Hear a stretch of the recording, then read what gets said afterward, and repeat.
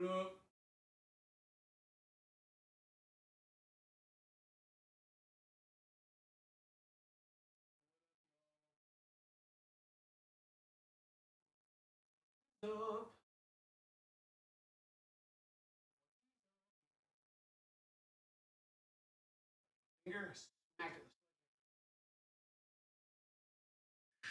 it real good.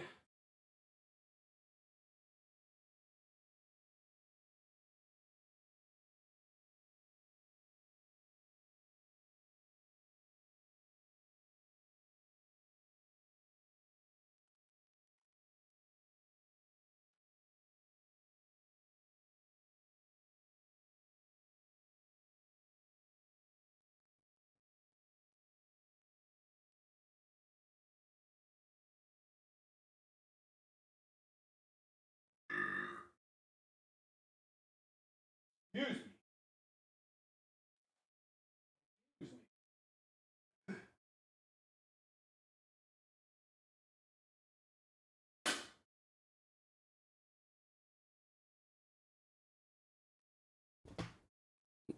Hello. Hello, hello. He's in? Yeah. I gotta scooch over. Just a little bit.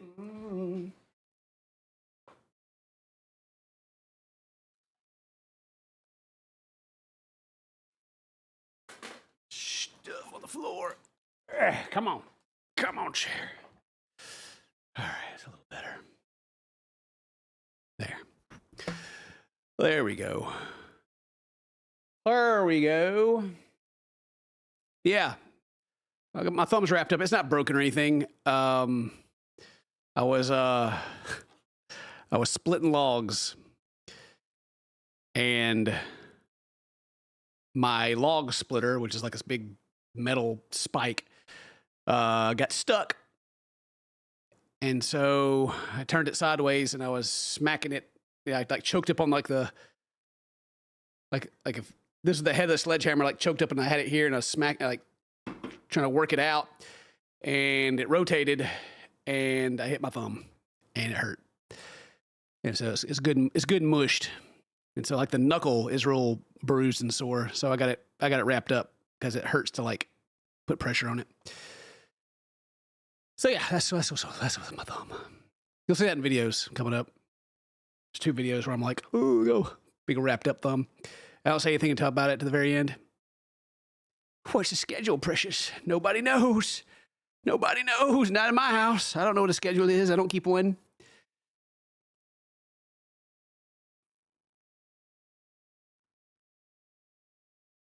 What's next? D&D campaign? We're currently running one. We don't stream it or anything, but I got one. We're about, what month is it? About a year and 2 months into it.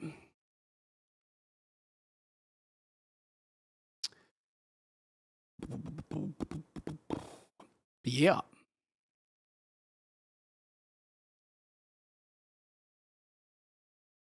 What do I still play as in D&D? Everything. I am the dungeon master. I do it all.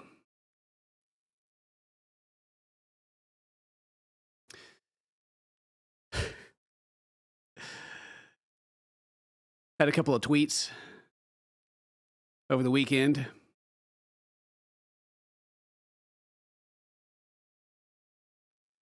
One of them was making fun of people being mad at MrBeast. It did that one didn't go very well. People were like, I can't, he's asking people for money on his charity stream. It's cringe. And I was like, that's stupid. Of course he's going to ask people for money on his charity stream. Of course he's going to shame them into giving more money because that's what he does every single time. And everyone's like, oh.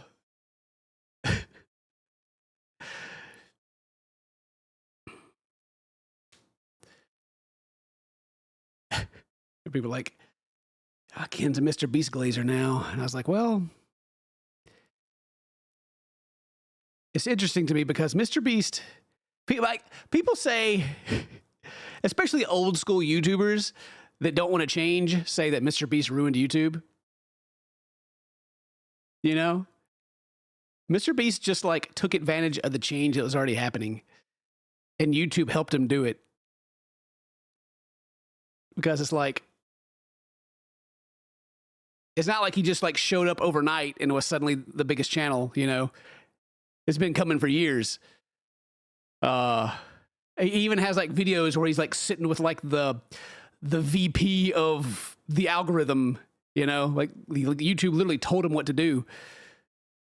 And they were like, I can't believe MrBeast did this. Like, what happened was that PewDiePie decided he wanted to retire, and every platform needs like a face, right?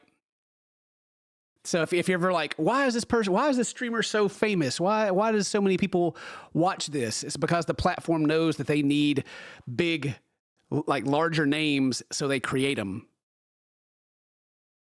PewDiePie was one that they didn't actually pick, right? That one happened before they were selective about it.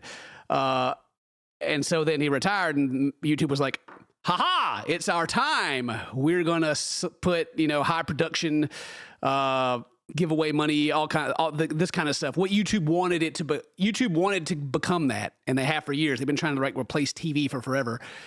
And it was like, all right, cool, MrBeast. And MrBeast was already going up because that's what YouTube wanted people to see. That's what they wanted. It fit. It's what the algorithm demanded at the time. And he just,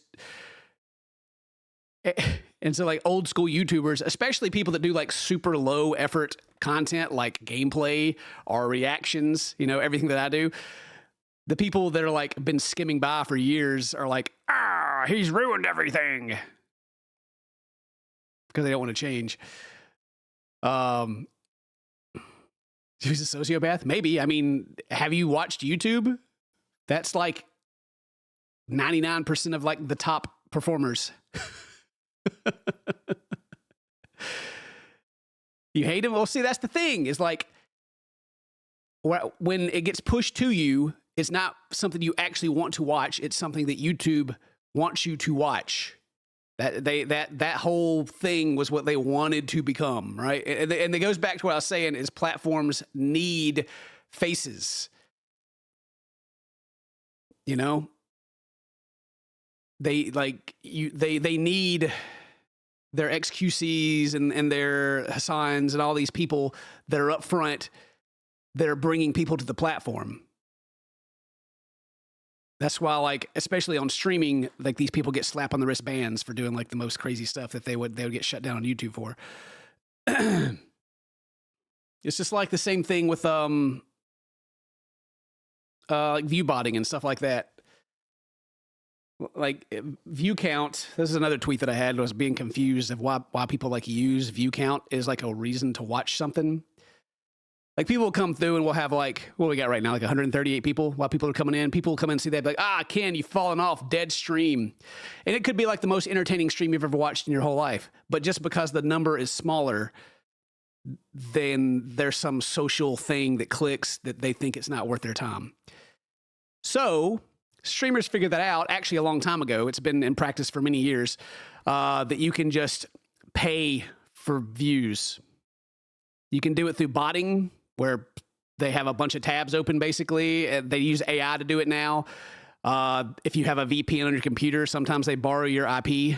And then embedding is also a big thing, to where they would sell you a 1x1 pixel on a web page that people use and like hide it behind something. Like it would be like a graphic or something. It'd be behind something to where you can't actually see it, but it's there, and the website would charge you for it. And that would be a view, and it would be an organic view because people are actively using the site. Kind of like Facebook, right? Facebook has like tons of views on videos, even though you just like scroll past it and you don't actually watch it. It counts as a view. Similar to that. So streamers especially, their view counts are hyperinflated. But people will see the big number and go, "Oh, I don't want to miss out. Oh, that must be something big is happening there. I need to watch that." And they're just like sleeping or something, you know? Yeah. And so it's like, I don't understand that logic. Like, if you watch it and you go, "I hate this," It's because it's not actually like for you. It's like it's fake.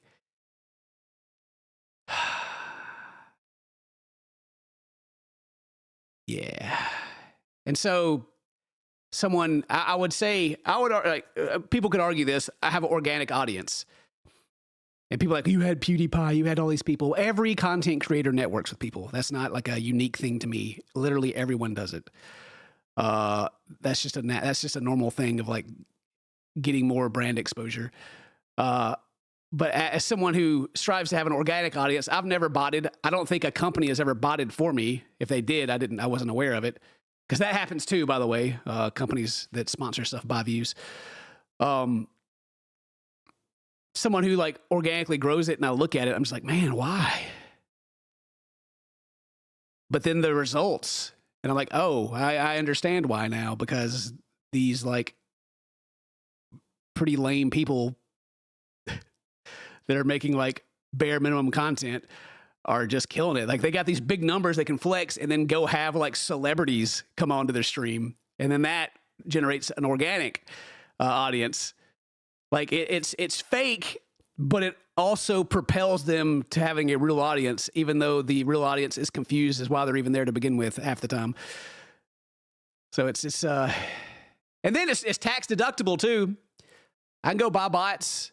I can go embed. I can go do all this stuff and inflate my view count to give like people some sense of they need to come watch me because they're missing out something. And then I get to write off my taxes as a business expense for marketing. Because that's, especially on like streaming, that's the main marketing vehicle, is being at the top of the list. Like you got the hottest game that's out, the best game that's out. If you're at the top of the list, everyone's just watching you by default because you're at the top of the list. And then if you have like a gimmick, something that's kind of funny and something that's kind of memeable, then it just runs even further, even though it's not real. Like the whole dead internet theory. Prince of Bubblegum, they get $50. I'm rich. Thank you. Enjoy the tax return. Yeah, my taxes killed me this year. It was bad. But that goes back to platforms needing faces. So people will be like, why isn't this company doing anything about all these bots and these embedded videos and all this stuff? Why aren't they doing anything about it? Because they know that the little brains of the viewers are going to get that dopamine hit because they see a big view number and they get in there and they chat a bunch of gibberish and think they're a part of something, and more people watch it, and then more people clip it because they think it's a popular thing, and it gets spread more. They're very aware of its value, and they know how many real viewers there are. They know exactly how many real viewers they are because they have to take that and they have to go to the advertisers, the people that are paying per view on their ads. They have to give them correct numbers so they know how many are bots and how many aren't, because if they didn't, they wouldn't have any ads on their platform.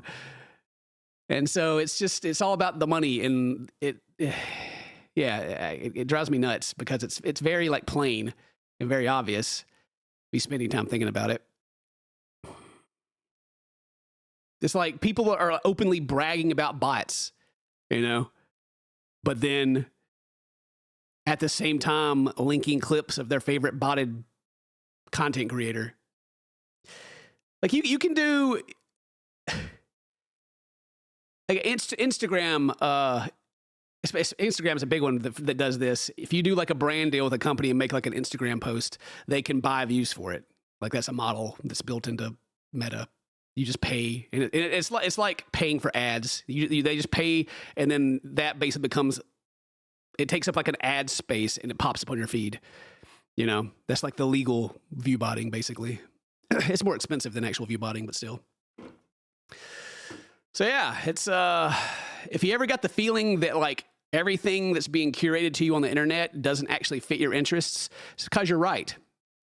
It doesn't care about what your interests are. It cares about what they can get you involved in and make things bigger than they actually are, Because I'm sure the algorithm feeds you like small channels all the time that you don't even click on, you don't even want to watch. You're like, oh, that video's got like 100 views. Pfft, it must suck, you know? And then the illusion that platforms care about smaller creators. Platforms care about smaller creators to the point that the smaller creators are satisfied. As long as they're not being noisy and they're not getting all upset, then they're coasting and they go back to focusing on their actual moneymakers. Because you can't have your users being mad. It's been like an issue. Like I used to go to like to all the Twitch cons and stuff like that back in the day. Every single town hall, everything. The main thing was always like, oh, what can we do to promote smaller streamers? And they get up there and yap, blah blah blah, and whatever. Like nothing has actually ever. No real meaningful changes have ever happened. You know, they're like, oh, we're going to do this. Oh, you can raid. We can promote people on the front page that nobody actually ever looks at. Makes your view count go up, make you feel special, and then you shut up and you go away. Yay. You know, they're not making the ad revenue that the platform's looking for. So you need all these people that are involved and like they have the illusion. I hate to say it like that. The illusion that they're going to be like the next big thing, but statistically, it's never going to happen. And then they work at being a content creator for years, and they complain, and their complaints start getting traction, and then the company will be like, "Oh yeah, we're working on something. Shh. Get back to being part of the ecosystem." Anyway, content creation, baby. It's all lights and smoke and mirrors. The real secret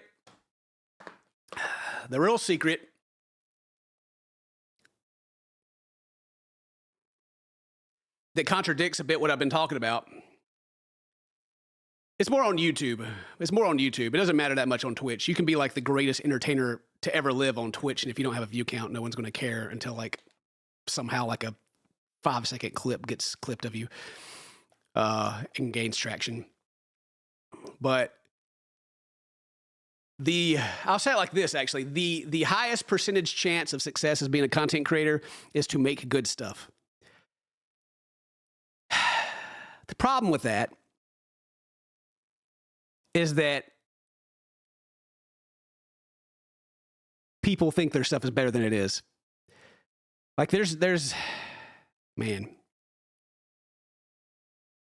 Whatever, I'm not going to try to tiptoe around it. There's nothing more boring on this planet than watching a dude that nobody knows of play a full playthrough of a video game normally. It's been done for the past, 2 decades now.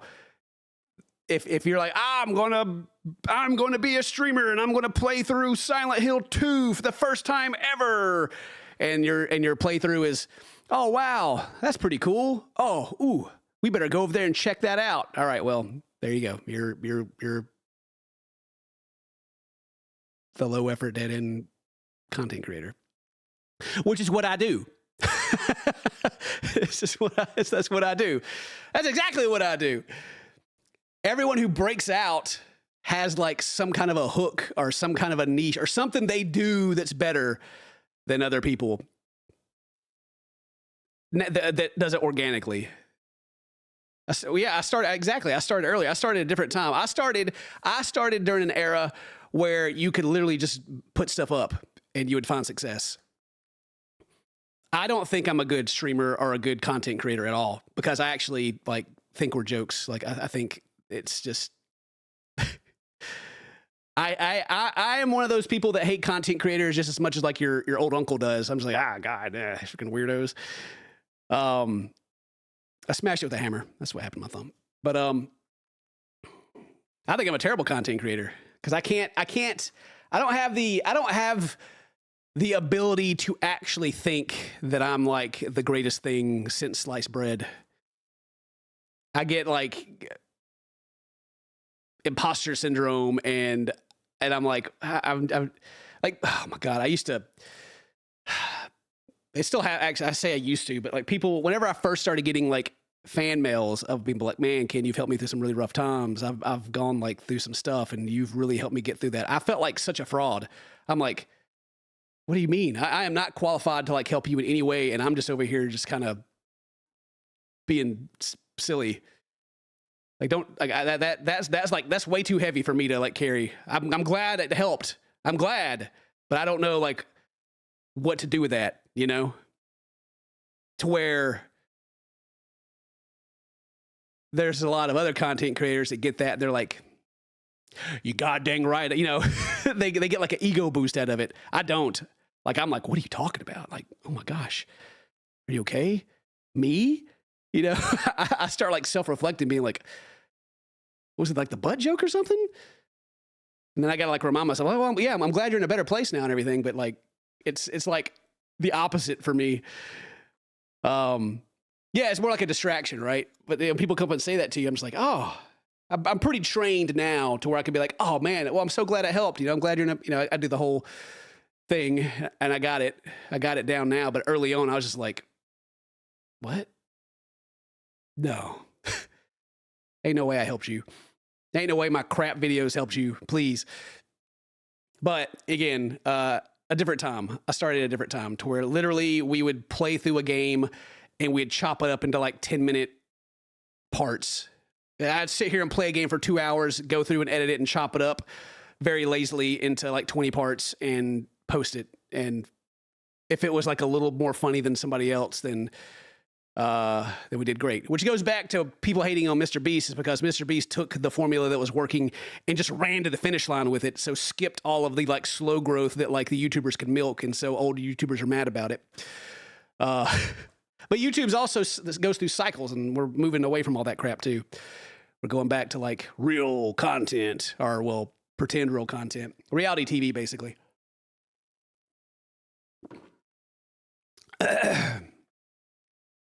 So yeah, the secret, the actual secret currently, 2 secrets to being a successful content creator is to cheat or to know someone. You know, you can do that too. You can get nepotized in. But the organic way, the you did it yourself way, is to just make genuinely really good stuff. Make genuinely really good stuff that people probably aren't even going to see at the start, and continue to get better. And if you're content and you're kind of doing the same thing all the time, like me and Dane, we're just kind of chilling into doing the same thing. The Cinematose Ken channel is not growing right now. It's stagnant. But I'm okay with that. We could make it better and we could get the channel growing again, but I don't care. But I mean, I do, but I just don't care enough to put the effort in to like go bigger, you know.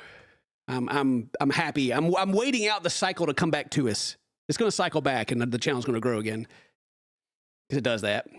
But yeah, just making genuinely good content. Like the days of doing regular Let's Plays are dead.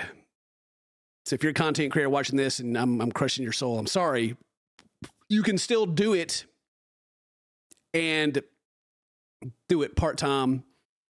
But if you're trying to go full-time and you're like, I'm going to play this game, hooray, then it's going to be tough. It's going to be hard because there are thousands of other channels that are doing the exact same thing. And so you got to find something that elevates you above them. But now a lot more people are aware of that. And there's a lot of people trying to elevate themselves. A lot of people try to do it through drama now, which is a mistake. Don't go the drama route. I've even dabbled in it for like, just to try it out a couple of times. People try to cancel me because I didn't believe in depression or whatever that crap was. It's not worth it. Like you have to like go like real hard into it. You have to go like you have to like become hated and then gather the people that agree with whatever they're hating about until you overcome it, kind of thing. It's this weird, like, I don't know. It's too toxic for me. I don't like it. It's too dumb. Speaking of drama, what's going on with that Sykkuno drama? Like everything I see about it is just like people being a bunch of hoes. Like, is there even actually anything going on? He cheated on his girlfriend that no one knew about. Sure. That's bad. But then everything else is like consensual.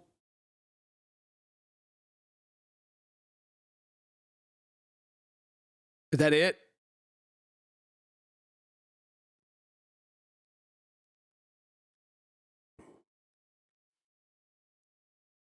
Sykkuno, who is he's an Asian American streamer who, I don't know, he always like does the shy boy thing or whatever. We've played with him before a long time ago.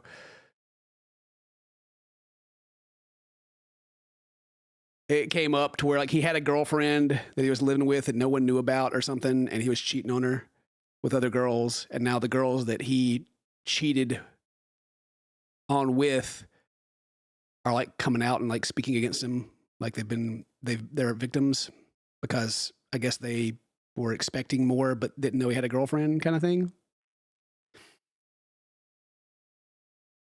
We just call that being a player. It's not doesn't make him a good person or anything.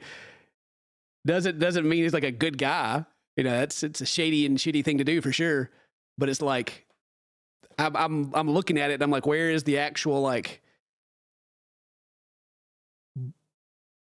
the substance? Where is like the actual? We got to cancel them like everyone's acting like we got to do, or not everyone. Like it's pretty. It's not even split. It's majority of everyone's like what. But there are still like the people that are like, I can't believe it. I've been betrayed. This kind of, I guess this goes back to like, I'm not surprised because I know that everyone on the internet is playing a character, you know.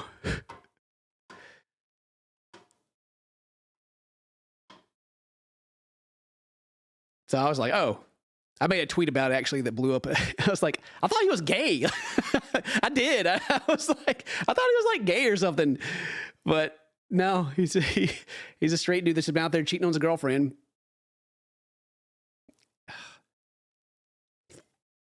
I mean, the one video I saw today about it that popped up was basically like, I hooked up with him at a hotel room. He nutted in me. And now years later, I'm mad about it. And I was like, what is even happening? You can't have like post-nut clarity far later. You know, I mean, I understand consenting adults and all that. We like you give up the consent like way after the fact, and all of a sudden, I don't know. I don't understand. I'm kind of lost in it. Maybe I just need to like look more into it. But like right now, I'm just like, all right. Like the more people that come out against him, like the less of like, I don't know, like everybody just is looking bad now at this point. Clip it. I don't care. Like whatever, clip it, post it everywhere. I just like, I don't get it. I'm all about like, you know, we went through the whole believe the victim thing. Yeah, bad, awful things happen. I get it. But then I see people talking about like, well, it's the power dynamic. I was like, are you telling me these girls came after Sykkuno and had no idea that he was Sykkuno and weren't like trying to get with him? What was it? They're like surprised after the fact. Oh my gosh, I was under your spell this entire time. Like, Ken, that is the power dynamic. Oh yeah, but I mean, that thing, that stuff happens. Like, do you know how many times like Shaquille O'Neal slides into people's DMs? Like, I think like that's like a badge of honor in like especially the cosplay community. If you don't got Shaquille O'Neal sliding up into your DMs, then you haven't made it. But I mean, it's like the content creators that have more of a parasocial fan base around them seem to be the ones that get the backlash because like, oh my God, you're just like all the other ones. All of a sudden, you know,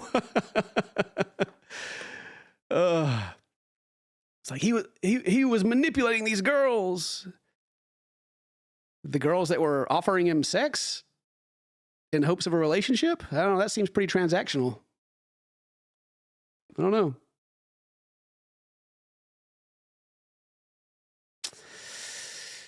Anyway, the more that unfolds, the more I'm just like, okay. Well, it's a good thing that everyone knows that he's just out there being a player, you know, trying to hook up with people, because then they can, you know, plan their Google Doc. I don't know. Oh, man. Cheating like the Try God Ned or whatever got blown up. Well, yeah, that guy was married, and his whole persona was like being the married. That would be like me. It coming out that I'm like sleeping around with, I don't know, some OnlyFans girl or something, you know? Like, imagine if that came out. Cinnamon Toast Kid has been cheating on his wife. That would blow up because that's like part of my whole thing. You know, I mean, it's not part of my whole persona. It's part of my whole like actual life, you know? It's not just a brand that I'm putting up. That would be far more devastating than with Dane. But yeah.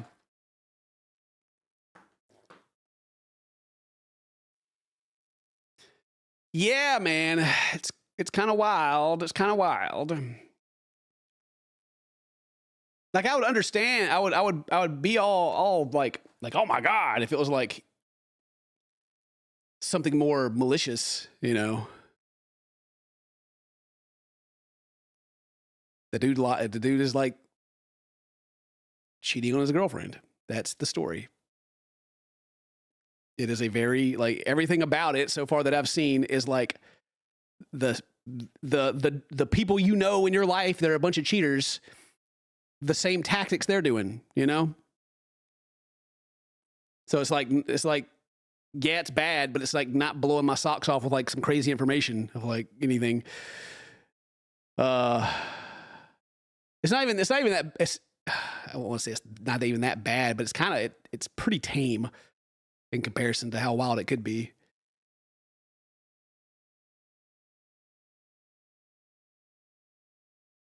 But yeah, so far the story's like, yeah, I wanted some of that, and I threw it at him. Then I figured I had a girlfriend. I'm a victim. I'm like, ooh. Oh. But what about his girlfriend that no one seems to care about? What about her? All these people that he cheated on her with are the victims. What about his freaking girlfriend? Does no one seem to care about her?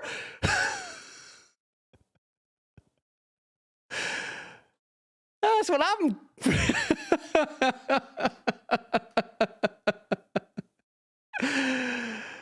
Oh. That's content creators for you right there in a nutshell. I think that's a great example of like, oh my God, he cheated on his girlfriend with me. I'm a victim. You know, look at me, everybody. What about the person that he's supposedly in a long-term relationship that he probably tells that he loves her? What about her? Anyway, maybe that's the case. I don't know. I haven't looked that deep into it. I thought he was gay.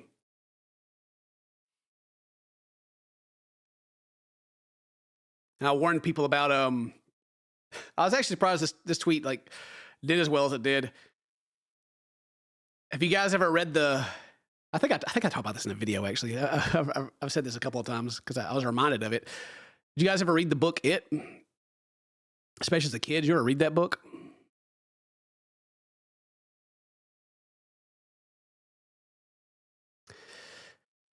If you're one of those people that you're like, oh man, I really love the movies. Oh, they just came out with this show. I want to read the source material. There's actually a part in there I forgot about. Like the part that I talked about was at the end, where the infamous they got lost in the sewers part. You know, I forgot about like the little boy getting bullied and everything, and like Stephen King writing about his genitalia and all that, right?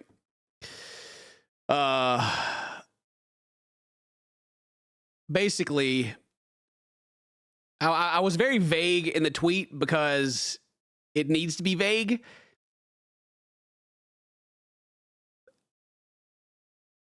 So what happens is if people attribute this to Stephen King being on tons and tons of coke whenever he was writing his books, which I believe. And he's going on record to say that he regrets writing this and it didn't do anything for the story. But they still have it in the books for some reason. They haven't removed it. I'm not too sure why. So they fight the clown and they have this big metaphysical crazy battle that involves gods and it gets real weird. You know, pretty standard Stephen King weird ending stuff because he always writes a good book and then the endings are always just weird. They do the big fight. And then don't worry, I'm going to keep it very light. Afterwards, they're in the sewers and they get lost. And I'm pretty sure Stephen King is still coked up at this point and he's still in his metaphysical thing, is what the story is. That's the excuse, right? But they all lose their way. And I think Becky, right? Is it Becky? The girl in the group? She needs to bring all the boys together. Using what they thought was the best tool that she's got at the time. And I'll just let your imagination go from there. And they're like 12 years old. So, yeah. Yeah, there's a giant turtle. Yeah. There's a whole, like, the world is on a turtle's back. Yeah, she brings him back with the power of love. There you go. She brings him back with the power of love and they get out and...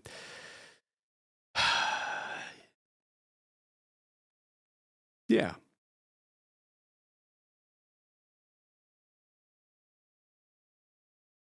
They get out and it tells about how their lives continue and all that. The power of friendship. So whenever they make a movie or a show or whatever about the book, they skip.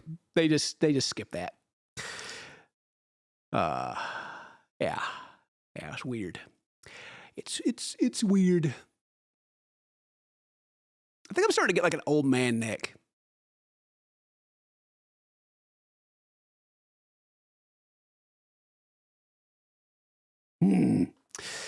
Oh well. I'm aging like a raisin left in the sun. Not a grape anymore, just a raisin.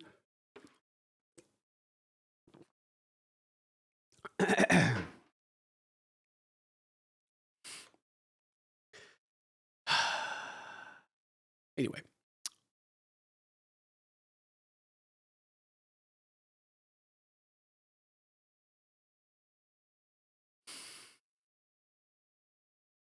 What else is happening? What else can we talk about before we get started? I got some games. Lined up. I got this tree game that people have been playing the demo of. I'll try it out.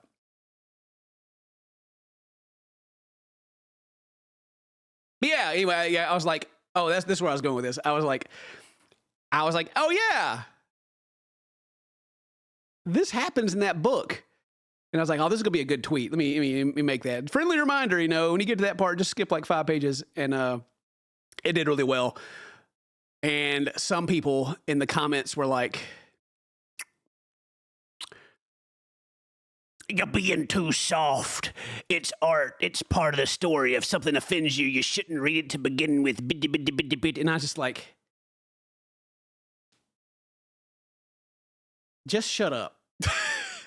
I don't need you spend too much time looking at politics opinion on this, all right? just go ahead and shut up and move on.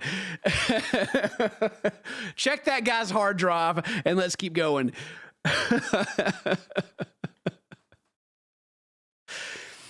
Oh, God. Yeah. Oh, that was actually one I saw. Someone quoted it. It was some like lolly. I actually should have reported. I need to go back and do that. Some lolly page or profile that like the lolly is in Japanese animations the 1,000-year-old dragon girl who looks like a 8-year-old. one of those, and they're like, "What do you mean? That'd be you're skipping the best part." And I was like, I don't find that funny at all, actually. Yes, I don't appreciate that very much.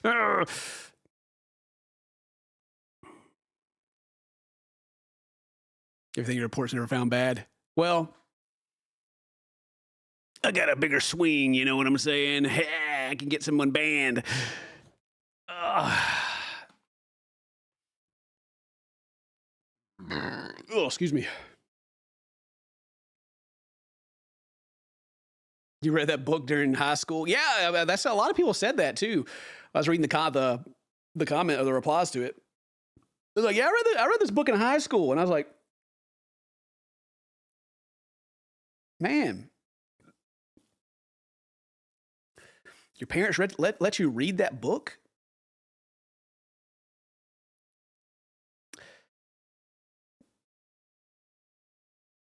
It's not. I mean, it's not like books have like age ratings, but they should, you know.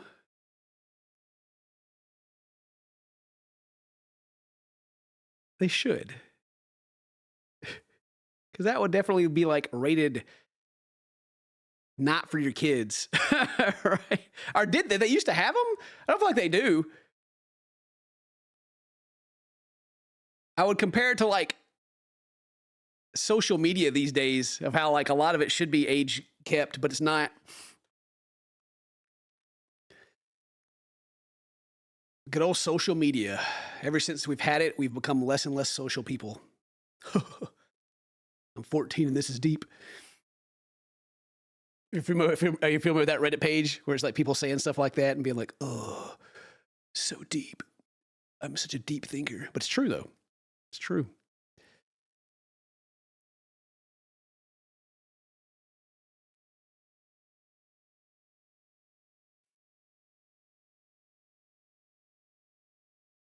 I like I got a theory.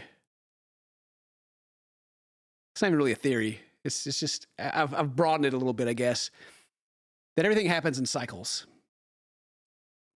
Like history repeating itself, right? We'll use fashion as an example. Old fashions come back, and people are like, "Oh yeah, this is the new fashion," you know. Even though it's something that I did when I was a kid, and then I can see like how cringe it actually is when I look at it. Social things happen like that as well. Like YouTube does, like YouTube goes through cycles, content should go through cycles, people interests go through cycles, and we go back. Like the younger people who haven't experienced it yet experience it for the first time, and it becomes a big thing, and all of us old people are like, okay, yeah, whatever, we've done that, and it was dumb, don't do it. And then the kids are like, you don't know what you're talking about, boomer. Then later on they regret it. I feel like we're kind of doing that in history right now too. Like, you know, we had like the Gilded Age, the oligarch, the train companies and the oil companies ran everything. They ran the government, and now we're kind of like back in that again, to where like big tech and everything, and the people that have the money buy the laws and whatever they want currently. I feel like we're going through a loop.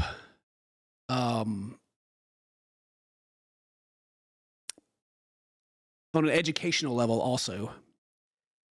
Like you got like the old folks, the uneducated old people, you know, the rednecks and all that, all the back in the day, the people were dumb. I feel like we're like circling back to that, to where education's not like at the top of anyone's priority.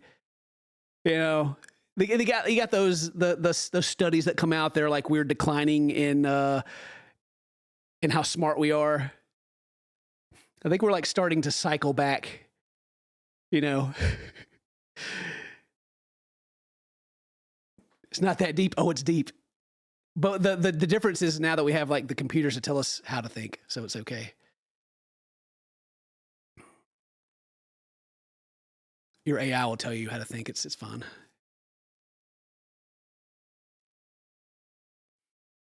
The education system's built that way on purpose. I mean, yeah. I mean, I don't think that was the intent. I don't think it was like some super like puppeteer behind the scenes being like, we need all these people to not know how to do their taxes, but they need to know how to work. Because if that was the case, then we would just all like have to drop out and go work in the factories or something. But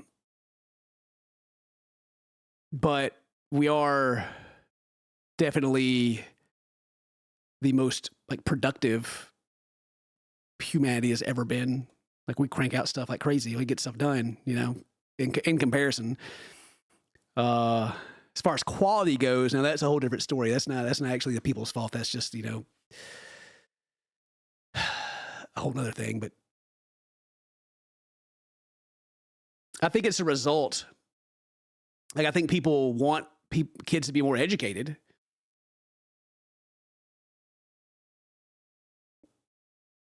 Look at the 30s, 40s, and 50s when people didn't even go to school and they just went to work. Yeah.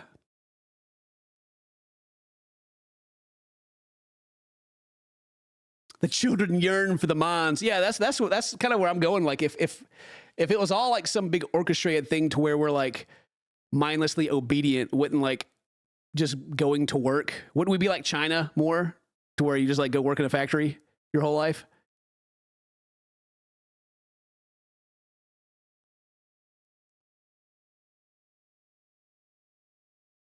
Now you go to schools, from schools to the factories. Yes. It's like, I don't know, like that one does that whole take doesn't make a whole lot of sense to me. Like with we're kept dumb so that way we just work. Well, you can. It's optional, for sure. It's like they don't teach you how to do your taxes in school. There's a class you can take. It's an elective. People usually don't take it though.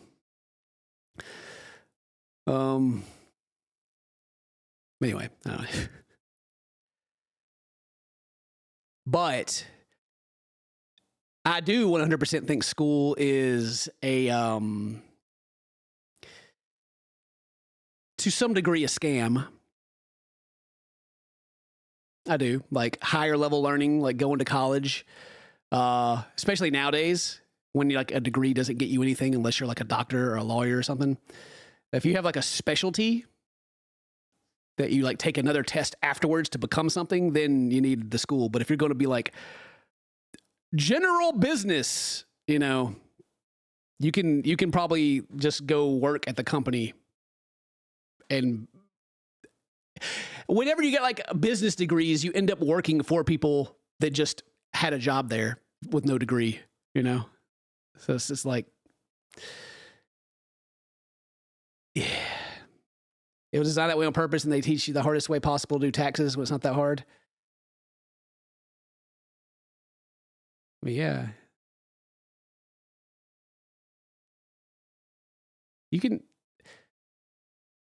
There's free programs that do your taxes for you also on the IRS website. Which the fact that we have to do that is dumb. Like living in Australia, they just told me how much my taxes were. I didn't have to figure it out. The only thing I had to do was like show my expenses, stuff like that, deductions.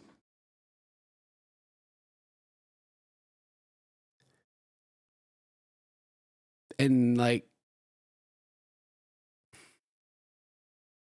when you have like a W-2 and you're doing your taxes are really easy to do. It's mostly done already, You fill, there's like a page that you fill out and send in, and they send you money back. My taxes, I cannot do myself, even if I was taught how to do them. And I went to school to be an accountant. I cannot do my taxes.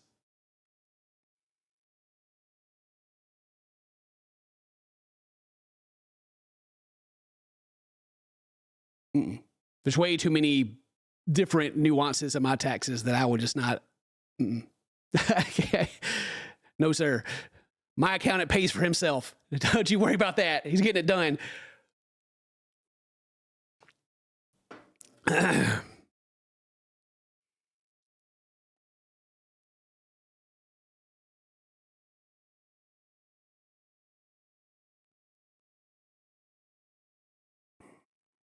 But like, yeah.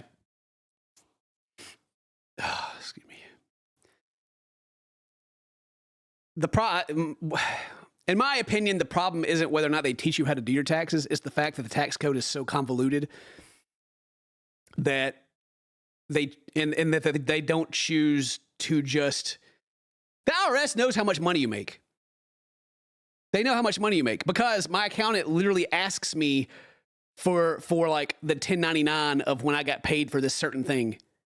Like they know because he's like, hey, where's this thing at? And I'm like, oh, I forgot about that. How did you know I got paid for that? You know, like they know. Like having to do your taxes is just dumb in general because they know how much you owe them, and so you got to do it. And then show it to them, and they go, okay, this looks close enough. You're not going to get audited, you know?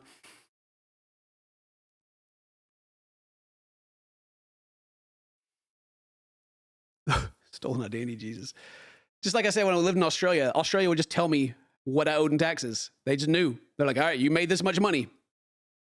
You give us this much. And then I'd be like, oh, well, wait, actually, I used this to pay this person, and this contractor did this, and then I used this for business, and then they'd be like, okay, cool, well, we'll take that off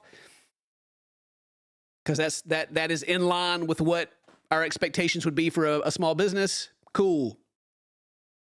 But then the fact that taxes exist to begin with is dumb because money is just imaginary. It's not based on anything. There's no gold standard or nothing. It's literally just a computer that the Federal Reserve goes, $10 billion, enter, and it goes into an account. The only reason we still pay taxes is because other people make money off of it. And it is if they just got rid of taxes all of a sudden, it would cause inflation to go crazy.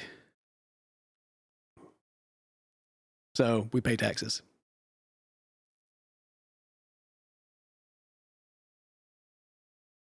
Pretty much it. It'd be like injecting trillions of dollars into the economy instantly. So you would still have the same amount of money because the valuation of your dollar would go down so much, you know? Anyway, the world. Have I told you guys my plans? What I'm considering?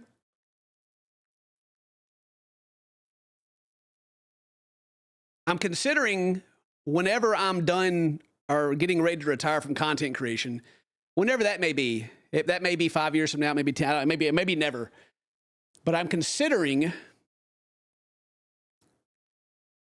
running for public office.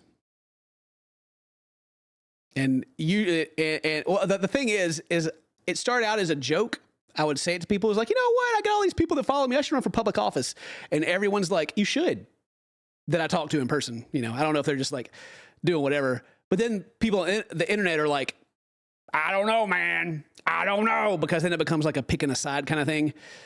No, I'm not talking about like federal.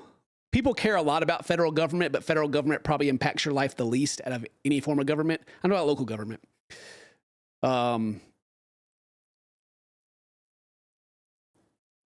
Like I could run for supervisor in my county. Supervisors literally decide the budget for everything. Your roads, your schools, your police department, all that. Far more impactful in your daily lives than the President of the United States. Not that it's like ooh, I need to control people. No, nothing like that. But I just think, I feel like I am a moral person that thinks about stuff to a degree that I would be a benefit to the people in my area, if that makes sense. The problem is that I'm a content creator. Everyone's going to default to that. Ken, the YouTuber, even though I'm a local developer and I own, I'm a 3-time CEO. You know, I got other things going on other than just like making silly videos. So I've just been thinking about it. I've also been thinking about whether or not I want to push to be a spokesperson for a local outdoor store. which I think would be hilarious. I think it'd be pretty good too. I don't know if you guys have seen me helping Luke out. Have you guys seen me helping Luke with his I went on Luke's whatnot last Friday. Helped him sell some golf clubs. I don't know if y'all check that out. I went on True Southern Deals on whatnot, and we sold golf clubs. It was fun. I liked it. Luke was like, "Man, I'm so tired," and I was like, "Oh, this is what I do anyway. I'm fine." Yeah, the eBay thing, pretty much. Yeah, it was fun. It was fun, and we actually did pretty good too. Wasn't it last Tuesday? No, it's Friday. Luke, we were streaming, and I showed Luke's on stream last Tuesday. I think it was last Tuesday, but I went down there on Friday and did it with him.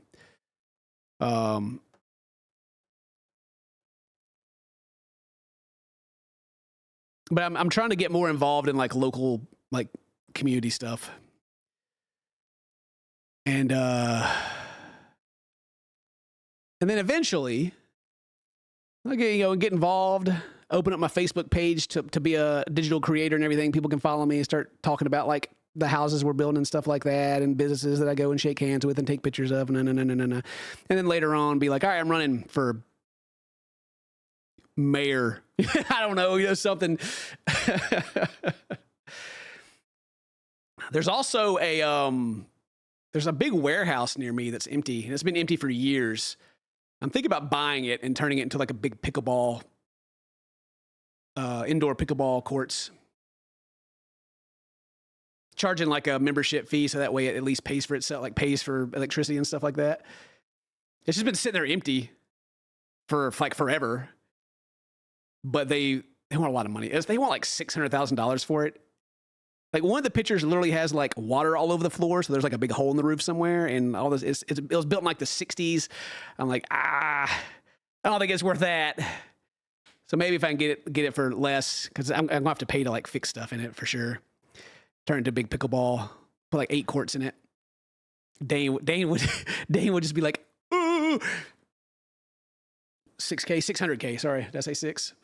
$600,000. It's like a $20,000 or 20,000 square foot building. It's just junky though. It's real junky.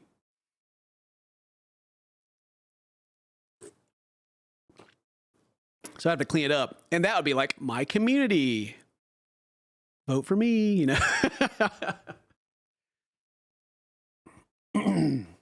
How's the parking? There's not any right now. It's all grown up. I'd have to like, I wouldn't put asphalt on it. I would just throw gravel on it for where it is. It's not in the city. It's out in the county, but it's like I said, it's a big building, and it's like on like a good road that goes to the city. And that part will probably eventually be annexed by the local city. So then my property, later on, little flipperoo in 10 years from now, who knows? Anyway, I don't know, I've been thinking about that, and I'm also considering opening up a barcade in my area too.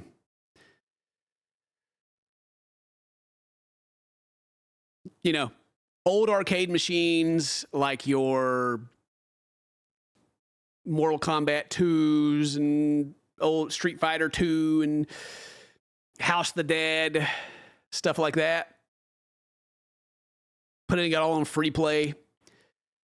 And then serving drinks and pizzas and like simple 90s nostalgia stuff, right? 90s, early 2000s nostalgia stuff. You worked at a place called Barcadia. That was awesome. I think it'd be cool. The problem with my area where I live is that there's plenty of people that have tons of money, but they only use it to make money, if that makes sense, which is smart. But there's not many passion projects. There's not many like, I like this thing, and so I want to put some money into it. The things that are like that are just not well maintained. Like they're just junk a lot of the times. Like Mary wants to do like a play cafe for kids eventually. And everything we got in the area that's like for kids, like bounce houses and stuff like that, they're just crap. Like there's one decent one. There's one decent one in town, but even that one is kind of like, eh. Learn how to maintain the cabinets. Yeah, so my brother, Kevin, he's already started like collecting some boxes because he like, what I do is I go and like people in my life that have a passion about something, I try to like help them, and I partner with them to start a business is what I do usually. Like Pez, if you guys know Pez, he's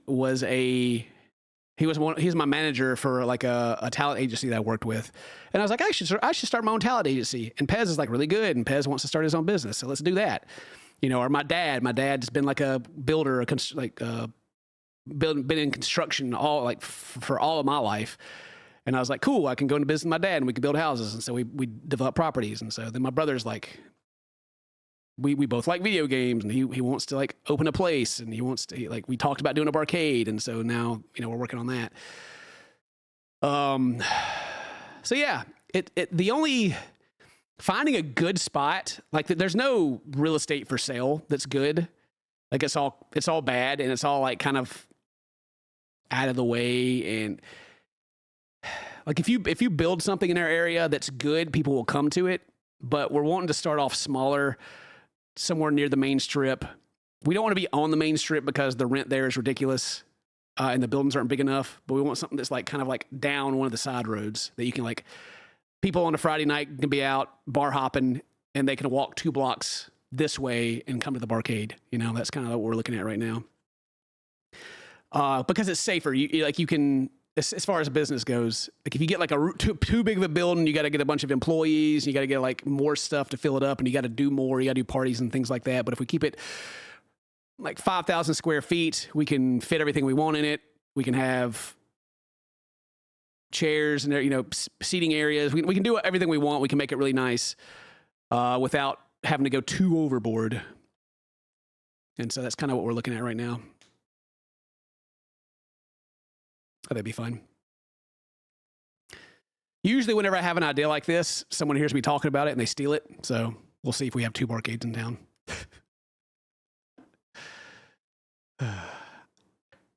I was going to start, I know how to make soap. I don't know if you guys, I was talking about this. I was like, you know, everyone's selling all this stuff. I should just start making like big fat batches of soap and selling it.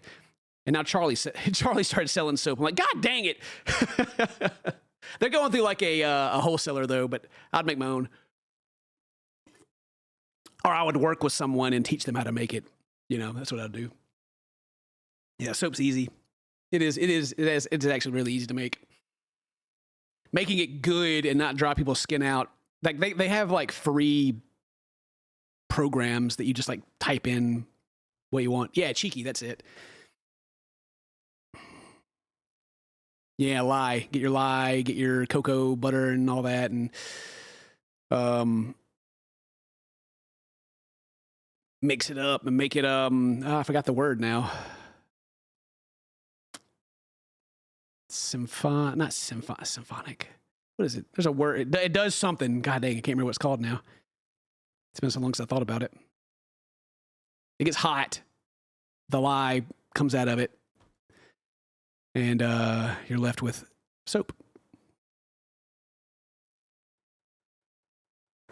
Just can't think of what that word is. I keep thinking of hydroponic, but that's like weed. Now, I'll think of it later. We'll probably be playing a game and I'll be like, oh yeah, and remember the word is.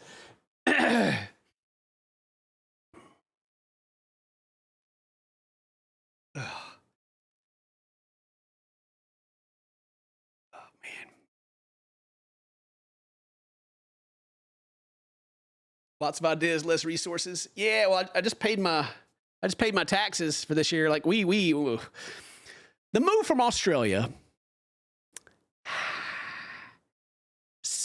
Saponification, that's it. Yep, thank you. That's the word. Saponification. The move from Australia, like the move to and from Australia and all that, that was very expensive. Yep. That wiped out a lot of money. So I'm recovering now, you know, I'm recovering before I can afford any of this stuff I want to do. So, you know, it's probably like a year or two out before I'm going to really afford anything. So please watch everything. Watch all of it. Please. It's actually, we're going to the summer months, or starting to, so views are going to be dipping down anyway. Oh, well. Be all right. On that note, like the stream. So yeah, getting involved in a bunch of stuff. I want to get involved in as much stuff as I can locally. When I was younger, I didn't really want to. I just kind of kept to myself, you know. But now that I'm an old man and we've been doing content creation for, you know, shoot, almost 20 years. I am ready to dabble in different things. Yes. Give me some pickleball courts, even though I don't actually play pickleball myself yet.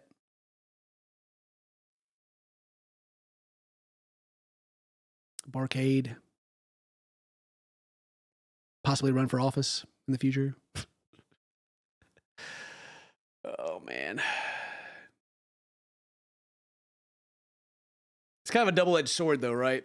Like running for public office, like locally, because I have a name that people recognize, but I also have a name that people recognize. You remember that one thing that Ken said that one time 8 years ago? Oh, I would never vote for him.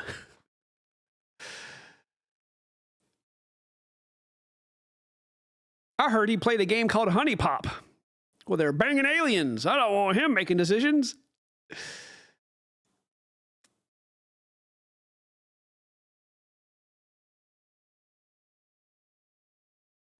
Would I do pews and leave YouTube and drop some videos here and there? I think if I actually like retired like fully, then I would be done. I don't think I would like maybe I would probably just do like let me think about it. There's a couple of options. Right? Like I could like do like updates over time of like like what's going on in our life kind of thing, and you know, the channel it'd be like a good like service to the community, be like, oh yeah, Ken's doing good, hooray. Or I could like, which I probably won't do this, to where like just whatever I'm doing, just turn to that. Like if I go and like run for mayor, you know, start doing this is what's going on in our city stuff, I would probably separate that and make it its own thing. Actually, I probably wouldn't do that. So yeah, I'd keep Cinnamon Toast Can what it is. And if I keep making stuff, it would be the same thing. Like a check-in every now and then, maybe. I don't know. I wouldn't make any like special videos, I don't think, once I'm done. But that may change too. That may change. But I mean, we're discussing me retiring, and I don't actually plan on retiring anytime soon. I can't afford to. I can't. I'm talking about doing all this stuff. I need money to do all this stuff, okay? I can't stop. I have a lot of passion projects I want to do, and I can't do any of it if I quit.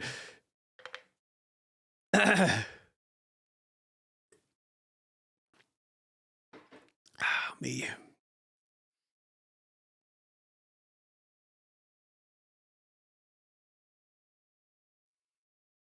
Is your purchase move to the other platform? Yeah, it's important to keep things separate as a content creator. Like if you're doing like that's why this channel exists, right? Like we used to play games way back in the day on the Cinnamon Toast Skin channel. The audience changed. We have a different audience now. And so going back to gameplay on that doesn't make sense. So we made this channel so that the people that care enough can come over here and watch us play. Or actually just watch me stream for like an hour where I just talk about whatever I want to talk about and then play a game. Because every time I sit down, I'm like, I'm not yapping today. I'm not talking about all this stuff. I'm just going to sit down and play. I gotta record for Keon. We don't have any videos. I need to record. Don't talk about a bunch of stuff. And that I do anyway. But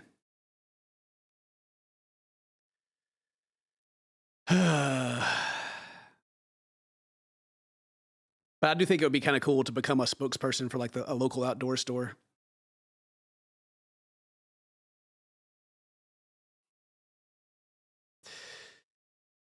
I just don't know. The reason why local businesses usually don't use content creators is because our reach is global. Or I would say more across all America. I do have a global reach, but it's much smaller. Like most of it, like 90% of it's America. It's not local, you know? It doesn't equate to actual people coming into the store unless you have like an online store. So a lot of businesses don't use content creators like that unless they have an online platform, which the store doesn't. Not really. And so my normal rates that I would charge for something like that are just out of line. Like it wouldn't work. It wouldn't work. Be, you know, way too much. I'd be like, yeah, I mean, we could do this, and do this thing. I can appear here, and that's gonna be $30,000. And they'd be like, what? Whoa, hold on. Hey, what'd you say? You know, even though our local weatherman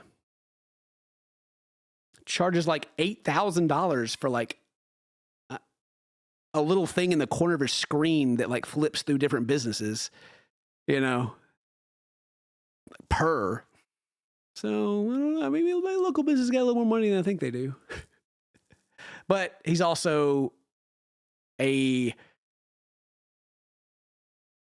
a local level, he's more famous than I am. On a national level, I'll blow him out of the water easily. On a national level, I'm like the most famous person in my state, weirdly enough. just numbers wise. Mississippi, like you go to like famous people's birthdays or something like that, I'm like number 10. But you can like look up any of those people and compare me to them, and they don't hold a candle. I blow them away. Easy. The only person that's got me beat is Elvis, and he didn't even stay in Mississippi. He was just born here. He left. Brett Favre. Let's see. I mean, people know Brett Favre's name, but as far as like keeping up with him and stuff, I think Brett Favre's more known for like showing his wiener to people than anything now, isn't he? Let's see.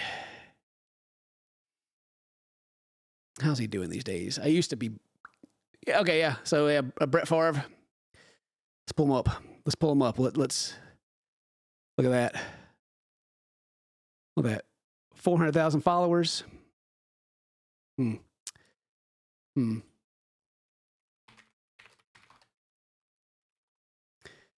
Cinnamon Toast Ken. 666,000 followers. Oh my gosh! Defeated! Blew him out of the water! Scrub! Brett Favre, get good! God dang! I'm clearing him by over 200,000 people! Psh, easy! So yeah. By the numbers, they're a bunch of losers. I don't even really use this account much. I actually need to start posting the shorts on there again. I forgot about that. I need to start doing that again. Some of those are doing pretty good. I actually lost 1,000 followers. Oh, my Twitter account's actually hemorrhaging followers at this point. I used to have like 3.2 million. I'm down to 2.6. I think I'm about to go down to 2.5. Because I used to like post memes and stuff all the time, and those memes would slap, boy. People would share them. I'd get so many followers, but I quit doing that. And then I just started complaining about stuff. And people don't like it when you complain about stuff. You lose followers doing that. So and they also got rid of a lot of bots. Like I lost a pretty big chunk whenever they got rid of bots. I think whenever they got rid of bots, I lost like 300,000 followers in like a day. I was like, God dang, they weren't real? I knew it. I'm just like everybody else using fake followers to boost myself.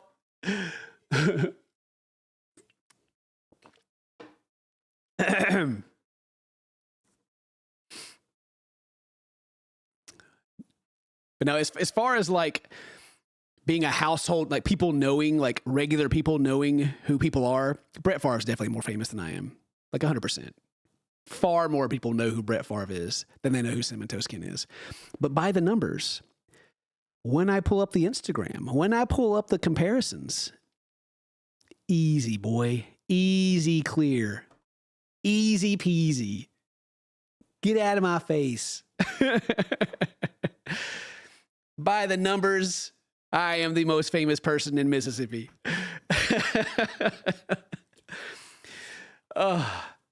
If you went out on the street and asked people, probably most people would have no idea.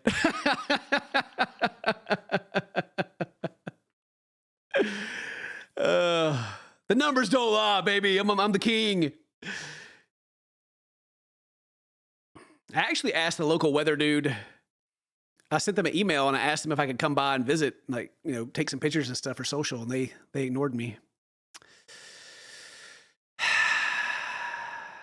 So now I have to be spiteful, and I have to put it on, and I have to make my local pages better than theirs. Which I got some work to do. They got about 200,000 on the local level. I just now opened mine up like last week, so no one even knows it exists yet. I got some work to do. And no, I'm not telling you what it is, because that defeats the purpose of it being locally, organically grown.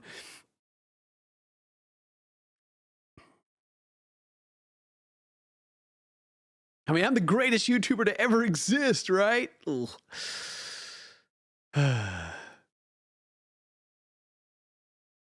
think it's because I didn't put a phone number on the email, though. I'm not giving them my phone number, though. I don't want them calling me.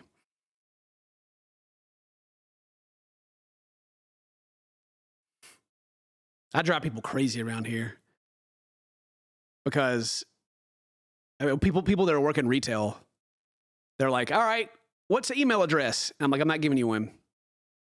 What's the phone number? Nope. You can't have it. How are we supposed to give you a receipt? Print it out. I'm not giving you my information. Put some junk in there. You can't have it. I'm tired of the spam. I'm tired of the scam calls. No. This poor old lady. I guess she was like the manager or something. But I was updating my wardrobe a little bit locally, and they were like, "All right, cool. Well, if you use our app, then you can get this. You can get a discount." And I was like, "Oh, cool. I don't want it." And they were just like, "What? You don't want 10% off?" I was like, Not have to download your spyware, no. I have to download it, make an account, give them all my information. No, thank you. It's like, okay. Huh. And they like went and found the code on their phone and like scanned it. And I was like, cool, thank you. I appreciate that. It's like, all right, cool. Like, what's a good phone number? And or you want a credit card and all this stuff. And I was like, I'm not giving you anything. It's like, if you get a credit card, you get another 10% off. And I was like, no, thanks. And I was like, they're like, oh. But that would say, I had a pretty good bit of stuff. And they're like, it'd save you like, $80 or something. And I was like, yeah, no, that's fine. I'm happy with my credit card. It's okay. I got a pretty good one. I get points, so it'll equal to about 10% anyway. And they were just like mind blown. I'm like, okay, all right, well. And then it got to the phone number. It's like, okay, well, if it's your first time with us, what's your phone number? And I was like, I'm not giving it to you. It was just like this painful thing of me just being like, no, take my money and I'll see you later. I drove her crazy because I know that reflects on like her performance, and I hate it, but I don't care. I'm not doing all that junk.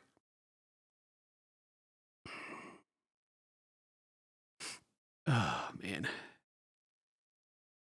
And then I pull my credit card out, and it's like this big gold card. And they're like, wow, that's a fancy card. I'm like, I know. Yes, it is. That's why I don't need your crap. Stop trying to sell me this junk. No anal puff daddy juice. Get out of here.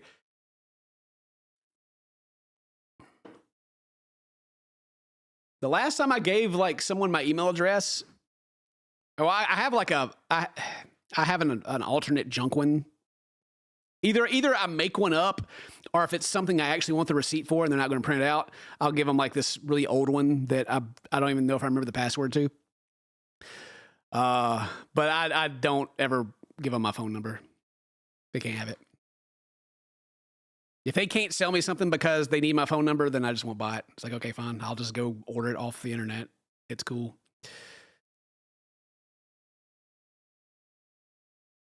You work a job where you have to pitch and push memberships. It does have pretty good benefits, but I hate it. Yeah, I mean, it's always that like, it annoys me, and I know it's going to annoy them if they don't want to do it. And you know, I get it. I worked in retail a long time ago, and we'd have to push, you know, push your credit cards, and they're like, oh, everyone's celebrating this old 80-year-old lady that we have working here got 8 credit cards this month. Woo! Everyone else sucks, and we're like, yeah. Anyway. It's like, oh man, she's so good at selling credit cards. We're going to pull out a table and put her in front of the store so she can sell credit cards all day. And then you look at her face and she wants to die. Because that's what they do in retail. Oh, you're an outstanding worker. Here's some more work. You must like having all this work.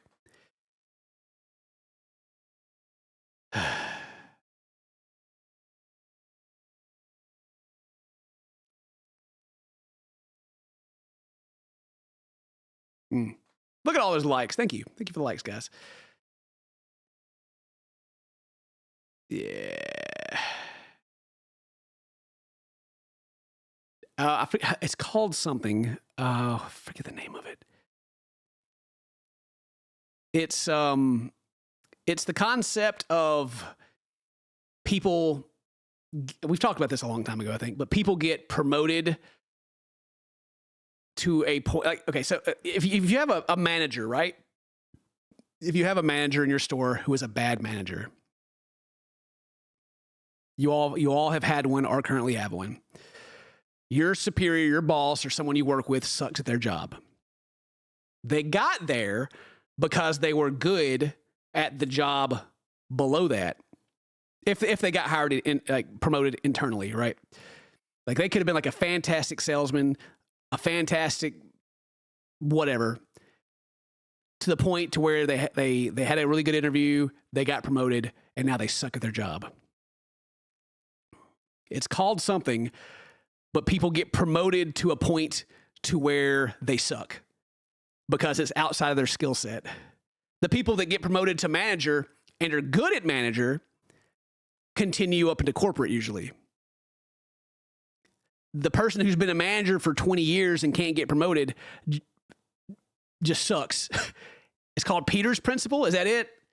Is it Peter's Principle? I'm glad someone knew. It's been bugging me what it's called.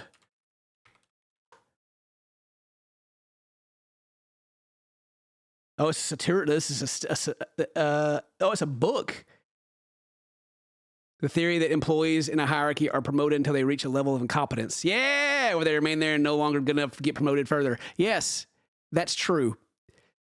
Is it Peter from Office Space? I 100% agree with that. Even if it's supposed to be satire, nah, that's 100%. It happens. I swear. It's like, how did this guy become my manager? He sucks. Well, he was a good salesperson, probably. Is it Peter? Oh, man.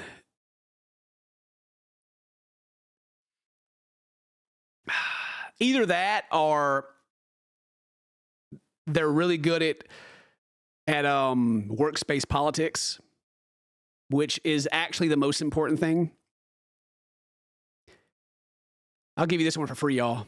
I learned this later in life after I'd become a YouTuber, because I was one of the guys that I would go to work, I would work hard, you know.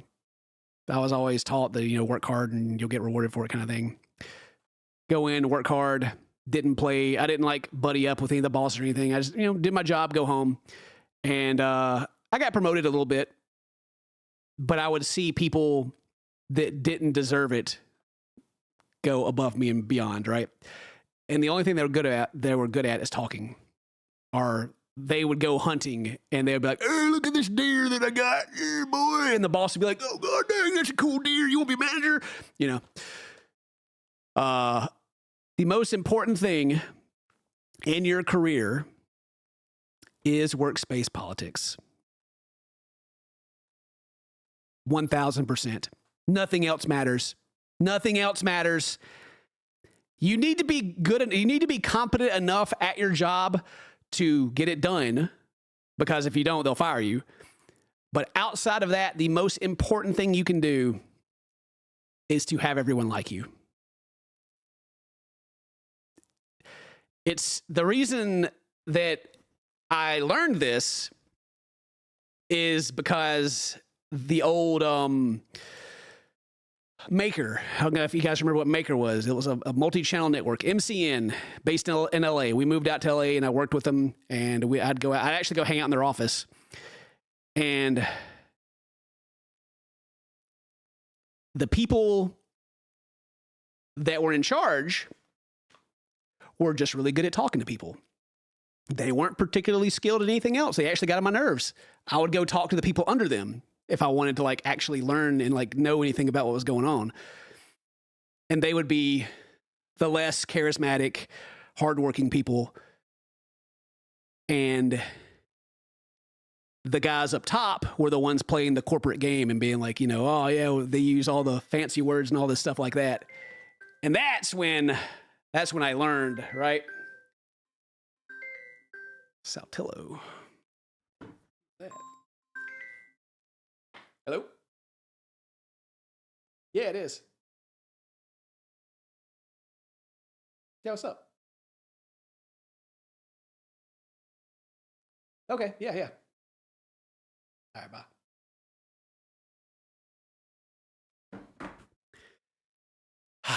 So playing the game is the most important thing. And I also learned it from my cousin too. I have a cousin who is very charismatic and very, very good at the banter. He actually like thrives in it. And he ended up like, even the same company that I had worked for years, one of the jobs I had worked before my final, like my last job before I quit and went full YouTube, he ended up becoming like the regional director of like HR or something. I forget what it was, but he had like thousands of employees under him, and he's a smart guy, but I know 1000% that his forte is just being able to like chit chat and have people like him. So it was like the real life like example, you know. Like if you just get along, like just play the game. Like wherever you work, just read the room, get involved and go along with it, and you will go further. You'll probably actually have a better time at work too, because you know people will be nice to you. If you're like that guy that's like, I don't want to be here, blah, blah, blah, blah, blah, then you won't be, because you'll eventually just get stuck in a single job until you want to quit.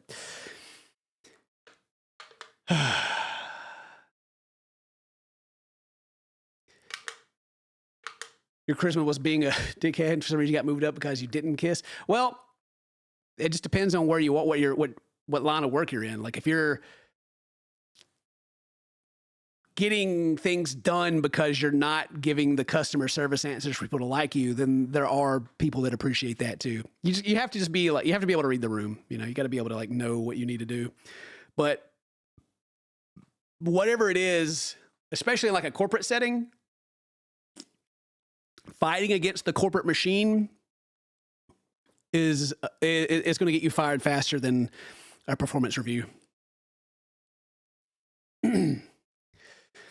Especially if a place is like struggling, if they're like having like, if like the upper management can't figure out what the problem is, and you're like down there on the floor and you know what the problem is, and you can articulate it in a way that they can understand and be like, oh, then they will be like, this guy knows what he's talking about. Then, yeah, that's your foot in the door. Then you got to continue to make them like you. But anyway, yeah.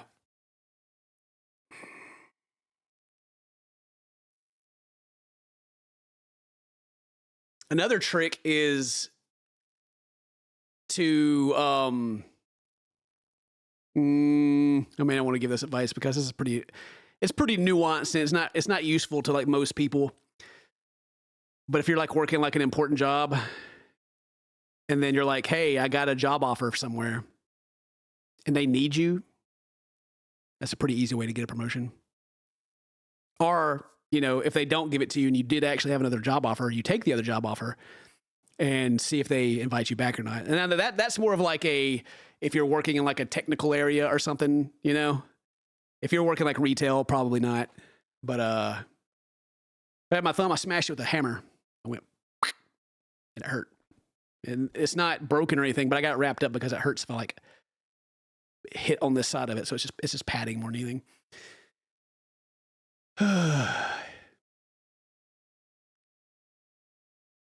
He got a quarter raise once and told him I had another job offer.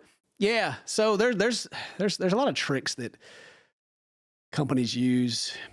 Like one is like trying to make you feel like you can't talk about how much you make to other people, which you can. You 100% can discuss what you make with other people. If they fire you because you discuss what you make with other people, you can sue them.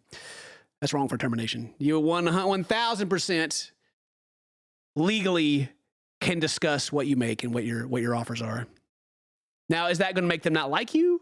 Yes. And that's going to hurt your career. But you are able to talk about it. If they try to like shame you and like make you feel all kinds of ways about it, nah. Mm-mm. It's like, oh, that new guy we just hired, he's making more money than me. Ooh, they hate that. Ooh, no. The guy we've had working here for 8 years wants more money. We've been giving him 25 or 10-cent raises for years. No.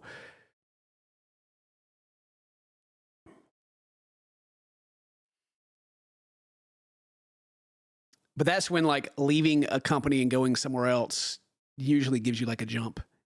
If you can find another job. Like I know like that's not, depending on what sector or whatever you're working in, that's a kind of a whole different thing. But ultimately, just playing ball with your boss, you know. He's looking for management that he can speak to, and you know, if you want to get to a management position, he's looking for people that he feels like he can control and work with, not the angry guy that hates him, you know? Freaking sweating, man. I'm hot in here. Sweating in my forehead's getting extra oily. What is going on? That's what happens when I talk too much. It's just like Keon. Actually, Keon would be making more money if I just do a better job at my job. If I was doing a better job at giving Keon videos to edit and this channel made like double the amount of money, then I could give Keon a raise. But that's probably on me.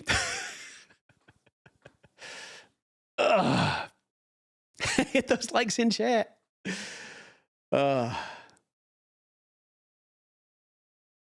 then I'm aware of that too. So whenever I just don't give Keon any videos to edit, I make sure I'm still sending out that money.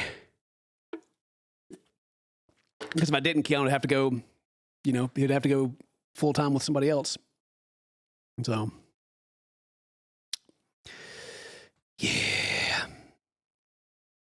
I need to do a better job at being a content creator. But I just hate it sometimes. Ugh.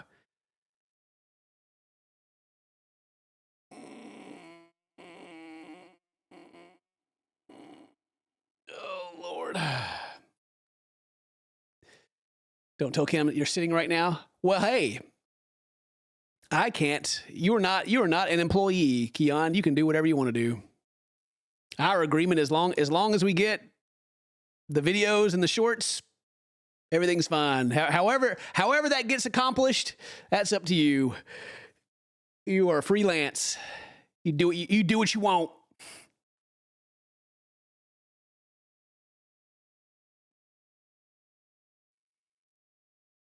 Because if you're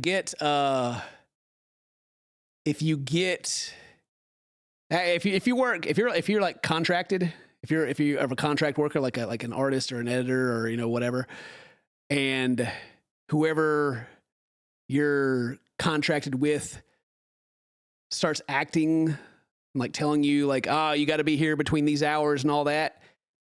If it looks like an employee and smells like an employee, then the IRS is going to look at it like an employee, and then they're going to come get you because you can't do that.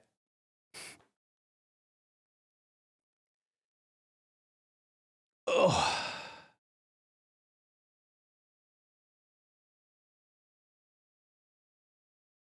Hey, being a content creator, I like it. I enjoy being a content creator. I just hate the hoops that I have to jump through in order to be a successful content creator. It's like,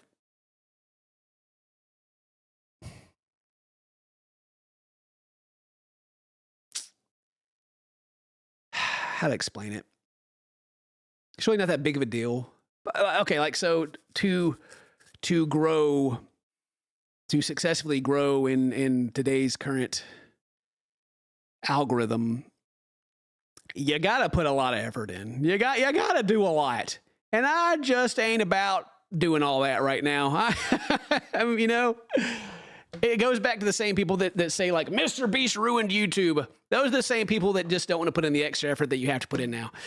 You know, MrBeast didn't ruin YouTube. YouTube ruined YouTube. Because YouTube literally told MrBeast what to do, you know?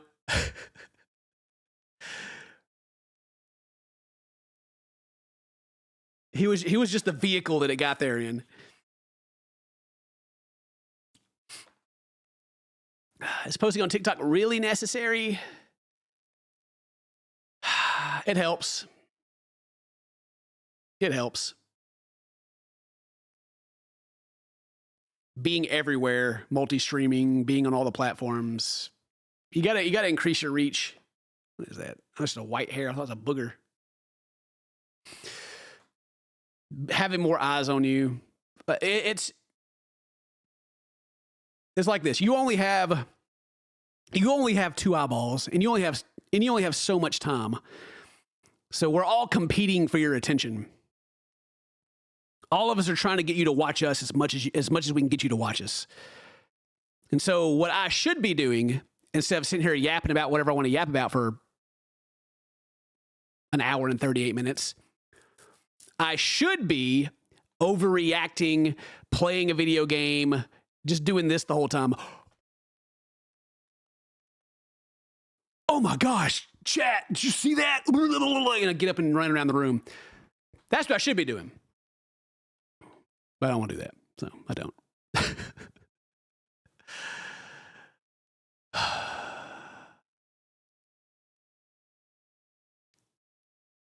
I can't.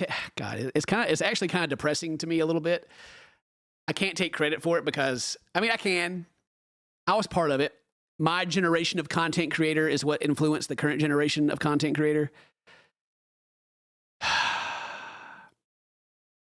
I was one of the ones that helped pave the way for what you have to deal with now when you see it.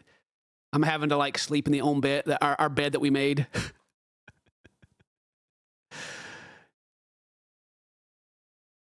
It's like, but PewDiePie and all these other guys. Yes. I was there though. I also helped, like, me and Felix influenced each other in the content that we made back in the day. There's quite a few PewDiePie videos that are my idea, and I'm proud of that. Felix doesn't have any idea which ones those are because he can't remember. Poor guy. It's just like all the kids these days and their iPads and their short attention spans. We made a video about this. The video actually did kind of bad, but I thought it was hilarious still, how the millennials ruined everything. We're over here like, why don't these kids pay attention? Maybe because I raised them to not pay attention to anything. You want to help me in the yard work? No, son, here's a tablet. You know.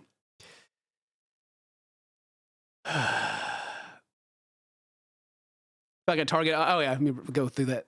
I read some of it. Yeah, the audience that I target is what we have. It is our audience that can sit here and listen to me yap. Like we have. It's always been that way too. Like I've never had a young audience, like ever. When I look at the demographics, now I know they're skewed because people lie about their age. There's no verification, but I've never had above 1% of people under the age of 18 watching me, ever. It's always been 18 to 36. So I've never felt like I have to appeal to the kids either, which has been nice. And it's also really good for my, we've talked about this last time, I think, YouTube earnings.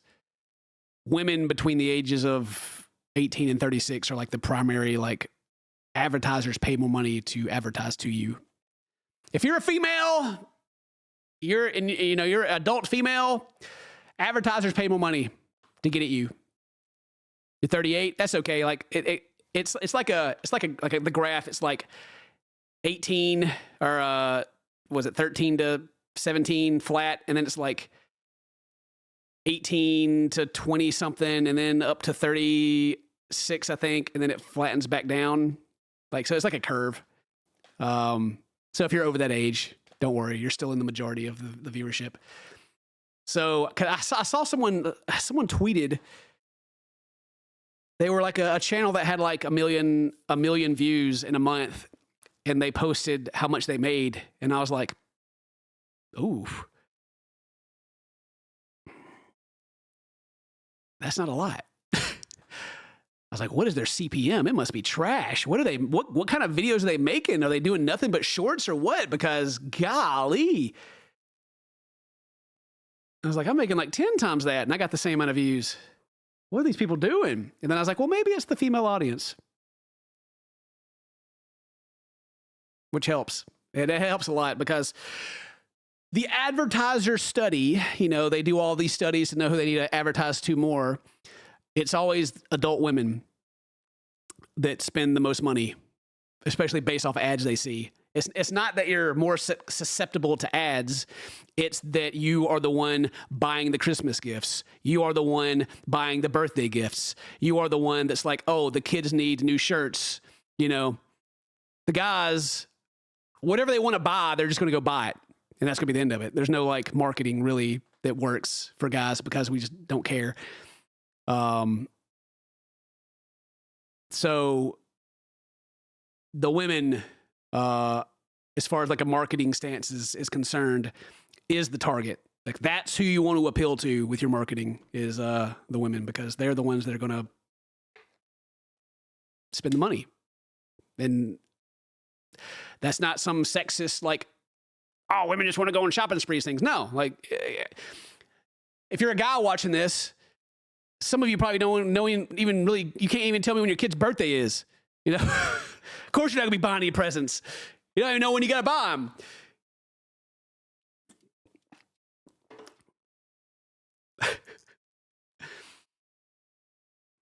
You just had your like anniversary and you got in trouble because you didn't actually get a gift that required any thought. You just went on Amazon and looked at gifts and got that same thing you got last year, and you got in trouble.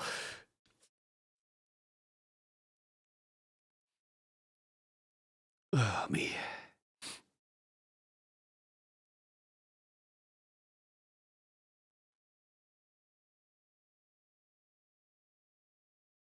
Did I say I don't? I know my kids' birthdays. I said that I get confused on two of them.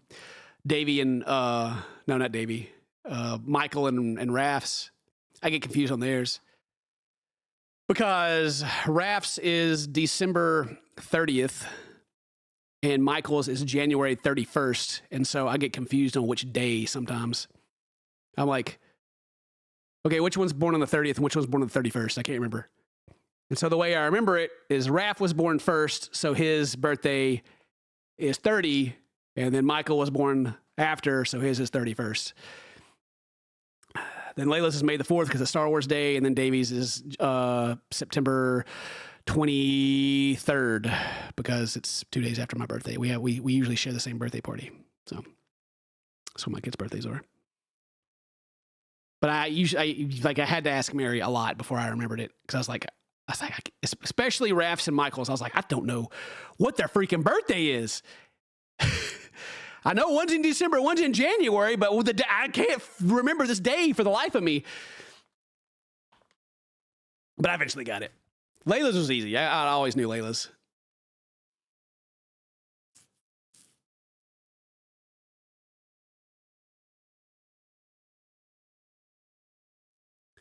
Whew.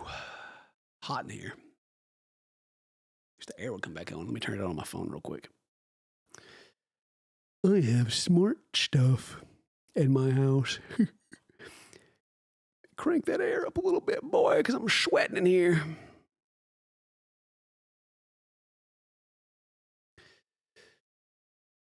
Did I name Layla because of her birthday? No, actually. That didn't have anything to do with it. No Princess Leia stuff. We just had a list of names. And her name was going to be Leo, actually, at first. Mary wanted to name a child Leo real bad. And then Layla has a cousin that was born near the same time who was a boy who got named Leo, so Layla didn't get it. And I like Layla better anyway, so.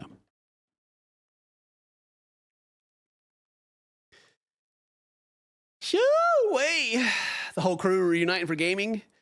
Everyone's just been busy, man.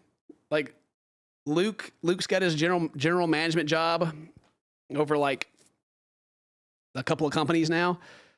So he's always working, and so whenever he gets off, he just wants to play World of Warcraft and relax. He doesn't want to, have to stream or entertain or anything. And Howie's military, so they're out in the field preparing, just in case. He's like a medical officer, so he's got to like be there in case anyone gets hurt while they're like training and stuff.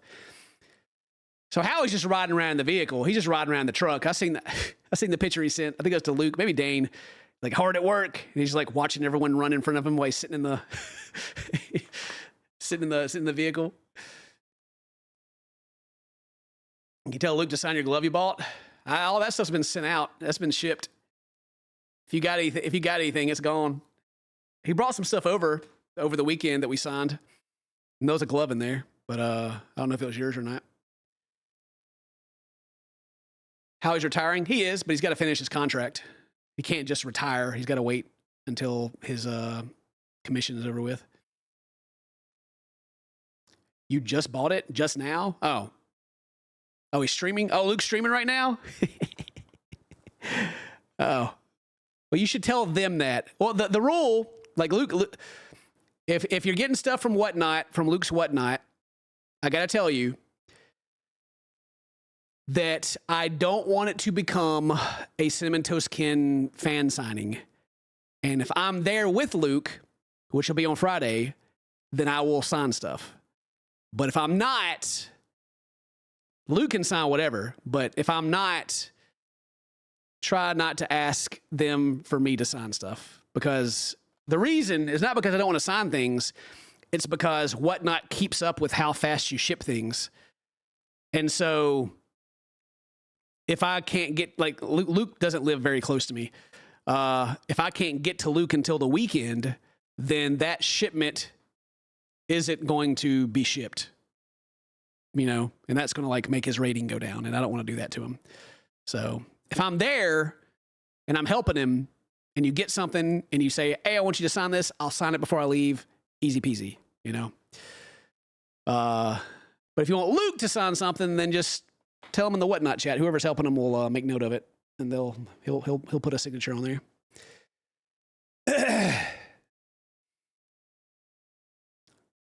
Boop boop boop boop boop boop.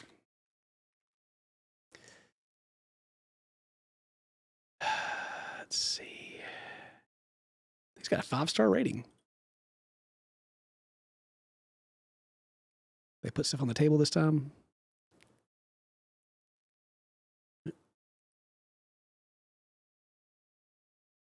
Is it echoing?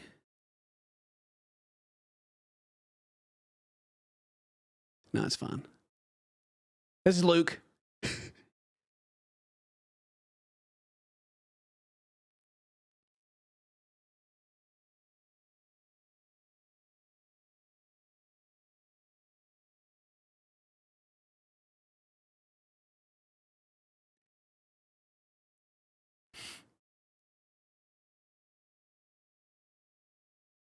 You guys can't hear anything? My bad. It's a good thing we checked that because that would be awkward. Bop, bop, bop, bop, bop.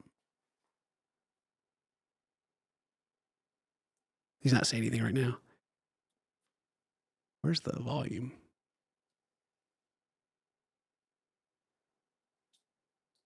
He ain't saying nothing. He's just sitting there.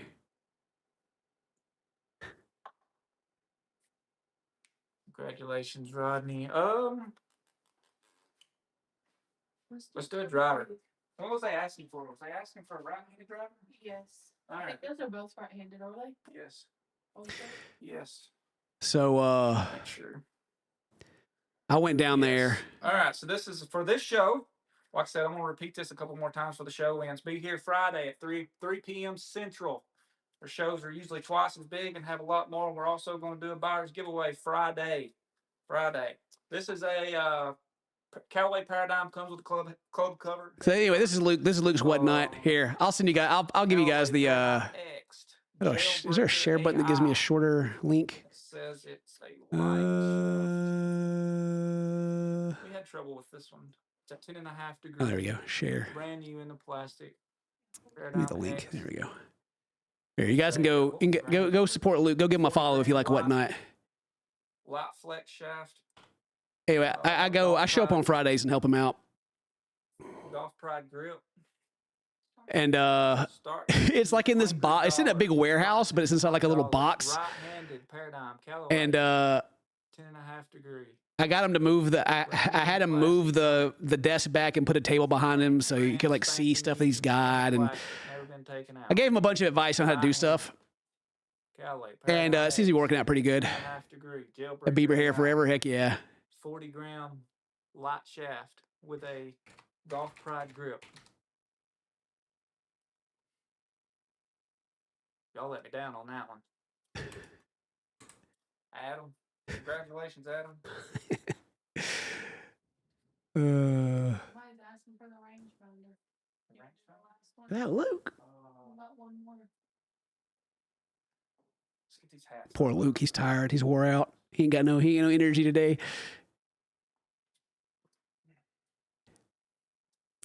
So we do a bigger show on Friday, and I come in there and I hype it up and, you know, try to keep everybody excited and stuff. White ping hat. Try to make it funny. Snapback. Starting at $1. When Luke does it, he's very, very business, you know. That's all right. It's fine. What's up, Kenny? Somebody just got you missed it. Somebody got a driver for less than half the price.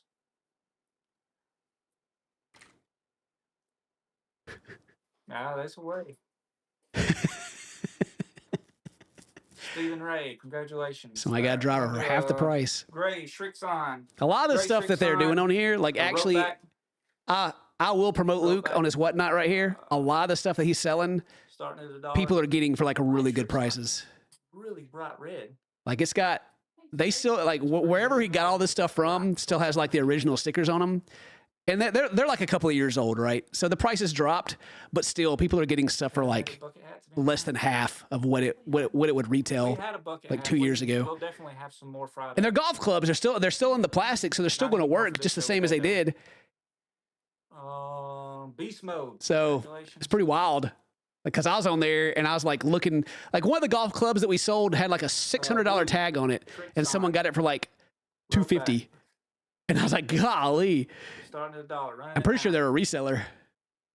So they made some money. But that's the game you play when you go on whatnot. You Scotty hats, we don't have any. I don't think we have any stuff. Sometimes you make money. I mean, I guess he's I don't think he's losing any money doing this. Because he got everything. Big John. I actually don't know how he got everything. He's got a bunch of stuff though. Fairly certain we don't have any Scotty hats. He won't tell me. He won't tell me. Fred's got a hook up somewhere. Any with American flag on it? We have some in the boxes. We do have some. It'll be on. We can put those on Friday's show as well. We went through them. But anyway, if you have whatnot, with American flag on it, we went through them. Go follow Luke on True Southern Deals. Here, I'll put it in here one more time. I'll be there Friday at 3 p.m. Central Time if you want to come watch me too. Come watch me and Luke chill out. And they got more than golf stuff too. Like he's got like apparel and hunting boots and all kinds of stuff. This will be fun. So, since we have, I don't know if these were like super popular. I haven't got to you that yet though, but I told him he needed to do some of that this time instead of doing more golf stuff. But he's scared.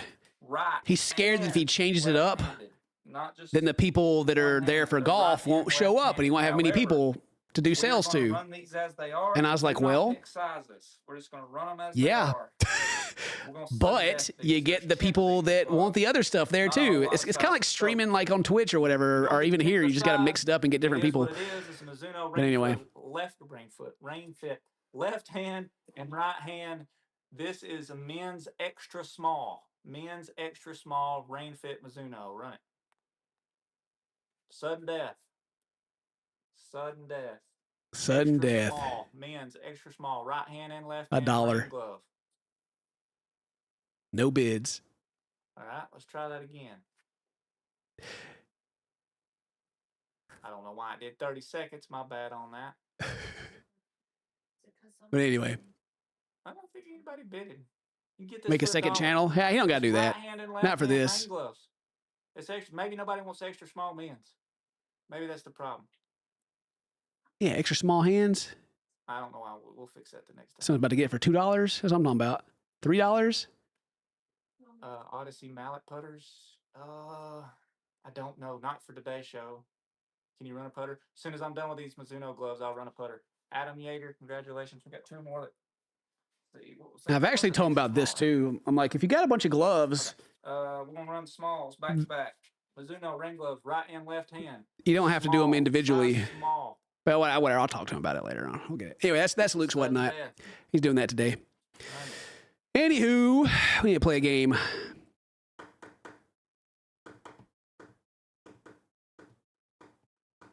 Even the people that could use it want to out themselves. Extra small hands. Ugh.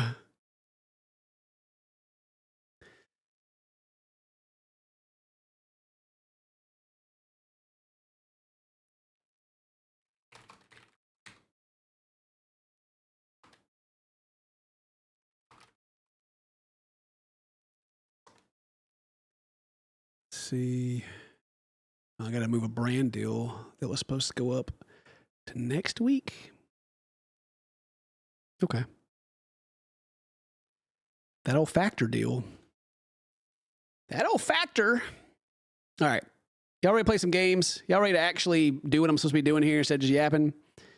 Oh, what I wanted to, okay, so aside from helping on Luke's whatnot, like I said, I'll be there Friday, so go follow him. My Barcade idea that I got. What do you guys, if you went to a Barcade, what a Barcade is, if you don't know, it's a bar and an arcade, but all the machines are free to play. You pay to get in. You pay like $10 to get in the door because, you don't want people to come in there squatting all day. You pay $10 to get in the door, and you can play everything for free. And then there's food and drinks, like pizzas and simple stuff. Like what paintball?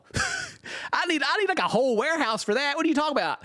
I guess I get one, but like what things and what I'm talking about is, are there Angry Orchards to drink? I get so like what kind of foods would you like? I like it needs to be like early 2000s, late 90s foods. So like pizza's an easy one. Stuff that you can hold with one hand. I don't know if I want people's greasy pizza fingers getting on everything, but whatever, it's fine. Some cheese balls, nachos. Yeah, those are good ideas. Fried green beans. I need stuff that I don't need a full kitchen for too. Like I don't want to go to like the level 3 or level whatever level it is, food prep where I need like all this crazy stuff. Crappy pizza, those cheese stick things, Lunchables, some burritos. I need the microwave to be doing the work. Actually, we'd get like a proper like pizza oven, I guess, but still. Corn dogs. That's actually not bad. Think bowling alley food. Actually, that's a good call. I think bowling alley food is a good way to think about it. Some hot dogs, mozzarella sticks, popcorn. Yeah. We talked about, me and my brother talked about doing popcorn. And then like, what's y'all's favorite arcade game? And I'm talking about like, we have, what games do we have so far? We got Mortal Kombat 2, we got Mortal Kombat 3, Street Fighter 2. We have that old Area 51 shooter game. We have Hydro Thunder. We got Galaga, Donkey Kong, Pac-Man. We got those old classics like that. We have Asteroids, and like there's other ones like there's some fancy one they made later on. Guitar Hero. House of the Dead is on the list of things we want to get. We want a dance machine too. But the dance machine and like Guitar Hero, we're gonna have to like fix that one all the time, I'm sure. Cruising USA, yeah. Ninja Turtles, yeah, the Ninja Turtles arcade game. I think it's like 4-player. The Ninja Turtles arcade, the Simpsons arcade, and the X-Men arcade with like 6 people, and then did I say team? No, NBA Jam are like 4, or that are on my wish list to get. Yeah, Tekken's a good one.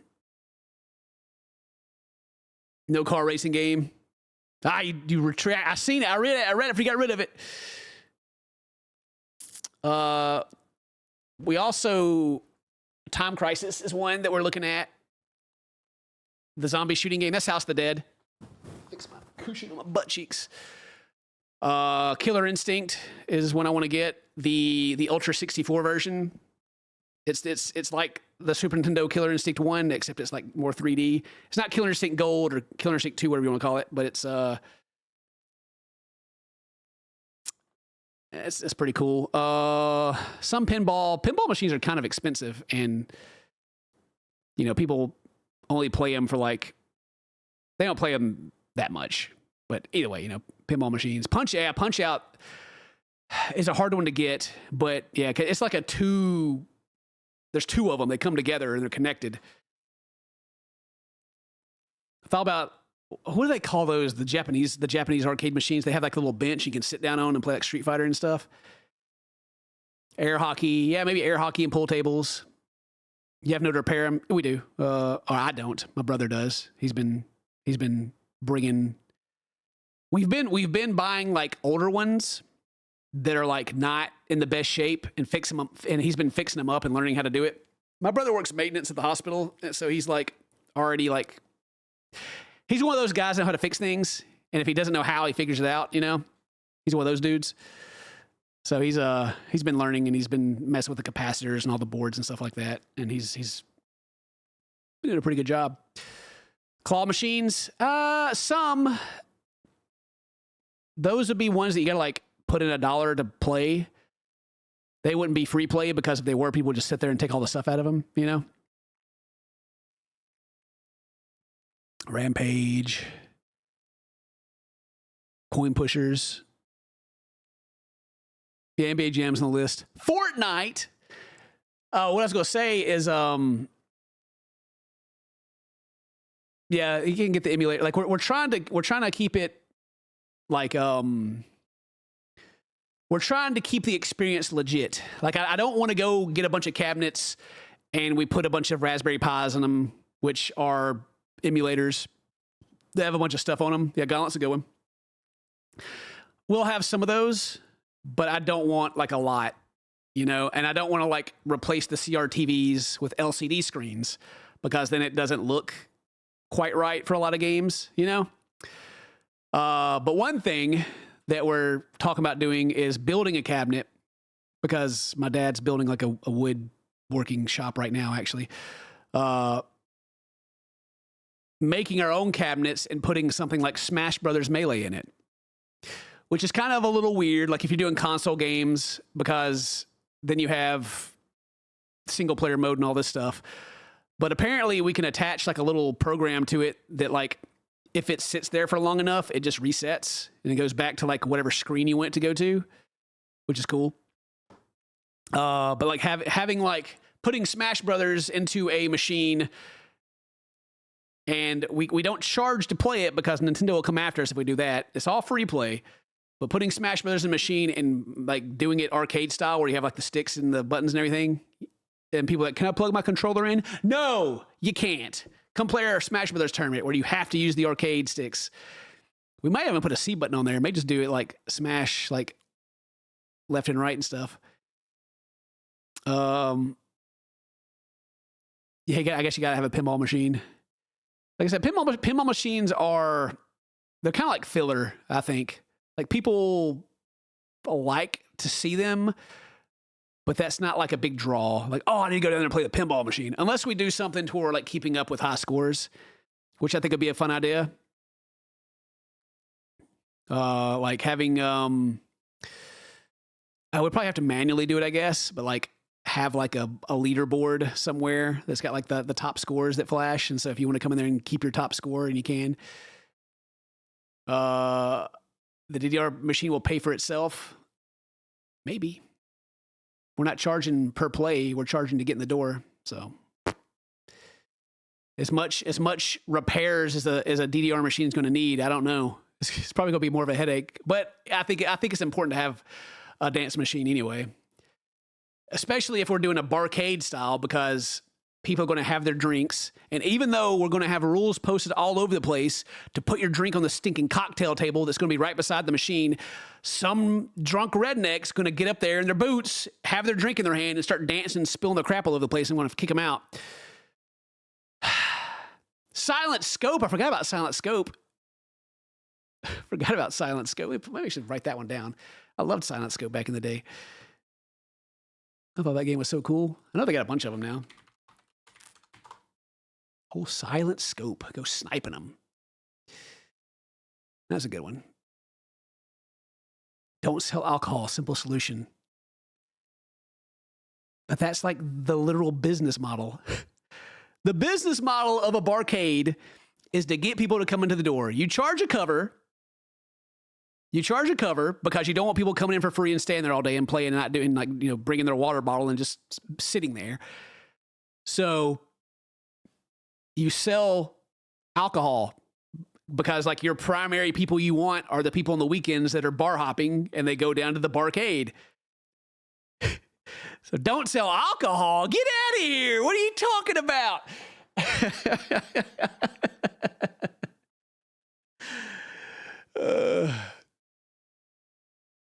Digital darts. They have digital darts? I never heard of that, actually. What do you throw at it?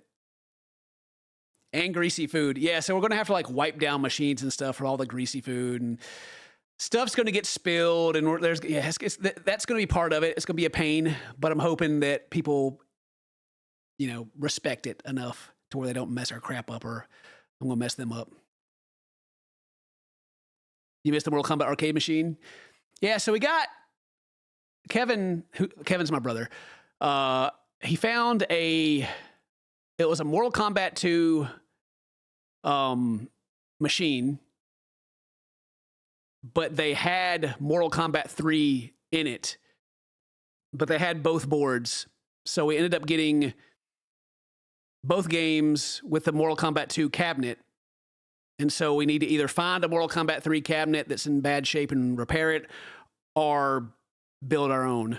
But either way, we have both games and we can swap them out. But it had Mortal Kombat 3 in it, but all the art on the outside is for Mortal Kombat 2. And the guy who had it like drilled a hole and added the run button. So I was trying to figure out like which one's better. I think Mortal Kombat 2 is the more fun arcade game, even though that game cheats. That game is hard, by the way. People that went and played Mortal Kombat at the arcade must have been rich, because that thing takes your money. We put it on easy, and it's just like whooping us.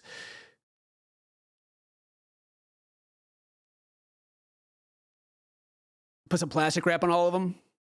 There's stuff you can do. There's like covers and stuff you can put on it for sure. But it's like if someone spills it and it kind of goes, would have to like, there's heat and electricity you got to consider too. So I guess probably I'm sure there's something we could do with how it comes together. But anyway,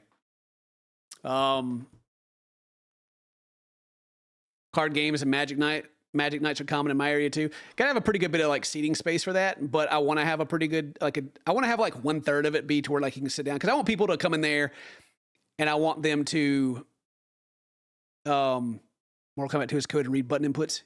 Yes, cheats. You hit the button and it like reacts, like you can't do anything about it. Anyway, I want it to have I want people to come in because they're curious and like, oh, let's go to the Barcade. And then they're like, this is great. I could sit here all day, and you can go sit down and you can eat and you can have a drink. And, because that's the business model is you lure people in with your free games. Well, your free play games, not free to get in, but it's much like having local, like live music, Oh, let's go. Oh, they're playing music here. Let's go there. And you usually have to pay a cover when there's live music, and that goes to the artist, or some of it does. And then you sit and listen to music, and you drink and have some snacks. To where the Barcade is, instead of that, you go in and you play old games all day. Oh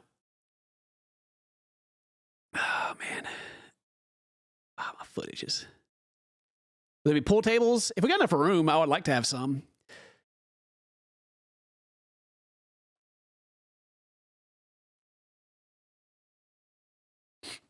Cheesy fries.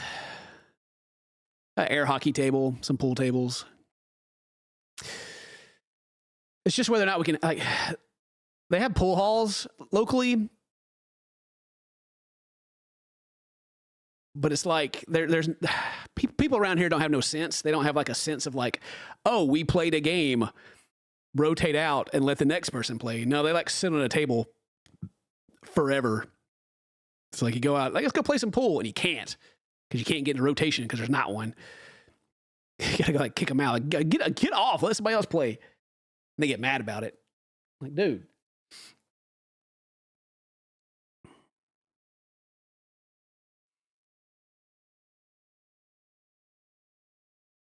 Been waiting all day for me to tell you happy birthday. Happy birthday. What's up, Secret Scoob?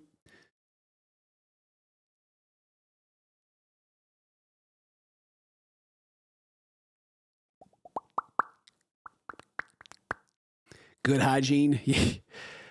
Mary told me, she's like, all you need in our town to have a successful like drinking establishment is to make it clean and to make it safe. Because there's just a severe lack of that around here. Everybody, I don't know what the problem is, but it's like nobody wants to clean up anything, and stuff just gets junky. And then they just let all the shady people hang around until they get shut down. And so I was telling my brother, I was like, we're going to keep everything clean and we'll keep everything nice. And if we have the shady people that start hanging around, we're going to kick them out. I don't care if they leave a bad review or not. Screw them. The quickest way to like lose all your business is having like, especially like women in your establishment that are getting creeped on the whole time. Like that'll ruin your business faster than like a bad Google review.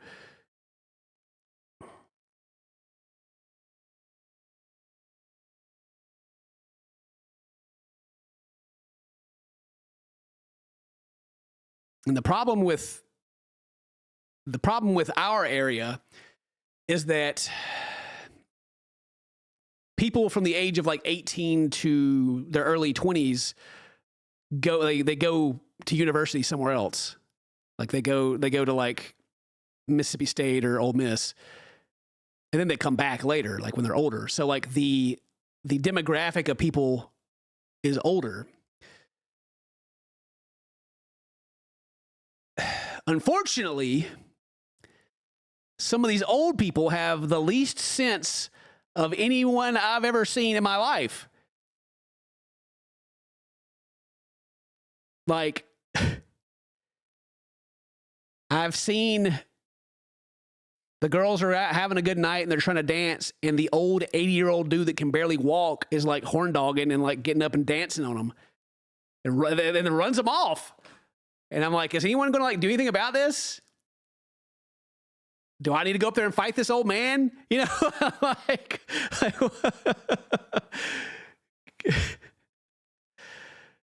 oh, geez. So it's just like that. That's like, a repeating problem that I see in our area is that like people are too scared that they'll lose business because they run an establishment that has some integrity, you know? Drives me nuts. Like I don't need a reason. You don't need a reason to kick someone out of your business. I mean, being disruptive is good enough by itself.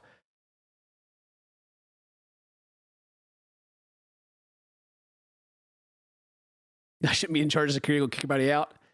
Look, man, it's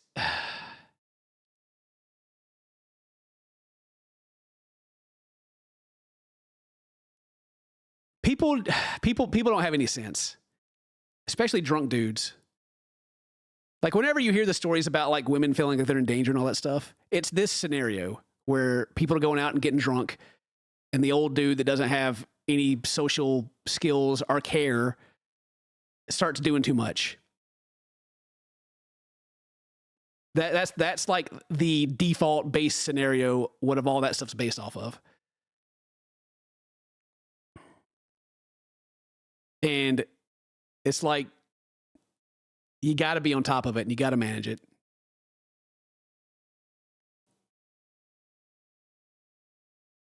If some girl comes up to the bar and is like, hey, this dude is bothering me, it's not like Twitter to where you're like, is he though? No, you just go and you talk to him and you deal with it. You know? Now, if you go over there and you talk to him and he's got people backing him up, like, he didn't do anything. He didn't do anything. Be like, okay, cool. We'll just stay away from her. Defuse the situation. And then you keep an eye on him. You know? You keep an eye. When she leaves, if they leave too, call the cops. You know?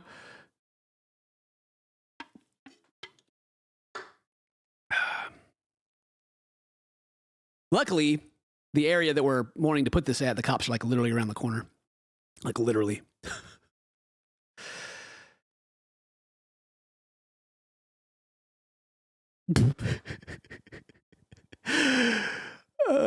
Old men can be so gross. An old man asked me if I wanted to go on a magic carpet ride in the bed of his truck.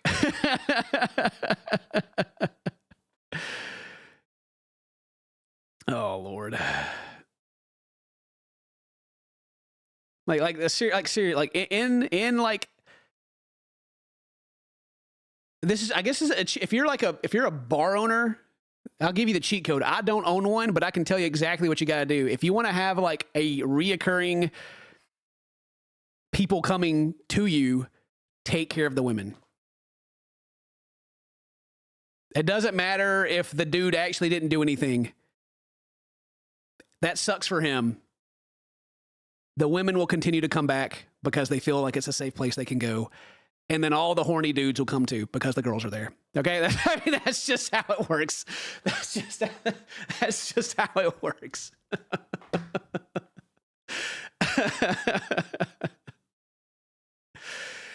Oh, God. Which is sad, but that's it.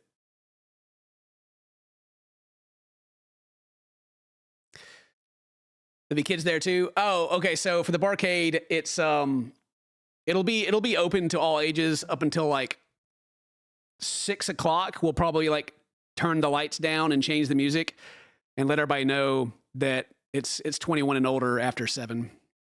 You know, do it, give everybody like time. Like if they just got there, it's like, all right, look, in an hour we're changing it up. So get your kids out of here. That's the idea anyway. That's the business plan. Get the kids at the pool. We just got here. Well, here's a discount rate. You can play for 30 minutes, then you got to go. You know? Oh, Lord. Yeah, I don't know. Like, there's a lot of places. There's some places that understand that about protecting the women, but like, for some reason around here, like, that seems to be like a lost concept of like,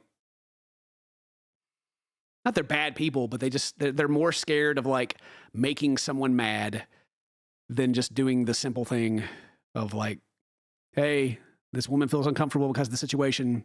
Help her. Because if you don't, she's going to tell all of her friends, and all of her friends are going to tell their friends, and then your place becomes not the place that the women are going to go to. So then the dudes are going to go, oh, it's a sausage fest. And then they're not going to show up.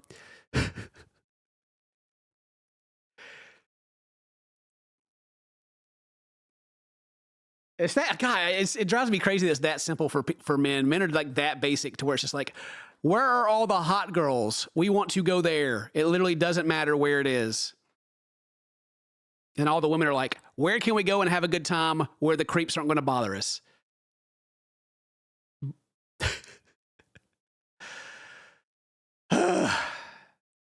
7 p.m. The Conway Twitty music comes on. Oh my gosh.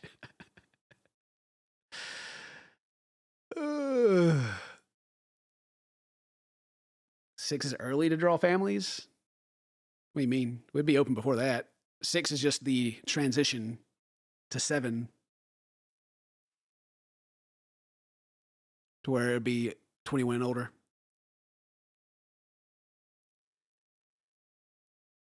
Phew. Atlantic City casinos actually very good in the casinos. Once the women leave and hit the streets, it sucks. Yeah. It's drunk dudes.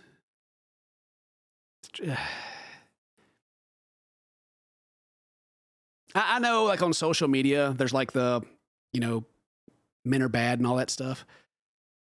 And people get mad and fight about it. But like when you're out in like the real world and like out on the weekend kind of thing where people are getting drunk, like you see what the problem is. Because all those inhibitions, all that acting right that dude may do when he's sober, suddenly goes out the window and it gets dangerous real fast. So you gotta be careful. Drunk dudes, especially want to be gangsters, cause so much trouble. Whenever someone gets drunk and gets an ego, that's when stuff gets violent. Yeah. When people don't fight on social media. Well, on social media, people like apply whatever they're talking about to like their regular life, their everyday life. A lot of times, they're like, "Oh, you're just being this. It doesn't happen."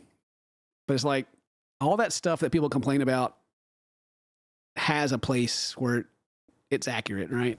It's just people, I don't know, try to take that and apply it to like everything.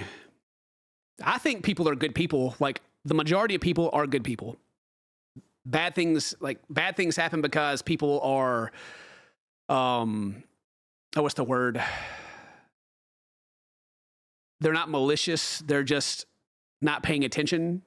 There's I can't remember the word I'm trying to think of. You're just not, like you run into somebody on the street. You don't run into them because you're like a jerk. You ran into them because you weren't looking, And then people get bent out of shape because they think it's more than that. But I think a majority of people are good people.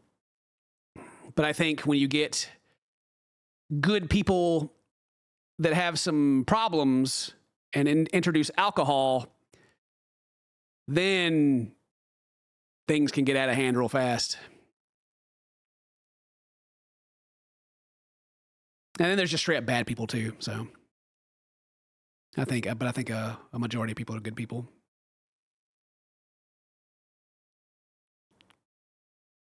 It's like road rage, right?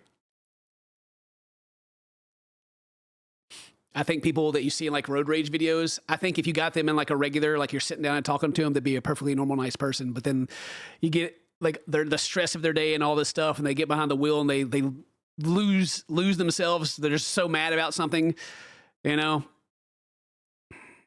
that moment. I don't think that means that they're a bad person all the time, but they got issues. They got some issues. And then you take that same person and you get them drunk and you get them in the bad situation, then it's probably real bad. But anyway, maybe I'm just, I don't know, optimistic. The glass is half full.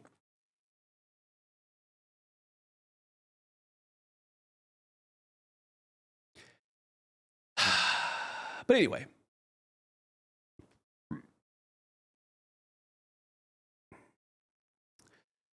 There's a place in town. God. There's a place in town. We have we have a couple of biker gangs around, right? And we get people that come down from Memphis. Other gang affiliated people. And there's a place in town where the bikers and these gang affiliated people were not happy with each other. And one of these people walked out the front one night after they were done having a good time. A truck pulled up full of these bikers. They had a shotgun and they shot the dude's crotch and peeled out. Didn't even try to kill him or anything. Just rolled up, shot him in the wiener, and dipped. It's like the wildest story around here that I've heard.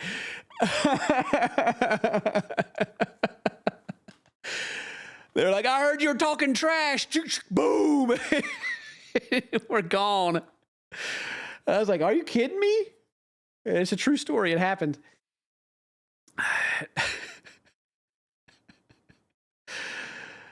So gotta watch out for that. Oh man.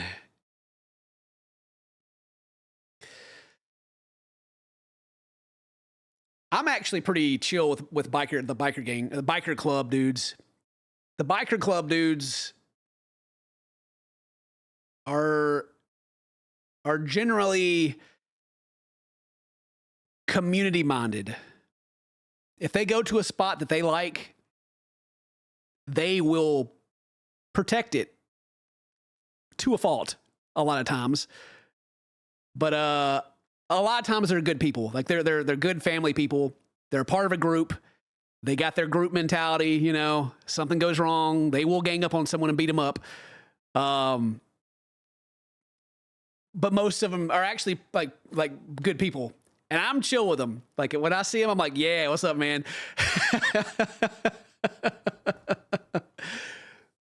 They don't go out of their way to mess with people. I mean, they're bad eggs. There are bad eggs, obviously, but they're not like picking fights with everyone. They're kind of like a free security. If the biker dudes like your place, and you can like, you got to get their respect. If they respect you, they will help take care of your place.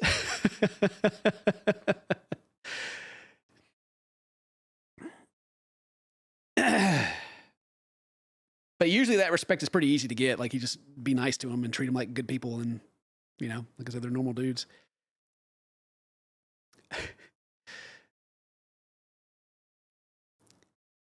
And yes, the elephant in the room, being white, does help. Okay, I'll just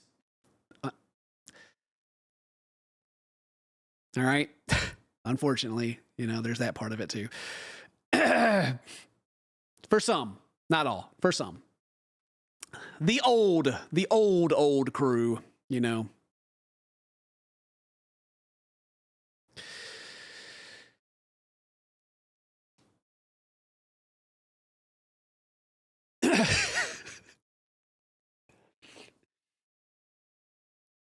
Jim at Barcade decided to get drunk one night and basically told her friend he was up for grabs. Ooh.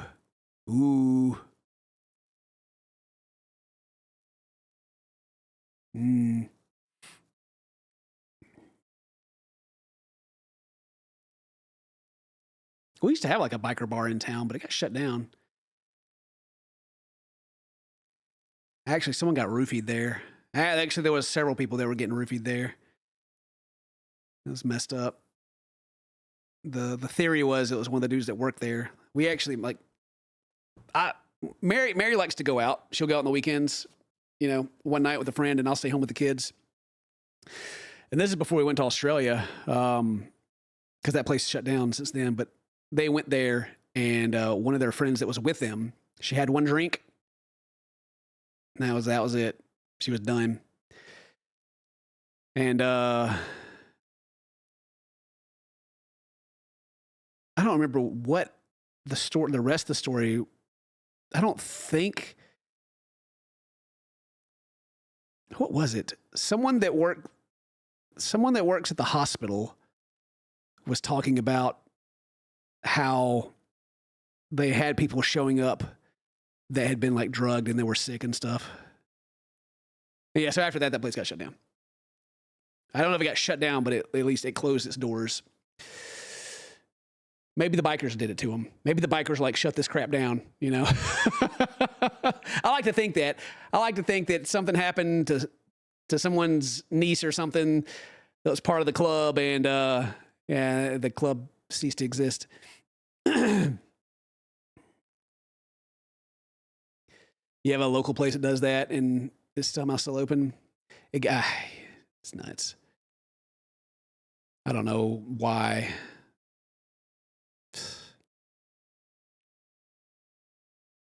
Didn't the mama raise him better than that? Come on. I don't know what the logic is behind it. Like, oh, let's get people messed up so that way, I don't know, maybe somebody thinks they can come here and have better luck at picking. I don't know. I don't know what the idea is, because it seemed to be like just random. It was even some dudes, you know. It was just it didn't make much sense.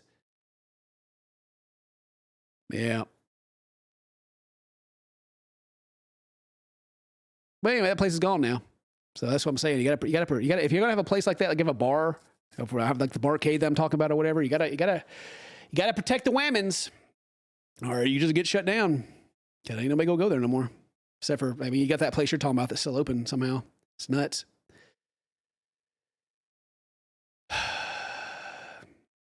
Oh yeah, I have some cameras up for sure.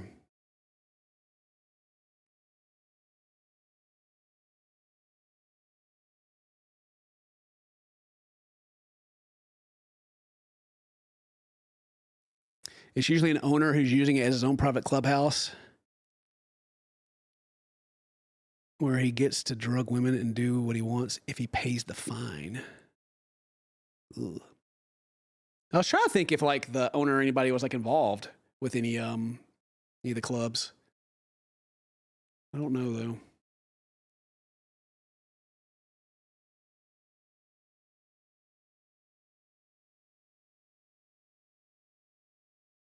It's the only gay bar in town is protected. Hey, I can't hate on no gay bars. They throw it down in there. That's a good time. You go to the regular club nowadays, you know, everybody's like standing around on their phones, not doing anything, just kind of drinking and being weird. You go to the gay club, boy, dancing, having a great time. It's like a competition. How good you can dance.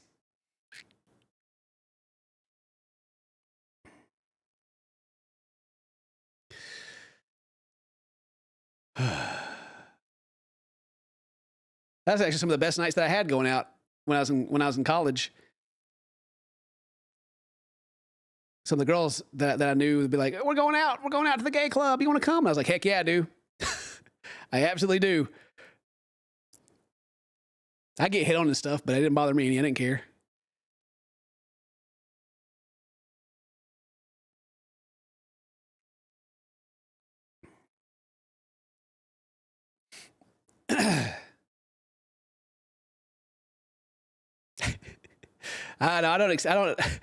I've never accepted free drinks. Like anybody's like, here, you want this drink? I'm always like, no. I don't let anybody hand me drinks. Not when I'm out. Don't come from the bartender. I don't want it. Too many stories. Especially that Twitch party.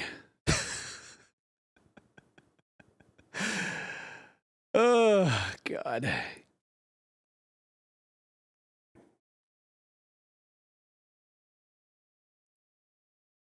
I don't know if you guys remember you guys remember like, what year was it? It's been quite a while, but it was like people were taking pictures of the Twitch mixer or whatever, and like all the beers were just like sitting out on the table, like wide open, no covers, nothing. They're just sitting there. You can just come out there and sprinkle whatever you want at them. God.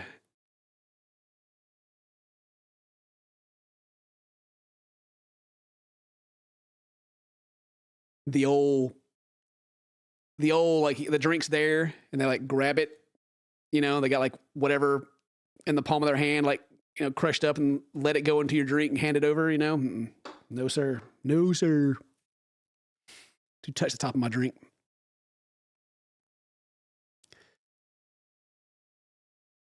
I feel like it should be common courtesy, really, to where if you see a dude who goes up to a girl and like puts his hand over a drink and drops something in, jump him. Just beat the dog out of him. That's just be like that and like sending child predators away forever. Would clean it up real fast.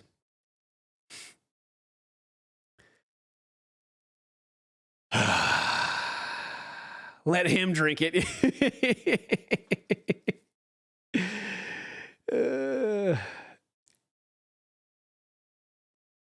Bar drinks in a sippy cup.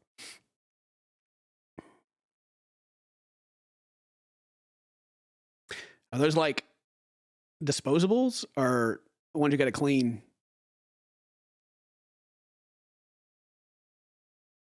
I haven't seen those actually.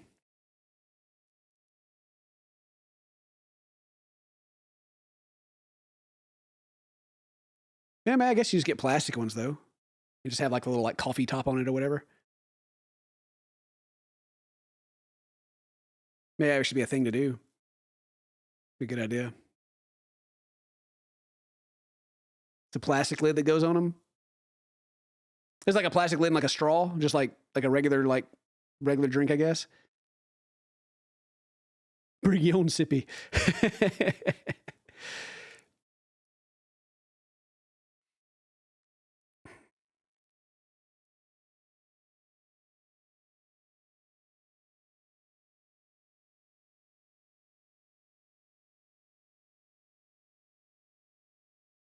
That's why you open your beer and drink it in one go. Yes, all right, thanks. Yeah,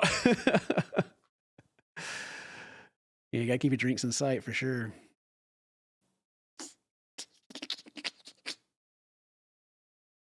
Little plastic elastic covers the straw hole. They were cheap, reusable, and effective. Half off drinks if you bring your own sippy cup. Bring your own cup. They go bring up their massive cup. Fill me up. No, you're getting a normal amount. Shut up. We'll mix it in the regular cup and pour it into your massive cup. I wonder what rules there are about like containers.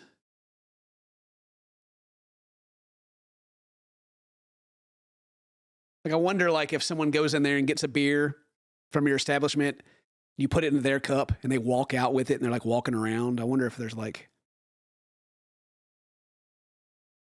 rules. I mean, like you can walk around downtown and drink. It's fine. I just don't know if it has to be like in a cup that the cops can see that you're drinking kind of thing. You know what I mean? I don't know. I don't know if that's a thing or not.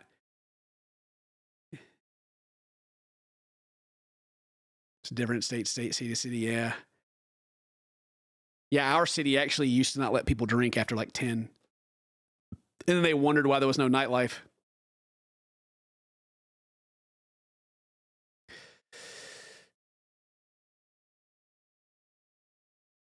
I made a glass in Washington State. You got in trouble for that once?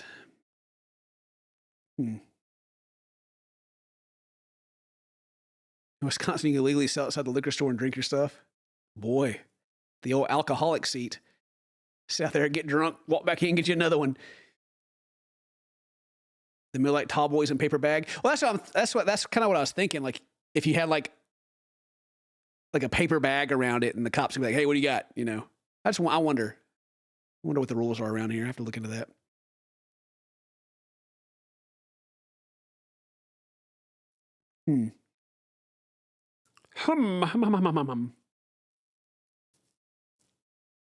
You couldn't drink or buy after 10 p.m. Yeah. There was like weird rules about alcohol. We do have a rule. where you can't walk between bars with your drink. Oh. Well, I don't think like establishments want you to bring your drink in. Like, I'm pretty sure they make you like get rid of it when you come in because they want to sell you one, right? They don't want you to come in and like have your own. But I think now in my town, like it's fine. I think like last call is like at 1 a.m. now on weekends. But yeah, it used to be like super strict. It used to be super, super strict. Ugh.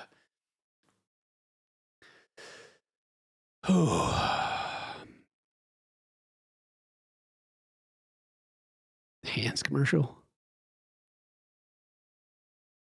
Phone's going off. 3 a.m. here, it goes on forever. 3 a.m. Jesus.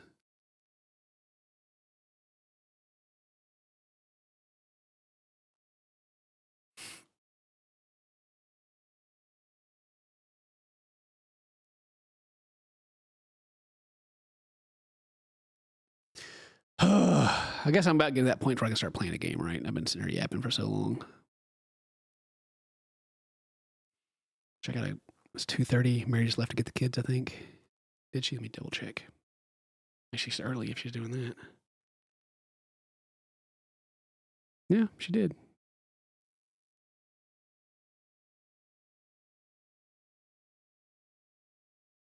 Check the cameras and make sure she's got the little boys. She does. Cool.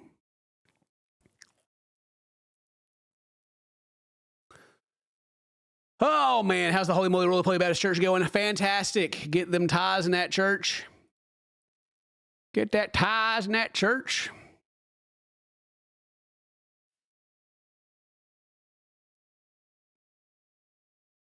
You guys gonna love this stream? I'll record the gameplay separately so I can just send them the video of just the gameplay. Toasty chat, yeah.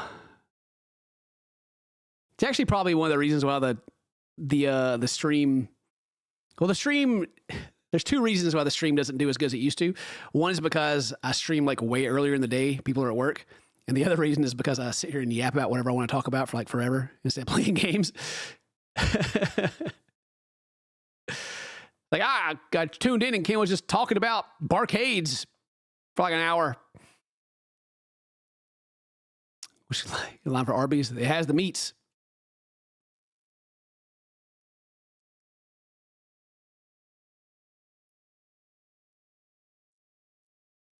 I wonder how much, if I buy that warehouse and turn it into a indoor pickleball facility, I wonder how much people charge.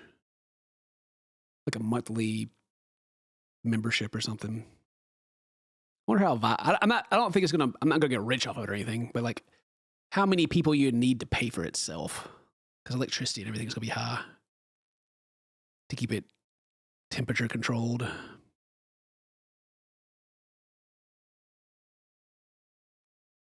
I guess it'd be like a gym membership.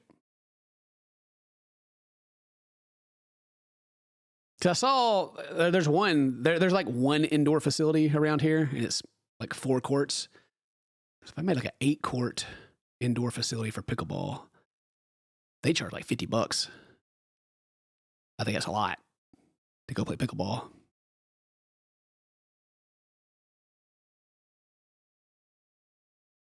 You can get a gym membership for like $25.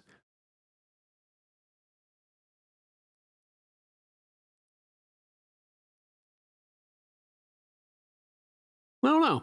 Anybody know about that? Anybody know about the pickleball scene? I guess I can ask Dane. Yeah, you're my focus group where I talk about my business plans. Well, I'll run for mayor. I can't run for mayor, though. I don't live in the city. I live out in the middle of nowhere. You ain't going to find me.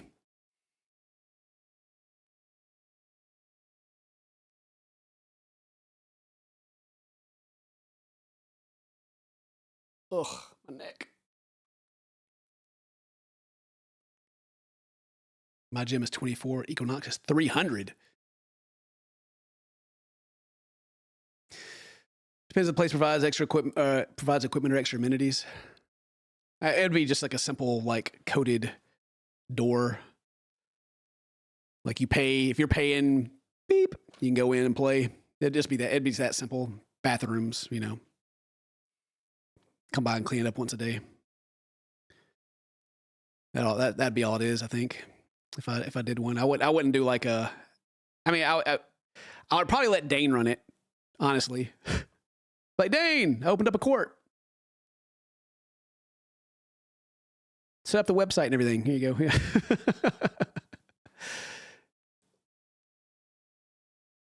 Unmarked on Google Maps, my sus pickleball field.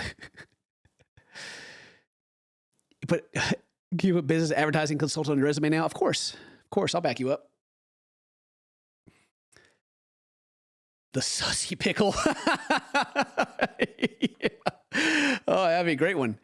Let's go down to the sussy pickle. Oh, man. Also, rent pickleball. I'd probably have just like some old rackets off the side you can just use, and hopefully people don't steal them. The holy moly roly poly court. Have Howie run the Barcade. Have him come down there and work it. Yeah.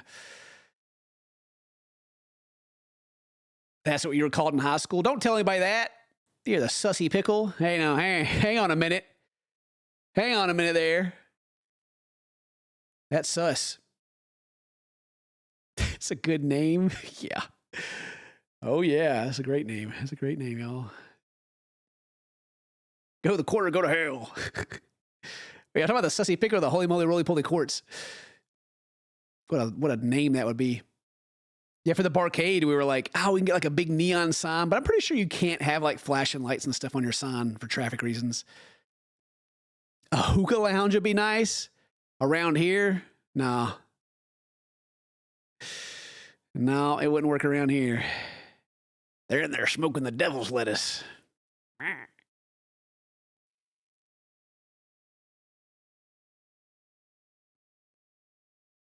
The sassy pickle. Yeah. The winner gets a jar of pickles. Don't tell vape shops about those signs. Oh, God, yeah. I don't know how to get those approved.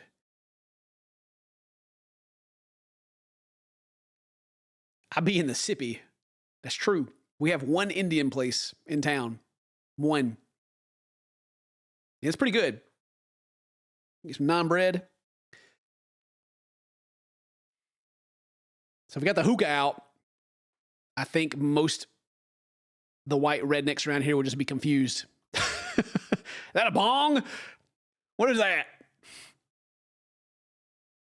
The sussy, sassy, spicy pickle.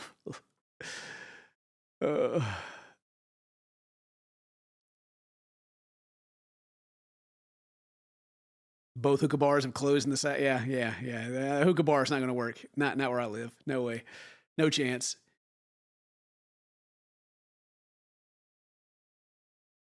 What are your signs from LC Signs? LC Signs. Is that the is that the TikTok people that like start out with like very suspicious stuff and then cut to like their signage? Is that them? Or are you actually talking about like a local place? Yeah, you're talking about that. Yeah, I've seen those. Those are funny.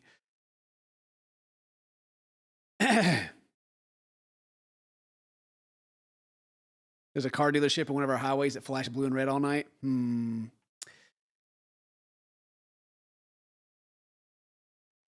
That's my alarm. I was waiting on that. Cool. All right.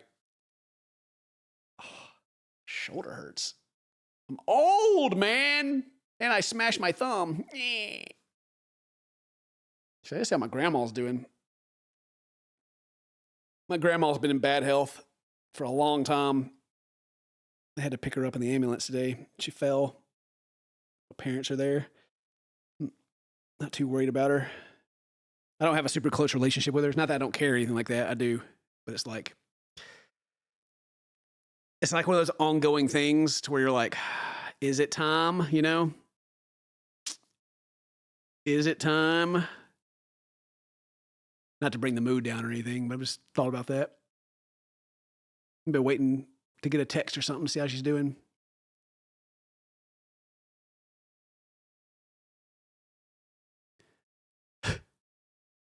Luke to hand out flyers.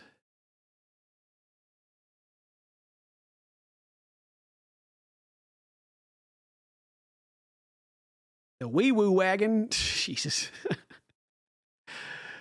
Nah, I think she's okay. Just checking her out, making sure she's all good. I'm pretty sure she's fine.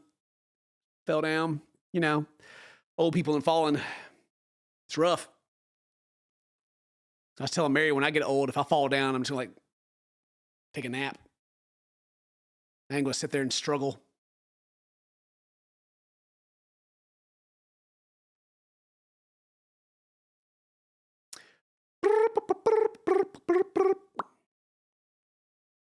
Yeah, I wonder if I get this.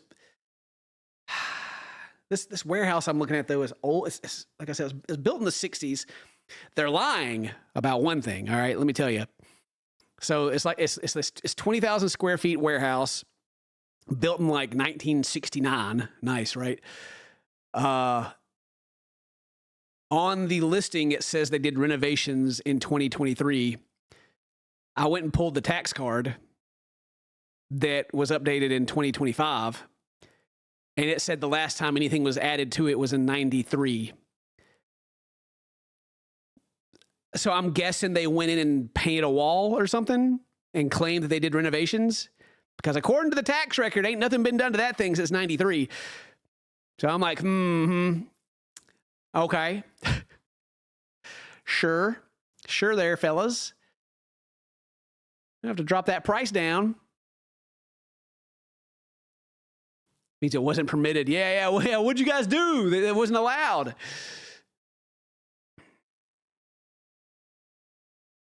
It's also listed as like commercial.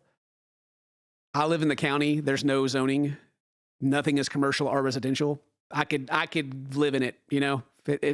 I could go buy a house and open a business out of it. You know, there's no zoning. It's commercial zoned, and I'm like, no. It can be used as a commercial building, but it's not commercially zoned. Like, what are you guys trying to pull? No wonder this thing's been on the market for over a year. Jeez. Go in there and lowball them, see if I can get it. Yeah, unincorporated, exactly. Yeah, there's no mayor, there's no anybody voting on anything for like what's what. It's just build whatever you want, you know. There's road rules. You got to go through the county, the supervisors for the roads and stuff, but yeah. It's like it's commercially zoned. By who? Who did that? Who did that, Mr. Real Estate Agent? Did nobody do that? Shut up. And there wasn't no renovations done. Nothing that is meaningful. I can look at the tax card and see. It's public. I can look at it. I can see who owns it. And who owns it is another real estate company. Weirdly enough, that's not selling it. It's being sold through another real estate company, which is weird. I don't really know why they're doing that, but they are. I guess they're using a local real estate agent instead, because the real estate agency that owns it isn't local. And based off of the estimations for how much the tax bill is, they're wanting top dollar for it. So, yeah, we'll see. I might make him an offer after I cover for my taxes, that is, because sheesh.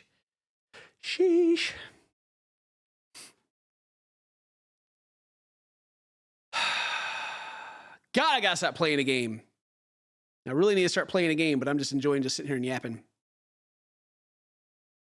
Got just the homeless people? No. Where I live, they don't believe in homeless people. The county does that for you. There was a homeless encampment near where I used to live locally. I've told this story before. It was just out behind someone's house. They just had some tents and stuff set up, and there was about like 9 or 10 homeless people who lived out there. And you'd see them at the gas station. You know, you could tell who they were. And people's stuff started going missing off their front porches and out of their garages if they left their garage doors open. Well, after that happened and a few phone calls were made, a bulldozer showed up and ran it all over and kicked everybody out. And yeah, that was the end of that. So yeah, they're good Christian Southern people around here, but if you're homeless and you're stealing their stuff, they will run you off real fast. The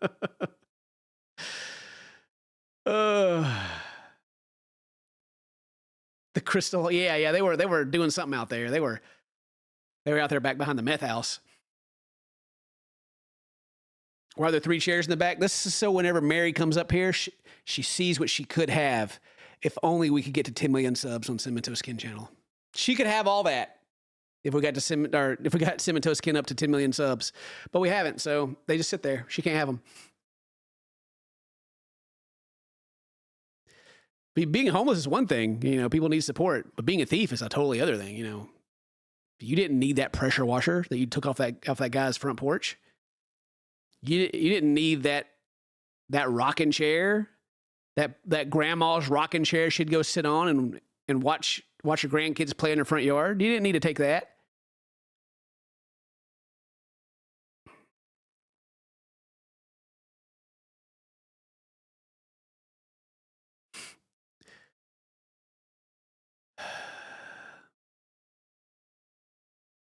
Yeah, there's it's mixed as far as the support of homeless people in my area go. Now, I'm pretty sure the city that I live near is a what do they call it? I can't think of the word. No, it's not a hospitality city. It's a something where they're supposed to like be welcoming and supportive of like homeless and help people, but I don't know, man. That goes about as far as long as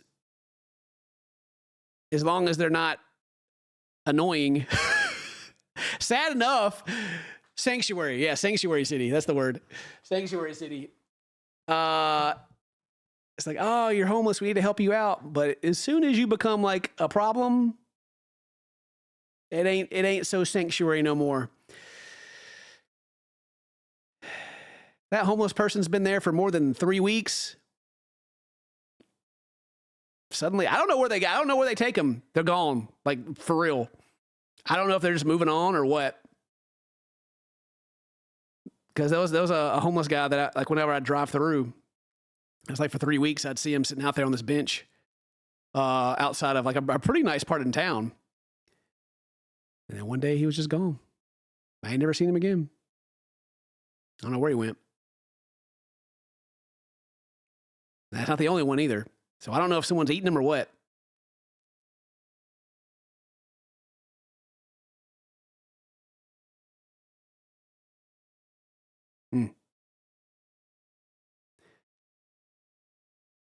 Push him to a different city usually. Put him on a bus, something like that. Yeah. Johnson own hurt to swell. Ran into a strict diet, came back to the brink. Congratulations. I don't have any hate for homeless people. Like I feel bad. It's a spectrum, right? I would call it with most things. There's people that get on bad times. It could be addiction. It could be whatever. They lose everything and they have to beg. You know, they have to go live on the streets, and that sucks. But then you got the people that do it on purpose, and that like get mad at you. You know, nobody carries cash. I don't carry cash. Someone's like, hey, man, you got $1? And I'm like, I don't. And they start cussing at me. What you talking to? Boy, I'm Cinnamon Toast Ken. By the numbers, I'm more popular than Brett Favre. You know what I'm like, oh, okay. And then there's people that I have given money to before. And, you know, it's the like the parking lot. Hey man, I need some gas. I need some money. Here you go. This sucks, man. And they go buy a pack of cigarettes. And you're like, gotcha. Cool. So yeah, I support charities. I give money to charities for sure, but I don't hand out cash to anybody. You ain't getting my $1. Sorry. It's like my mom. My mom works for a church, and they get calls. I've told this story before. They used to get calls from the community, people being like on hard times, like I can't pay my power bill, you know. And the church, you know, being a church, it's like, oh, okay, well we'll help you out. We'll pay for your power bill this month. We hope you get back on your feet and everything, and we hope everything is good. 5 minutes later, the phone rings nonstop. Like 10 other people suddenly want their power bill their power bill paid for. Then the church stops paying. The church is like, okay, well, all right, we're just trying to do the right thing. And then instead people are just wanting like free rides, you know? It's like, man, it's hard to like act in good faith and help people when you got so many people that just want to abuse it, you know? Sucks.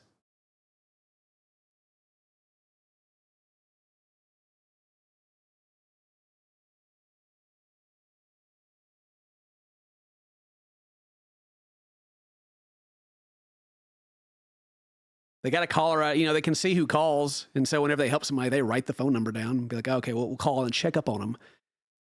And then every month, you know, when a bill is due, phone rings. There's that number again. So, you know, sucks, but then the church got like, no, we're not taking you on as a dependent, you know?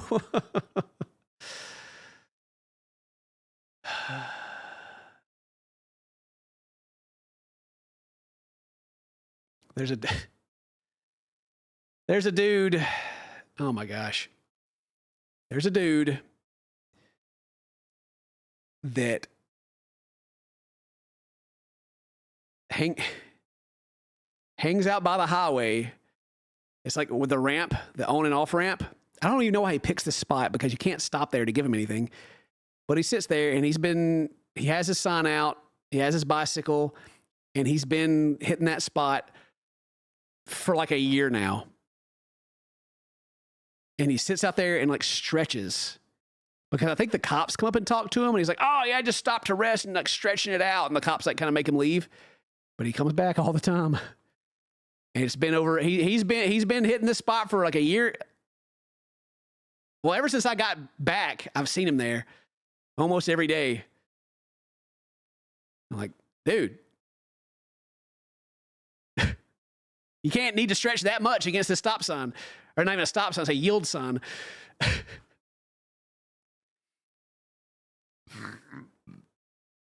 I gave money to a dude one time. Like there's a guy who was like, he was like in his car. He was like, hey man, sorry to bother you. I'm trying to get to the next town. I'm out of gas. Can you help me out? And I was like, you're in your car right now driving around the parking lot. What do you mean? You know? I figure if you needed some gas and you're out of gas, you'd be conserving your gas. But I understand, I guess it's hot outside. Yeah, I told him no, because I was like, that's weird. Apparently he's a regular there. He just drives around the parking lot and asks for free gas whenever he wants some gas. So I went inside and like the lady was like, hey, don't give that guy any money. I was like, oh, okay.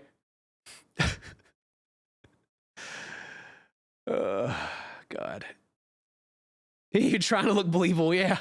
Just in his car burning gas. I need gas. I bet you do.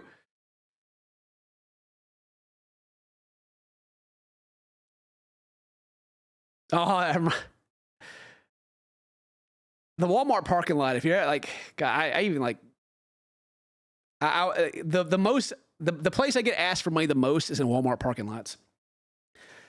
And one time a lady came up and she had an empty prescription bottle.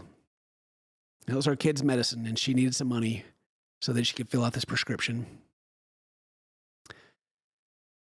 Unfortunately, what she forgot was that the pharmacy had closed an hour before she asked me. And I was like, oh, that sucks. The pharmacy's closed. It actually says in the front of the building right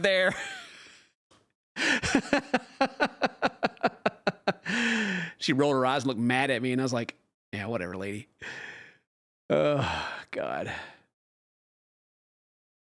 Give people food, not money. I don't give people anything anymore. Like, I donate to, like, to charities that have, like, a good transparency rating. Because you can look up transparency ratings of charities. And so I give to charities, and I like even go like help out with like charitable causes and stuff, but I don't give people anything. Like if someone comes up to me and asks for something, no. It's just like whenever I go and buy something and they ask me for my phone number to give me a receipt. No, they're not getting nothing. It does not bother me to tell somebody no at all. I don't care what kind of story they got. I'm literally about to die. I'm from the future. If you don't give me money, I will kill over. Oh.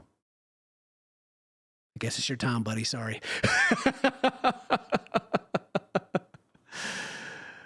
Well,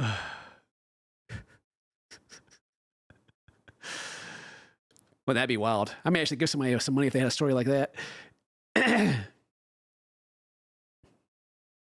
Donate all your old clothes and kid stuff. Yeah. There's like, what do they call it? Like those blue boxes, the veterans or whatever. I'm always putting stuff in those boxes.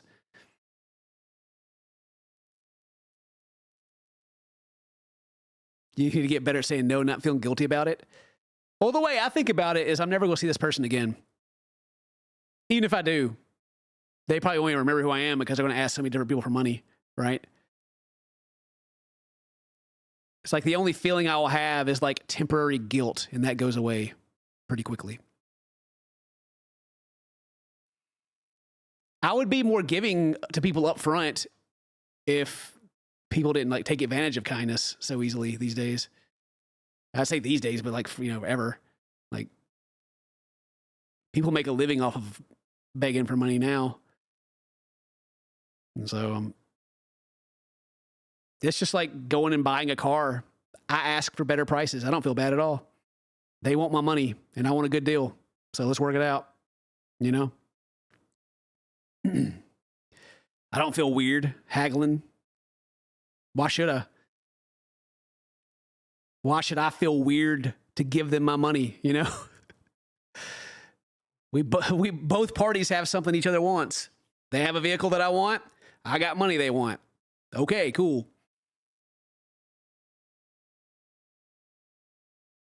But I say all that. Please subscribe and donate, y'all.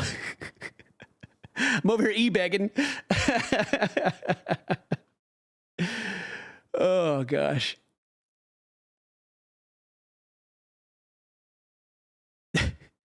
Ninjas attack him. Yeah. Haggling like ye old times.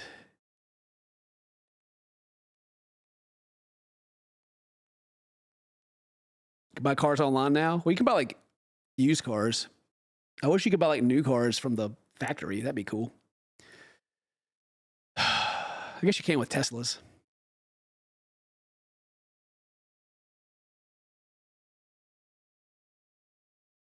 Being a YouTuber, making all money off begging. I mean, I make all my money off ads, really. The money I get through streams and stuff is kind of it's nice, but no. For me, all the extra stuff like brand deals and subscriptions and merch and all that, it probably doesn't even make up like 5% of what the ads do. So I'm kind of okay. Like if people don't want to subscribe, that's cool. I appreciate the support and people that want to. It does like go towards stuff. Like I like certain things. I'm not gonna tell you what because I don't. Certain things go to like kids funds and other things go to other things. But yeah. Thinking about haggling wants to make you spontaneous combust. It's because people don't like people don't like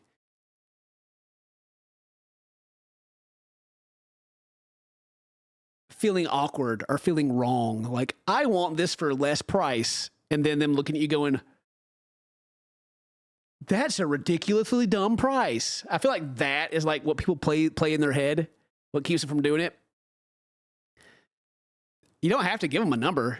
You just be like, I want this. Like after you look at it for a while back, I really want this, but I can't pay this price. What can you do for me? And see what they say. You know? You don't have to be like, I'll give you $5,000 less. And have them like, and you like worry they're going to shame you. You're the one that has the money. You actually have the main thing that people want in the transaction. The person with the money actually has all the power, not the person that has the item, because you can go get a car anywhere, you know? They got to get their money from the buyer, so they got to make the buyer happy. They got to please you. So it's like there's nothing for you to like. The whole thing of you being ashamed is like is equal to like being worried about asking other people what they make it work. Like you should ask what people make it work, and they should talk about it. So that way you know like what the actual rate is of people getting paid around you. And like when it comes to like a car, you should feel empowered to haggle. You should feel like that you actually hold all the power because you do. If you get in there and they gave you some off and they start talking about all these extra fees and like everything starts stacking up, then you can back out and say, whoa, that's actually more than I have budgeted. Sure, you just like spent 2 hours, but they just spent 2 hours trying to sell it to you too. You think they're going to let you walk out when they get that far? Like, oh, that's a $500 docking fee and this, that, and the other. And you go, who? Wait, what? You know? And then if you're ready to walk away because of that, then you know, they don't want to knock off $500, then whatever, move on.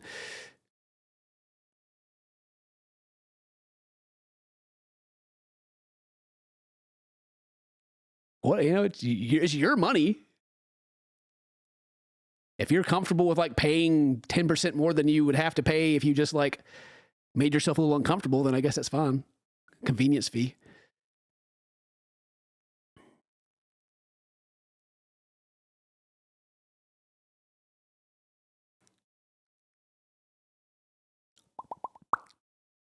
Yep.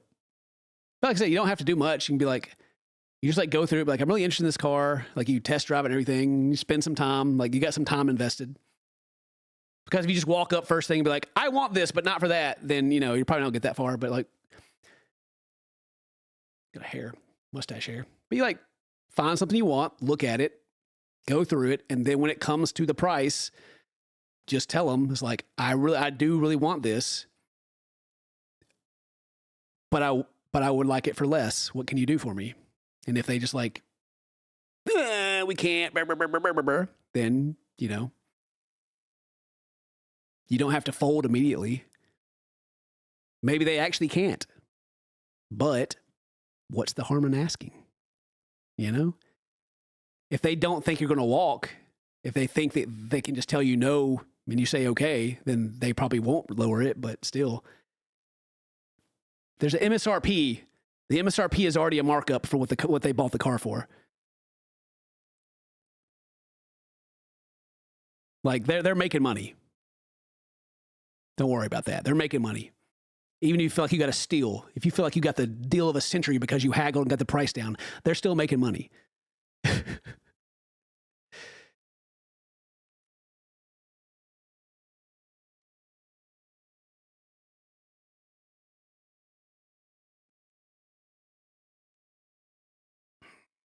And they're going to want you to take a loan out through whatever company they use because there's going to be percentages they get off that too.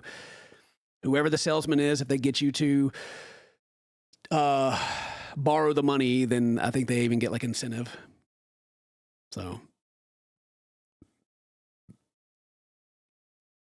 yeah, sure, money. Just like tipping. You don't have to tip. Are people going to shame you and try to make you feel bad? Maybe. Whatever. You may be mad at me for saying this, but it's not my fault the company they work for pays them nothing and they have to live off tips. It's a tip, not a fee. It's a tip. It's optional.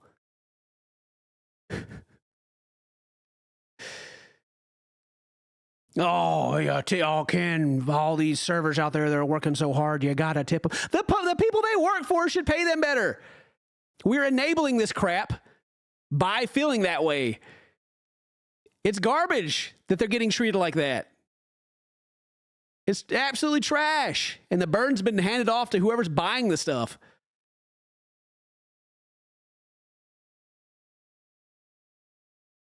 It's like every time you see like the tip, like there's a tip on everything. You can like go up to the register and buy a Pepsi that's in the bottle and they just hand it to you and it asks you for a tip. And suddenly you feel like some weird way about it. Like, ooh. No. Whatever. They don't care. They don't even care if you, like half the time they don't care if you do tip.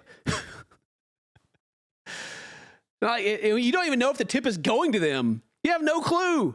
You could leave a tip. Is it going to your server? Who knows? It could go into a big pile and it gets split up between the cooks and everyone at the end of the night. You don't know. I hate tipping culture, man. It's trash.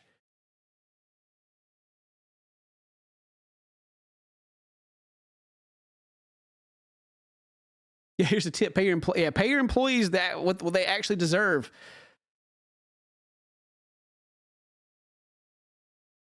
But I will say that you do have to tip your delivery drivers. I suggest tipping your delivery drivers because you might not get your food.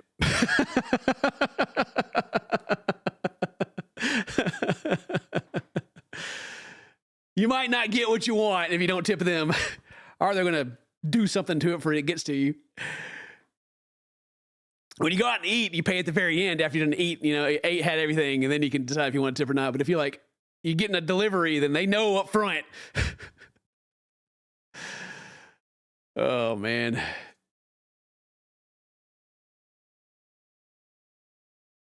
Actually, I gave a delivery driver an extra tip one time because where I live, the GPS doesn't actually take you to where I live. It takes you like nearby. And I was like, where's that delivery that I ordered? Usually they call me and like ask me how to get here. And I like got an alert on my camera and like from the woods, the delivery driver's like walking through the woods with all of the stuff. It's like muddy and everything. And I'm just like, oh my God, dude. And they get to the front and they put everything on the front porch. They look and see like the driveway and they're just like, oh, just like, God dang, dude.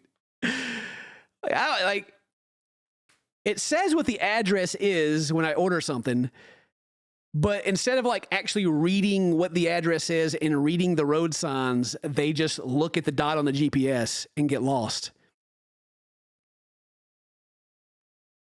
I felt bad for this guy, so I gave him an extra tip.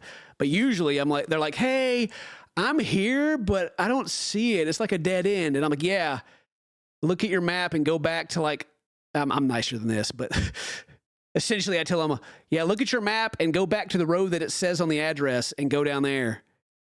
And then the house numbers are going to go in order to where you get to where I am. And yeah.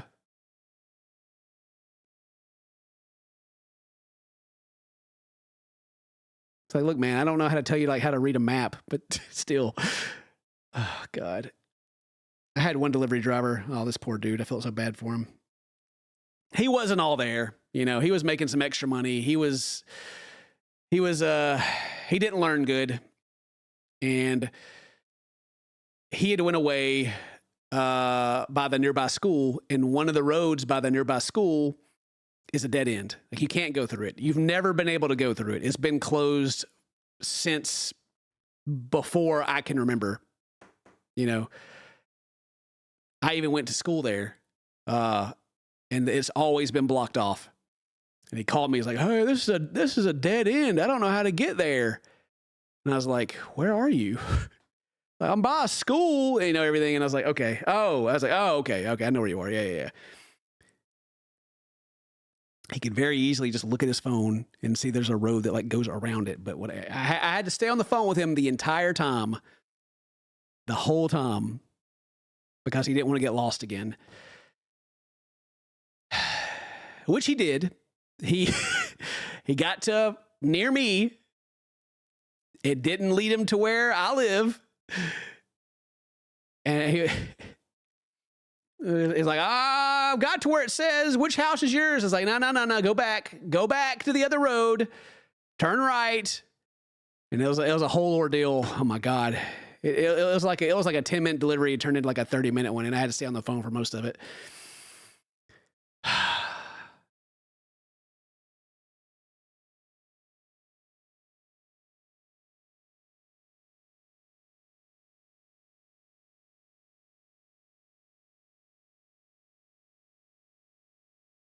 They don't feel like going up the stairs and leave it the wrong. Yeah. I have had them. Usually I haven't had like the dude, like everyone who has delivered to me has done like a good job. Like there hasn't been anybody that's like messed anything up. They've gotten lost and stuff. Sure. Like one lady, the address actually like leads up to like my brother's house. Funny enough. And I had ordered, there's a place I get like a bunch of groceries from, when I don't want to go out. And, I got a pretty good bit of stuff, and they delivered all the groceries to my brother's house, and they got back in their car and they were leaving, and they stopped and they turned back around and they came, they're like, this isn't right. And they started loading everything up, and my brother like actually got back from work, and he like pulled up and he's like, hey, what's going on? And it's like, I'm trying to do a delivery to this address or whatever. And he was like, oh, it's actually that house. You can see my house from my brother's house. He's like, oh, it's that house right there. You got to go this way to get to it and everything. And he helped her load it all back up, you know. And he called me. He's like, yeah, your groceries were up here. I got her. She's on the way down there. I got her set up straight. He's like, yeah, some pretty good stuff in there. I thought about keeping some of it. And I was like, stay on my groceries. Oh, man.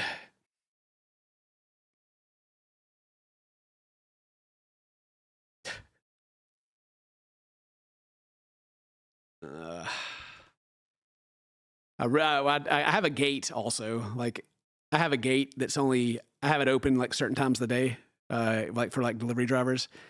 But when it's closed, boy, throws them for a loop. It's got like the little camera with like the buttons and stuff on it, and you can go up and like hit it, and like it'll go to my phone, and I can see you, and I'll be like, talk to them. It always like blows their mind, like how to work it, you know. I'll be like, yeah, I can hear you. You know, let go of the button. You know, it's fine. You can't hear me if you're holding the button.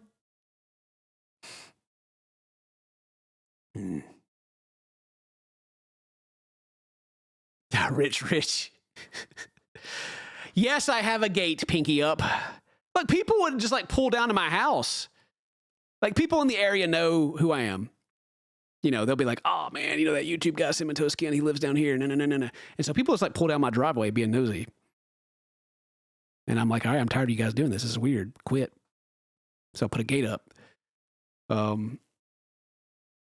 got cameras on it. You know, I can see you. And I still get people like pulling by and like rubbernecking and looking all weird. It bothered Mary. Mary didn't like it. Some people may have just been like, that's a long road. You can see it's a house, right? It's not a secret to where the drive leads. It's a long drive. Yeah. And so they like pull up, look around, turn around, and leave. You know, whenever someone pulls up, my phone starts going off. Like, I know when someone's here. And so I'm like looking at them, and I'm like, who is that? And I'm like, all right, you got to do the check. You know, it's like, are the kids outside right now? You know what? And they pull up, and, you know, you can see, you know, it'd be like a marooned colored, low to the ground, old hoopty car, you know, a Kia from like the 90s or something, or a Toyota. The seats laid way back. You can see like the white shirt with like the stains on it. I'm like, oh my gosh. Get this trailer park lady at it. That's actually just one that I remember for some reason. I was like, who is that? I don't know who that is. I can like pretty much see, like, I got pretty good cameras. I can like see the person in the car. I'm like zooming in, like, who is that? And they turn around and leave. And Mary's like, I face his voice. Thank you for the 10 gifties, by the way. I appreciate that. So anyway, yeah. So now we got a gate. You can't just pull up to my house and look around anymore.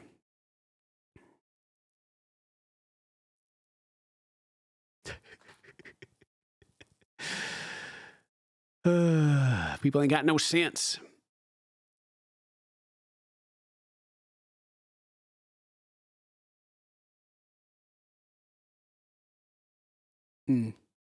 Yeah.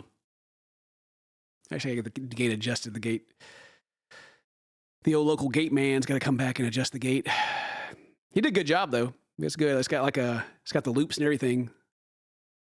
Which the loops are like the thing that detects the car. So when you're if everybody's over for D&D and the gate's closed, I usually open it for them. But if the gate's closed, they can pull up and it'll open up automatically and all that stuff. And it's cool. Don't badmouth that Toyota. Toyotas are expensive. And I do like the lack of a lot of electrical features because that means you're gonna have to go to the shop less. But they got that premium price tag for like less features too. I'm like, come on, now what's going on here? It's supposed to be the other way around. It's supposed to be less features and less money.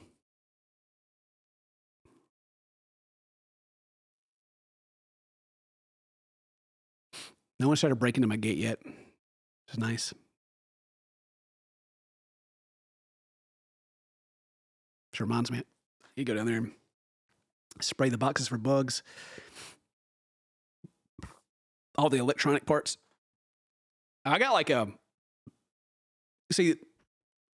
the handy part of being like a developer in our area is we know people who build things, you know, and my dad's a good friends with the local gate man. So we have like the big commercial operators for my gate too. The operators are the things that like open the door. So I got these big, massive like arms that are stuck to it and like, you know, out there looking like serious business. I don't mention how grocery stores use your tax donations as tax deductions. Yeah, well, that's like, yeah. Appreciate that, Kimberly. So I got a pretty serious gate. It's not like you can't go around it though. Like it's not like it goes to the woods or anything. Like if you're walking, you can just walk around the gate. But you know, as far as your car goes, good luck getting through that gate. Sucker serious. Big old iron. What is it made of? It steel? It's heavy, whatever it is. Suckers. Ain't joking.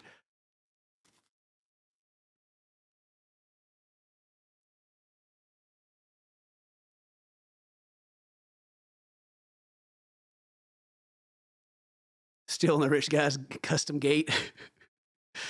I don't know if people can steal my gate. That sucker's on there. Like the bolts on it are massive.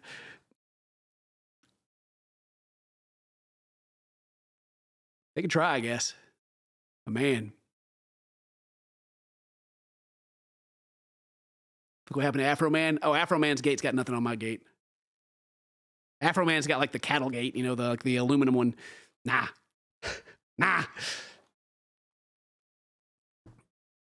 I got that in. We got that good stuff.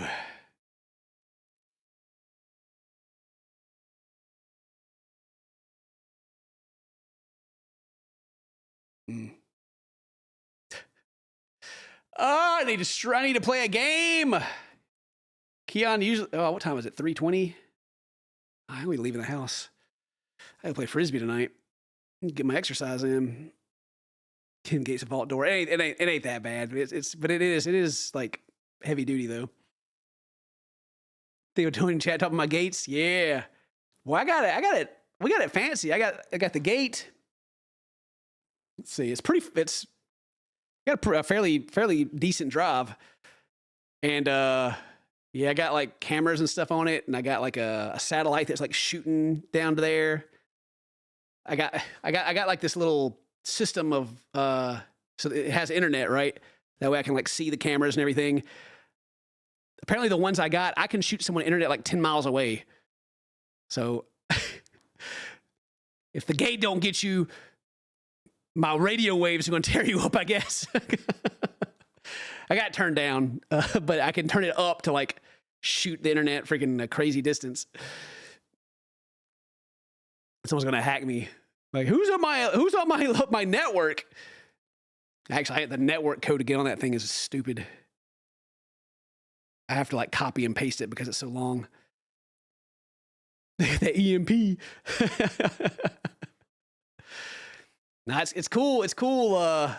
Like I said, like my dad being a contractor and everything, and then we build properties and stuff. So we have like people that are in the commercial business too, and so like we get a hold of some cool stuff for our houses. Got my industrial gate operators and my gate on top of my industrial, like, meant for a plant satellite shooting the internet out there. Yeah, watch out for them roofers, though. I actually did have a lot of trouble with my roof. Speaking of that, whenever it would rain on the back porch, it would come down to a corner, and the water would like, it was kind of going through and like getting on the back porch, and they couldn't figure out why for forever. But they eventually stuck enough putty and stuff in there that it fixed whatever. I got the hole. I guess they shot a hole in it or something. They figured it out. 5G radiation. yeah, that's it. All that 5G radiation the Karens are worried about with their phone in their pocket. Oh, I'm juicing it up out here. I'm on that 6G. Forget the 5G. Oh God. Which reminds me too, I gotta call the pool guy. I got a leak. Turn them frogs gay. Look, the frogs can change their sex so they can survive, all right? Everybody knows the frogs have been by. The frogs have been by. Jurassic Park taught us that. God dang chemicals in the water. I'm on the cutting edge, but I don't have a hydraulic log splitter. I got a sledgehammer and a spike that I use, and I smack my finger, so I got it taped up right now. It's not broke or anything, but it hurts. Spam risk. Spam risk. Who's calling me from Illinois? 1-708-402-6804. No, thank you. So I don't get my phone number to anybody. Answer it and troll. And I don't want to troll the poor Indian guy that's trying to scam me right now. He's just doing his best. Big gate, but no log splitter. I know.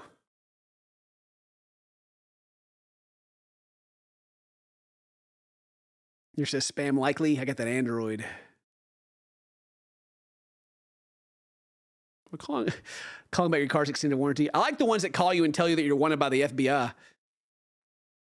Like, we're calling because you're like on the most wanted list or something. You know, have you ever heard those? Those are ridiculous.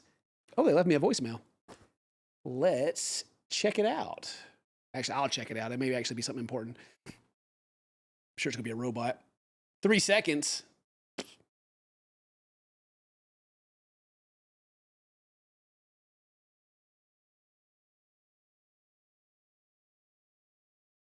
Nothing.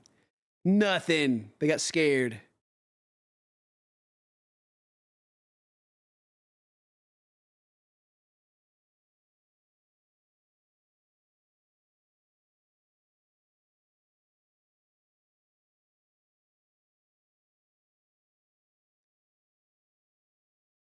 Layla's got her state test today. Got to take them state tests because that's what school's all about now. As long as you can pass your state test and they get that funding, you're good to go.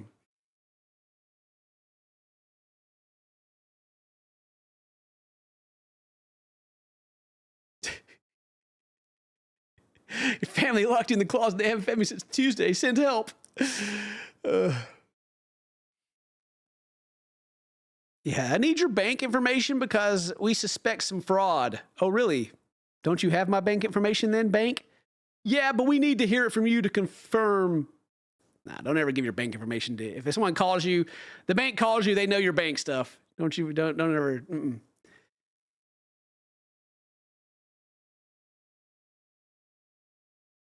Toll booth ticket scams.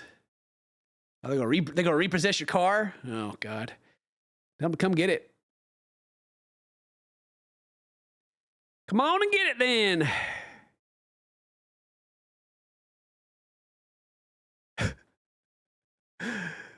Oh man.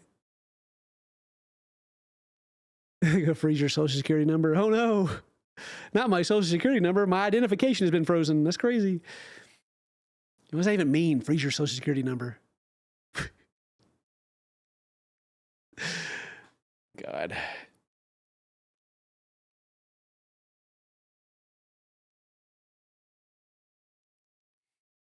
Your 11-year-old got a toll booth scam text? Actually, I gotta change banks now that I think about it. I got a letter the other day from my bank being like, hey, by the way, we had a pretty massive data leak. Whoops. And I was like, oh, guess it's time to change banks. Screw you guys. Actually, the bank that I use, or one of the banks that I use, is it keeps getting bought out by different people. It's like I got a call the other, like it's the second call that I've got this year. Or no, the other one was last year. It's the second call I've gotten from them, though, being like, hey, we're changing stuff because we've been bought out by this other company, and we just want to let you know how it affects you. And I was like, cool. Does it affect me? No. Okay, cool.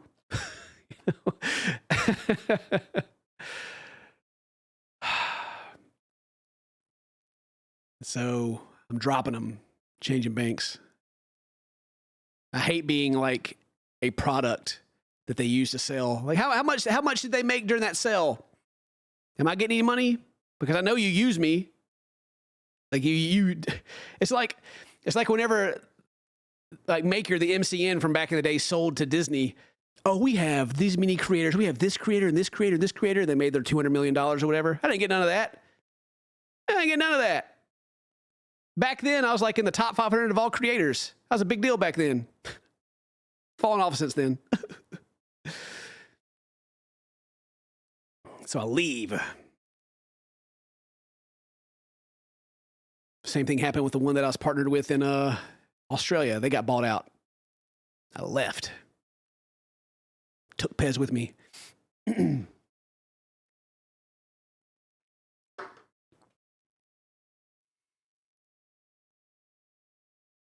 Big deal in your hearts. Thank you. Thank you. I downplay it so much. Like, you know, I was talking about, like, I don't know, 2 hours ago, how I get, geez, I can't even think anymore. I gotta get some more caffeine in me. I'm spiraling, man. I'm spiraling. I downplay myself so much, right? Get an alert. Okay. Imposter syndrome and all that. Like, no. But then I get recognized a lot. It feels good. Feels good. Still to this day, when I show up where a lot of creators are involved, everyone's like, Ken, what's up? And I'm like, yo. I've never seen him in my life, you know, but I'm like, hey. Hey, you. Get them gamer subs? Heck no. Screw that. They need to stop offering them trash deals. There's only one Cinnamon Toast Ken. Yo, you. I mean, a majority of people know who I am because of Felix's videos, right? And I'm fine with that. It's like, Ken, yo, dude, what's up? I used to watch you. And I'm like, yeah, I doubt it. But anyway.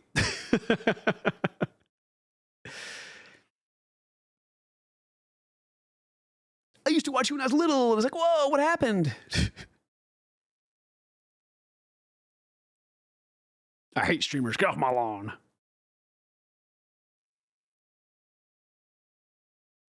There are some. I dog on streamers a lot. There are some cool ones. Like there are plenty of ones that treat people like humans. It's just a lot of like a lot of the ones that get the most attention are just insane. Like they're just not normal people, and they're just weird to be around.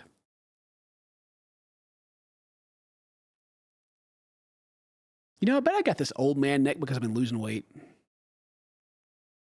That's just kind of like a little turkey neck right here.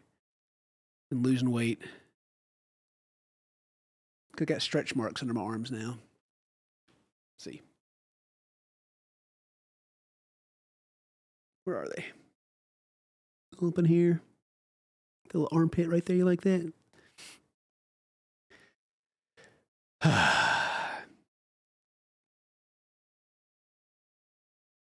Part of the big 3 YouTubers you watch? Nice, nice.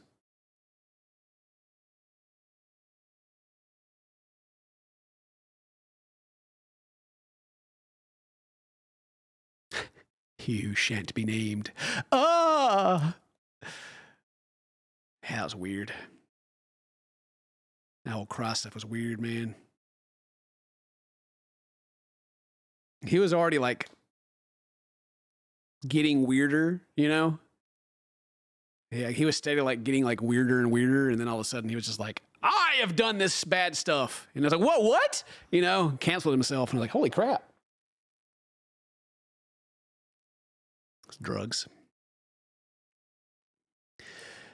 Dude was 100% on something.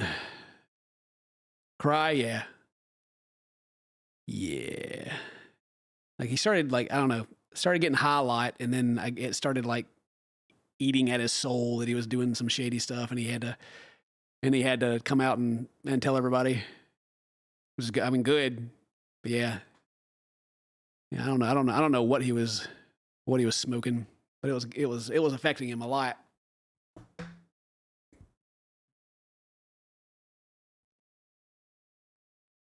He like smoked pot and stuff and get high all the time. He did that, but like something else. He started. I don't know what. I guess I don't know what it was. I never knew, but he started doing something else, and then yeah, he couldn't take it no more.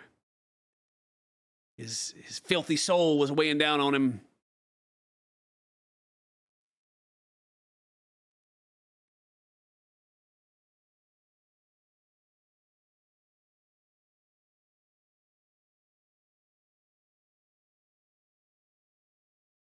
That guy's a good narrative voice. I mean, he knew how to use like his mixer and stuff. Much like Corpse Husband, you know? He's got that big, super deep voice. It's bass boosted. Like absolutely 100% is.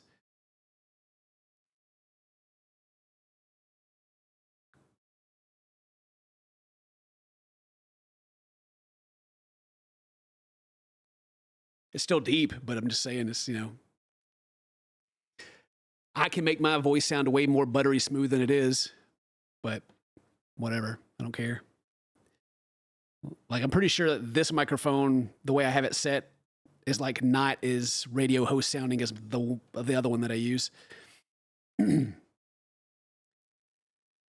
course, has Gert. Yeah, he's got something that affects his voice, but like, it is the way that it carries isn't natural. You can't like. It's got extra stuff on it. He makes music. Like he knows how to do all the voice stuff. It's, you know, and I'm not trying to take anything away from it. I'm just saying it's not, if you were to talk to him in person, which you never will, it wouldn't be so like, boo, you know. It wouldn't sound like you're watching a movie. It sounds like Howard Stern. Oh, God.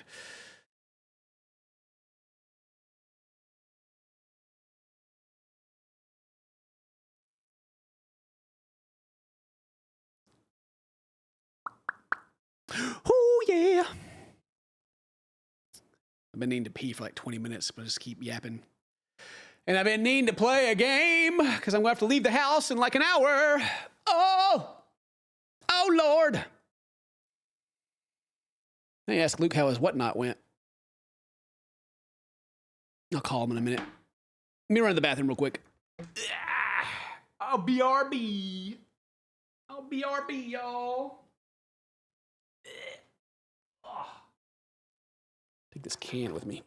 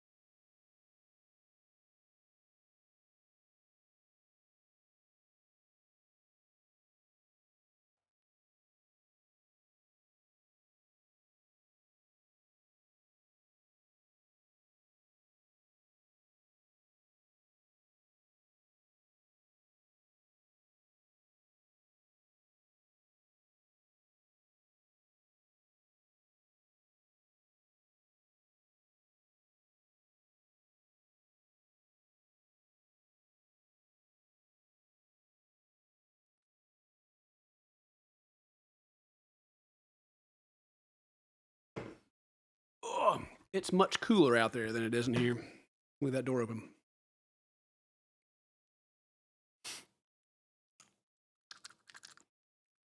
Got some Sour Patch Kids.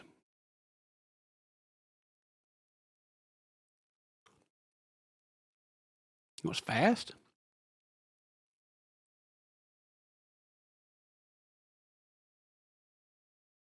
I even went to the refrigerator, got a snack. What do you mean? What are you talking about?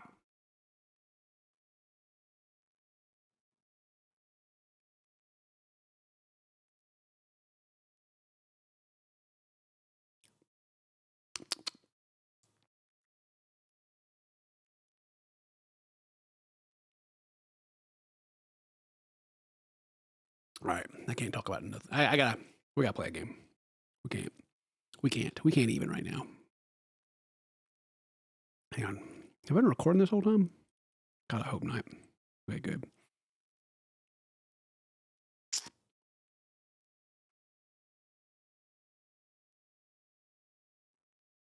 Did retro rewind get better? That game was boring as crap when we played it.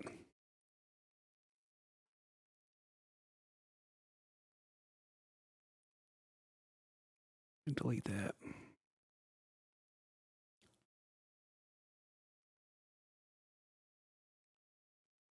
Got Dr. Pepper. Cream soda.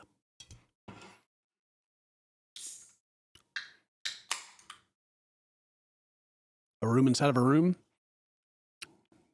Know what a house is?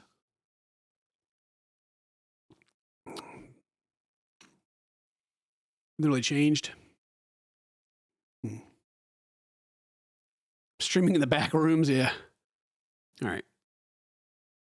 All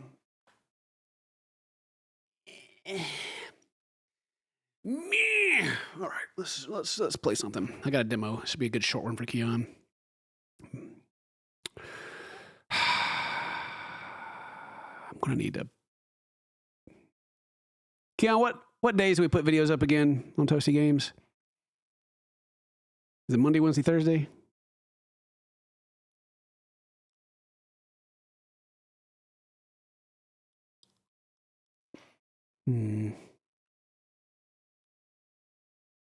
Oh, Thursday. Yeah, Friday. Monday, Wednesday, Friday. Well, I said Thursday.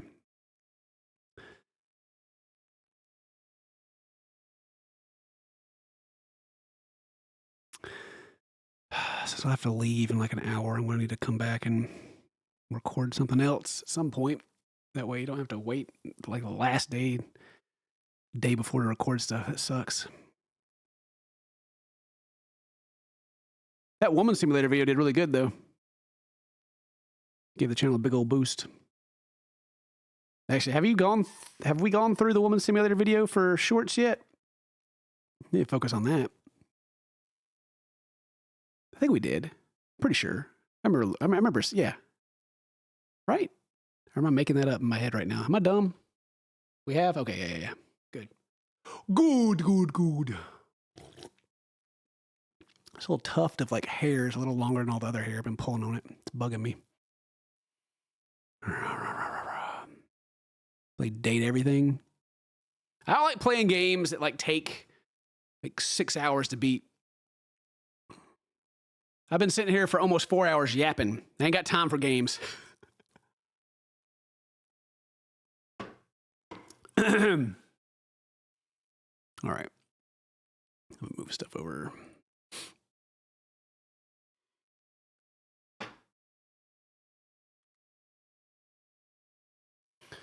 La la la la la la la.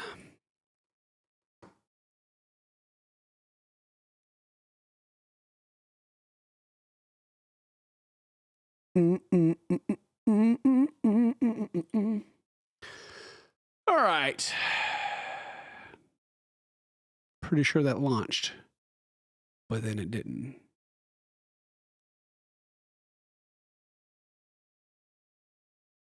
Uh-oh. Do I have a virus?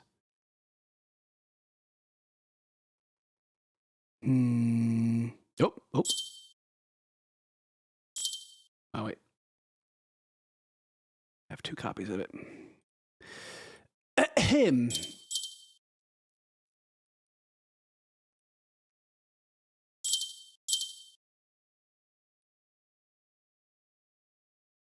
Oh, he's a controller. I have a controller up here. I put the controller back in the house. No.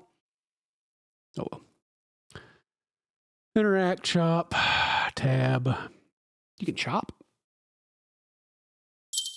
All right, we're playing a game called Trees Hate You. And if there's something that I don't hate more than trees, it's trees that hate me.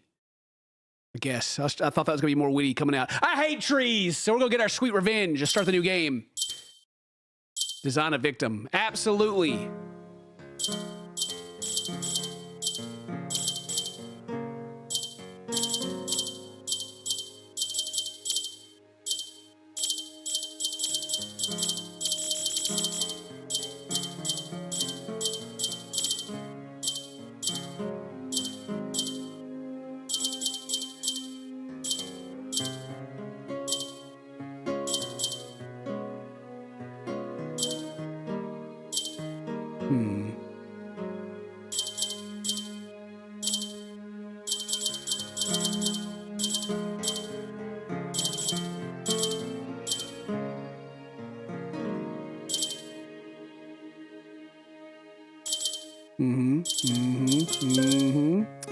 I'm liking where this is going. I'm liking where this is going right here. This looks like every internet victim. Can I say that? Look how mad she is. Goodness gracious. Oh my gosh. Perfect. Oh wait, facial hair. Hang on a minute. Even better. She's got to have a mustache. All right, let's begin.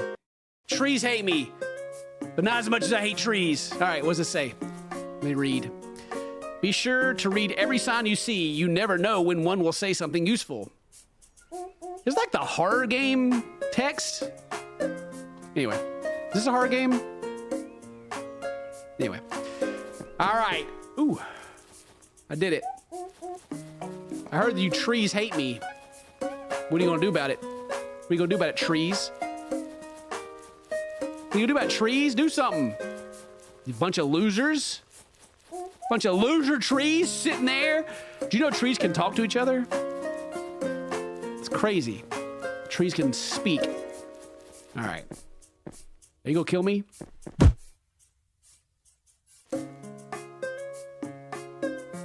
Should have expected that. That one seemed pretty obvious. That one seemed That one seemed pretty obvious. All right, tree.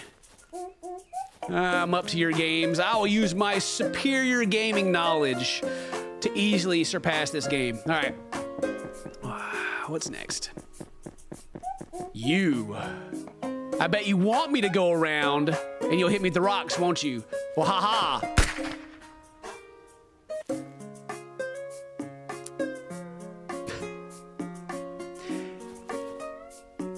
All right. Okay. All right, game. Yeah. Okay. All right, let's go around here this time.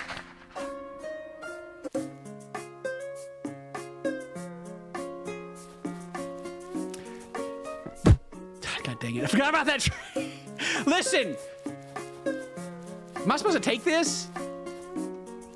I'm out here having a picnic, and I'm getting harassed by these trees. I'm just trying to have a good time. Okay. Yeah, not today, tree. Not today, tree. What about you? I don't trust this tree at all. Oh, that one's watching me. Oh, you see that tree over there watching me? Hey, what are you looking at? Ooh, Jesus. Who's shooting? Who did that? Who's popping? Who's... Okay, listen. Listen, I'm here with my not sponsored Dr. Pepper cream soda zero, okay? Nothing can make me rage. Nothing. I am a superior gamer. I was melded in the Nintendo hard times, okay? No one's better at gaming than me. I didn't do that on purpose. I mean, I did. That was for comedic effect. Okay? Bruh. Hold up a second. Hang on a minute, trees. I'm starting to get a little offended here.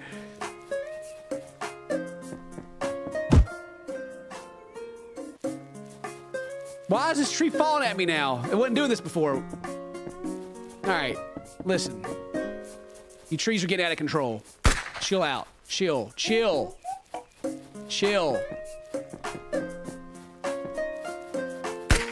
Nah, not today. Not today. Can I dodge this? No, I just gotta go the other way. Okay. That's fine. That's fine. I was just testing it out. It's all good. Easy peasy. Steady as we go and all that. Nah. All right. Okay.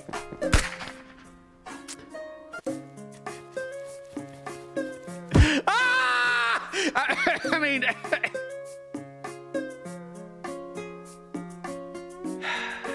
All right, listen. This game is troll, all right? This game is troll.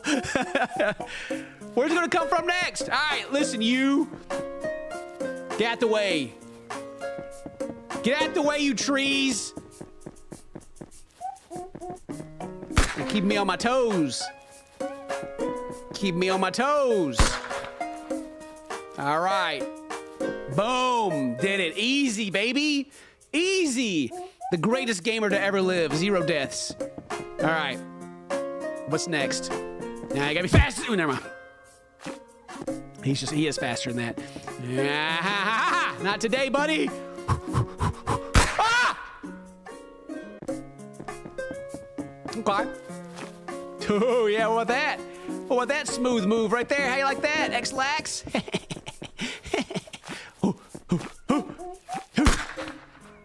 How am I supposed to dodge it? That and him? Hey, listen. Yeah, not today, buddy. Not today, baby. Come on. Do it. Do it.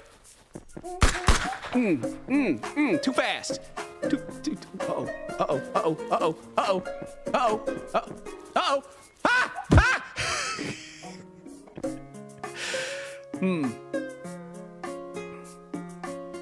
All right.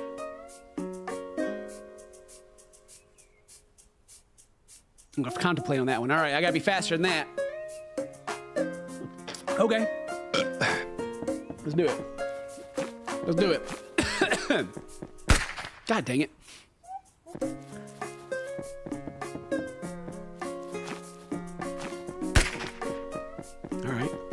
All right. right, all right, all right. Here we go, here we go, here we go, here we go, here we go, here we go, here we go.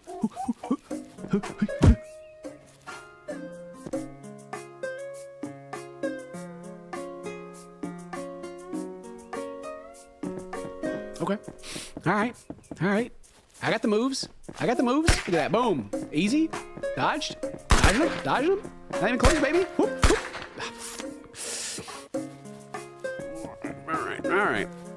All right. All right. All right. All right.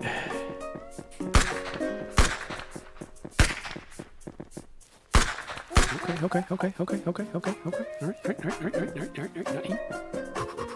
Get in the hole. Get in the hole, I think. Ah! Ah!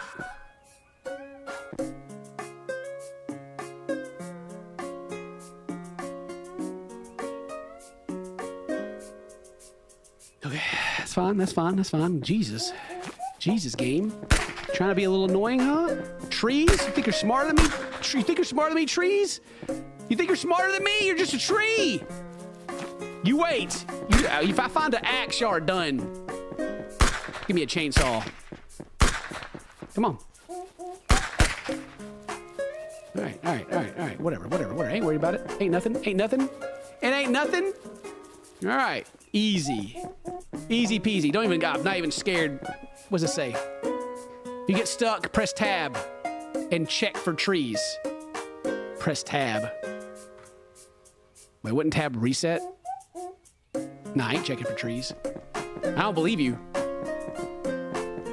All right, what's up, what's up, what's up? I knew it. I knew it. Yeah, baby. Easy. What's tab do? There's a tree right there. Ah! Okay. Okay. Okay, okay, okay, okay, okay, okay.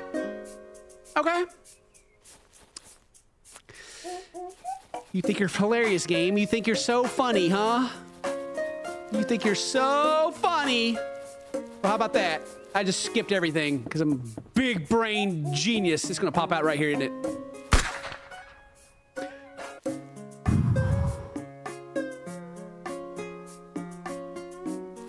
What happens if I go down the stairs? Of course.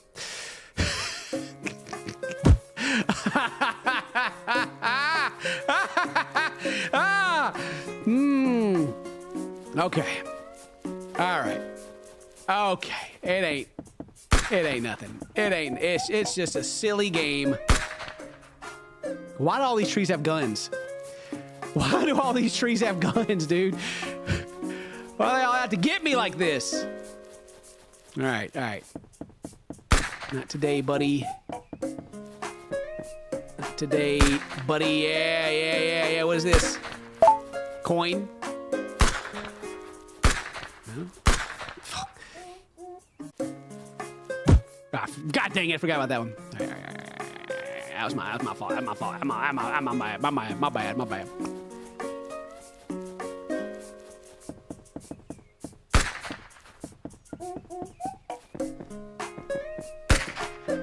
Can I hide behind this? Oh, I can. Oh, God dang it. Well, I can make it.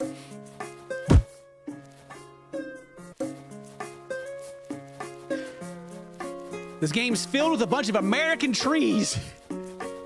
All here with these guns and shooting at me.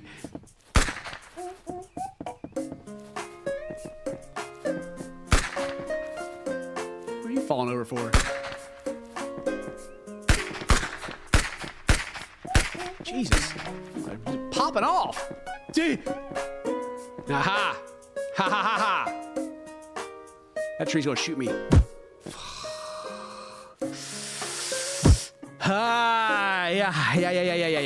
Yeah. Okay, it's fine. That's fine. It's cool. I'm cool as a cucumber.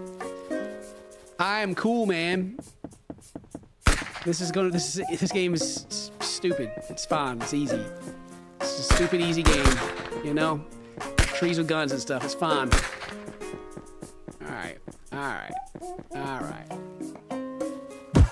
Okay. So. These little leaf spots in the ground, trees pop out of. Okay, we've learned that. We figured that out. Confirmed. G to G. We gotta watch out for leafy spots on the ground. And guns. Two very important things gotta look out for here.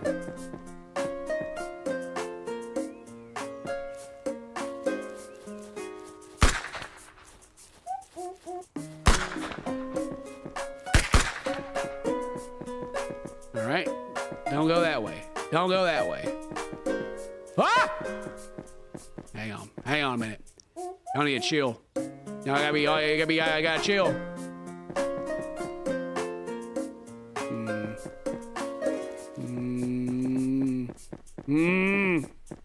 What you got, tree?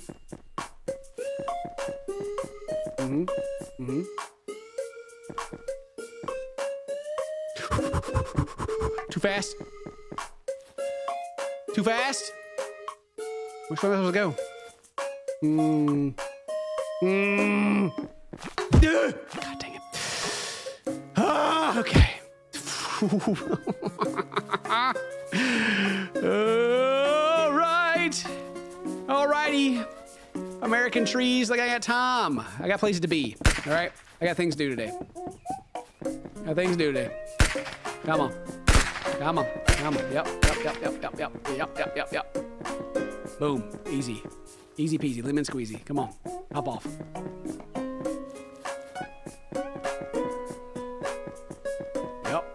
Yup. Ah, nope. Not that way.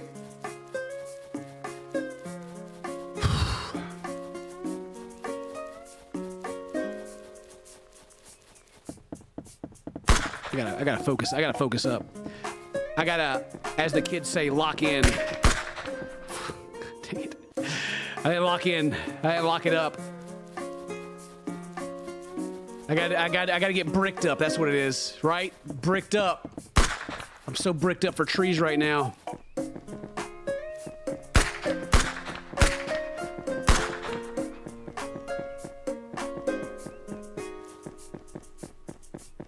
don't know if they can hurt me or not. Bricked up for trees.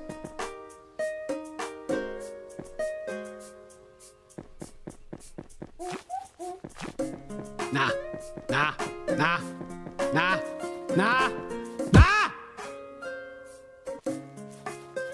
Saw it coming too. Just couldn't dodge it.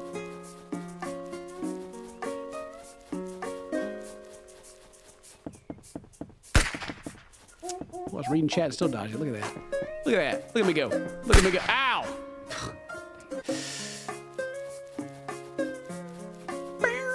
Uh-oh. I messed up.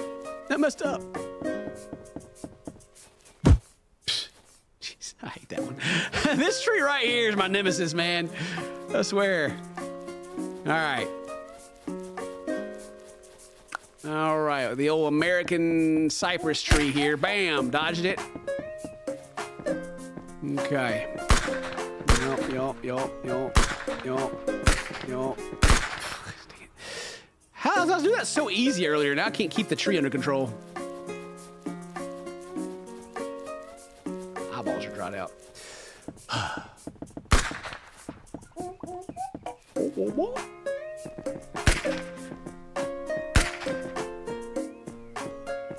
It's like moving further than it was now. I can't even like touch it without it going flying.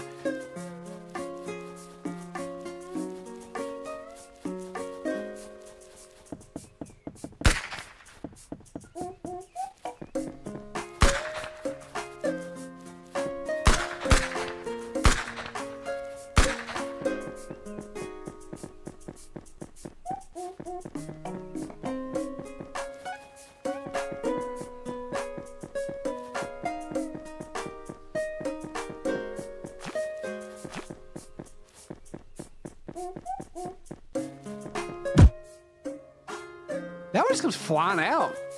Pretty sure I was faster than last time. How you dodge that?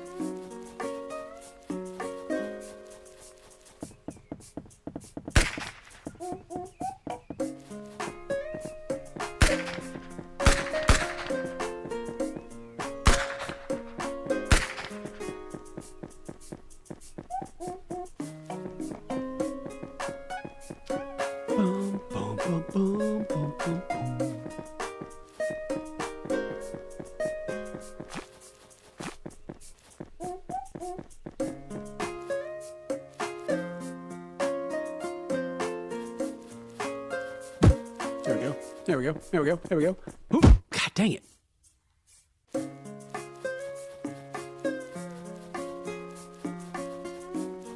I don't know if you're supposed to run to the sides or run back. Not sure.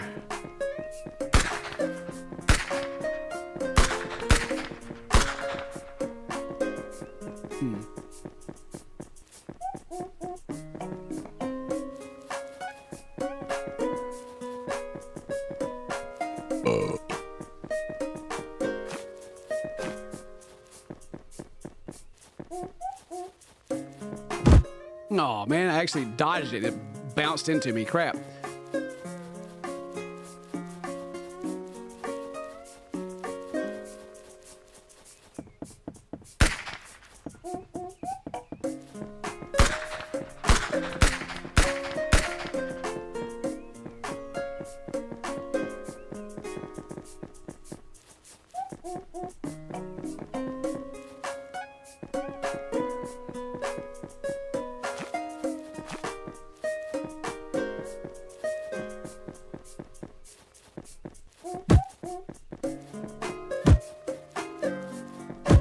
There we go. There we go. There we go. There we go. What's up? What's up? What's up? I'm inside of a dead tree right now. Yeah. Oh, I need a save point. Was that one? I hope so. What's up, tree? Whoa. Hey. Ha ha ha. Ah, you're the tree from the TikToks I saw. Yeah, you. You gonna kill me? Yep. Okay, good. Let's fix that. I hope I start right back here. All right, what's up here then? Yep, tree, of course. Anyway, where'd that tree go? Was there a tree here? Hold up. Hold on a second. Hang on, Dr. Pepper. Where'd he go? Where did he go?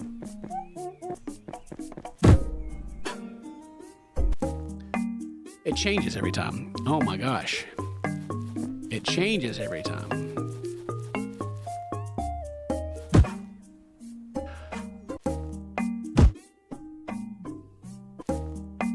Okay.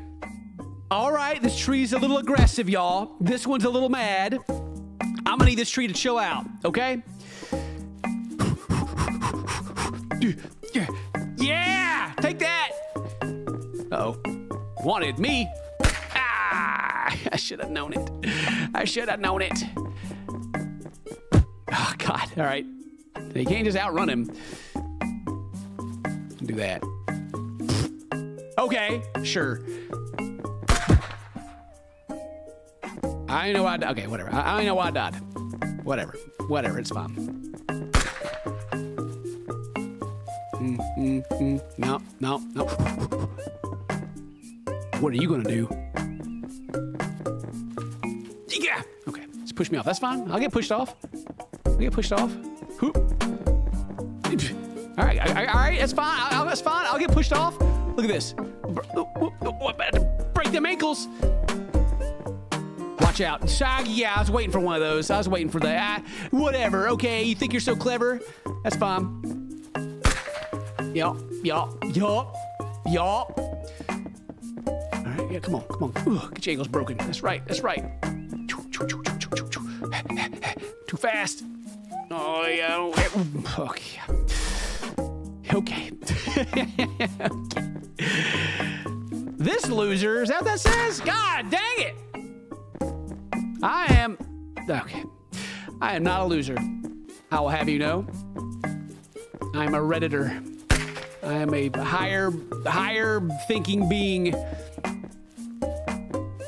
I'm offended.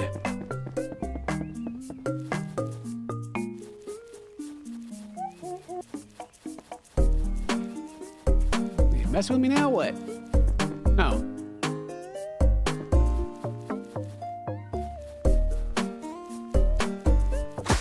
Okay, still does it.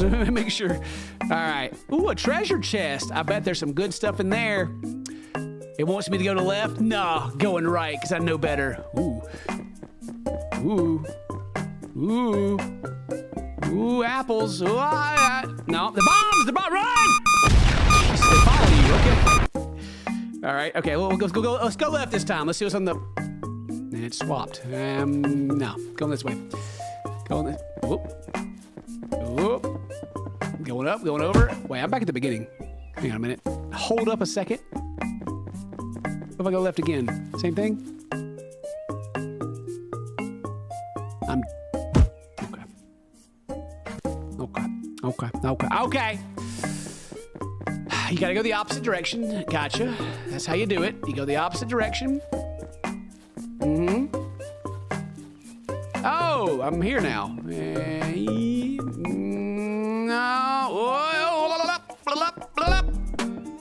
Not today, Satan.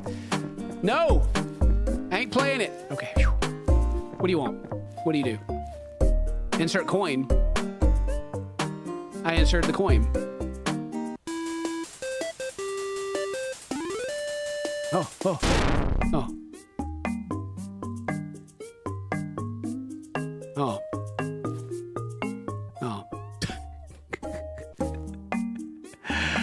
My coin! These trees. I'm sure I won't die right here. Don't touch me with that. Can I even make it through all that? I don't think I can. Oh, it doesn't matter. I can walk over it. Right? Can I? Yeah. Oh, I tripped. Maybe I'm not supposed to go this way.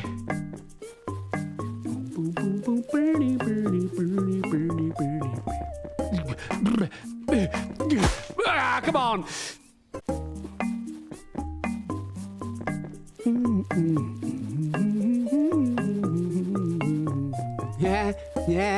Yeah. Road, I'm sure it's fine.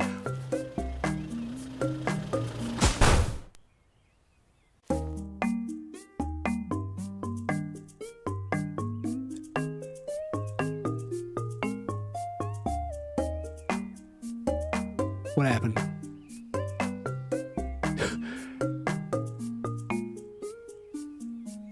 What did I beat it? Hang on, what? All right.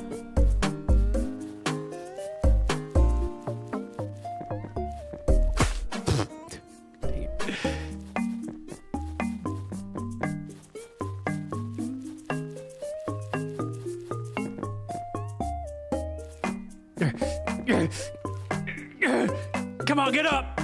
You can do it. All right. God, crap. Stupid tree.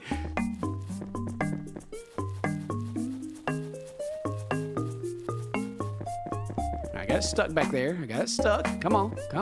Stay away from him. All right. Oh, he's coming. He's coming. Come on. I made it. I'll get hit by a tree. Truck senpai, no.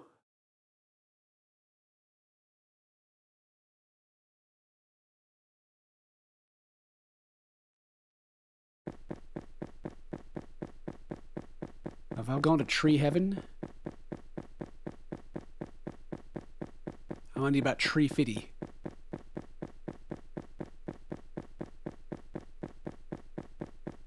Hello, tree angel.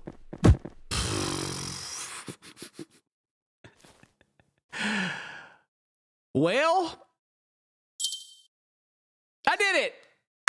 That was easy. I told you, the easiest game I've ever played in my life. Didn't even get kind of mad. Not even once. Not even.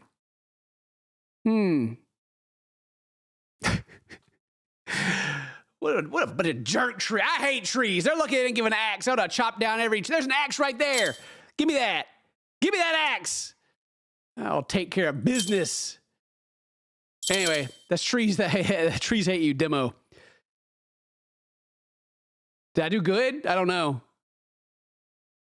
I feel like I did pretty good. Let me know in the comments if I did good or not. Ha! Stupid trees. Oh. My back. My back is hurting.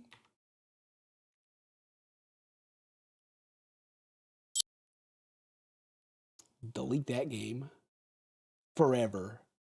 Screw trees. Oh, jeez. Ooh, there we go. A little pop. A little pop action. I missed some coins. Don't care. Don't need them. Don't need them. Don't need them. Terrific. Terrific. How long did that last? 28 minutes.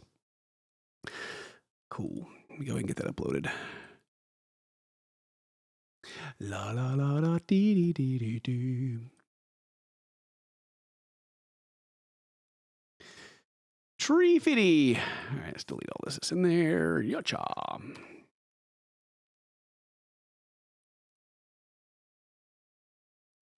A new number 1. Tree. Oh. Trees. Play Visage. A ghost opened my door. Oh, the door I had left open already? That's crazy. That is crazy talk, y'all.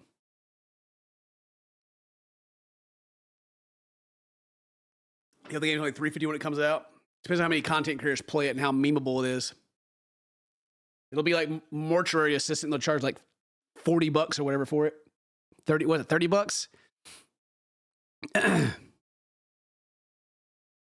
ghost closed it and opened it again. Oh my gosh. Oh my gosh. I got enough time. I need something short though if we're gonna play something else. I need something short.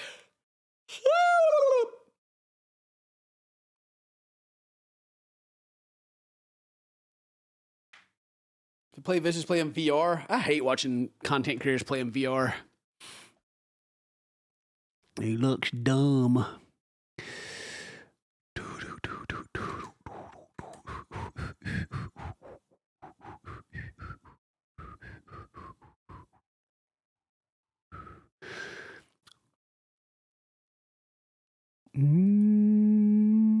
Make good choices.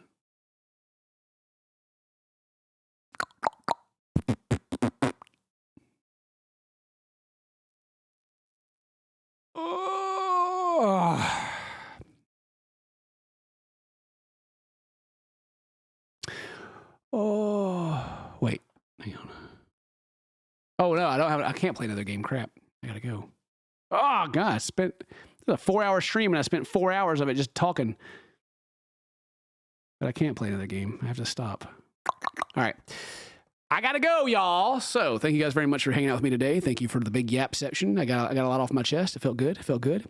And I need to record another game soon. Yeah. But thank you guys for the support. I do appreciate you. Spanish Blue Rose, 25 months. Milanu, 51 months. Faces the 10 Gifties. Zion Heartless, 51 months. Nomi the Gifty. Hannah the brand new sub. Roxy Day, Gabby Knight. Dunkin' Donuts. Nice. Vibrative Saxis. Sherry Stewart, 49 months. Chrono, 5 Gifties earlier. I missed that. Noah Burger. Yuan, 36 with the 51 months. Prince Bubblegum. The $50. We had that one. Yep. Thank you guys. Appreciate it. I love you all. Have a good night, everybody. Bye. Goodbye. Ta-ta. See you later. Goodbye.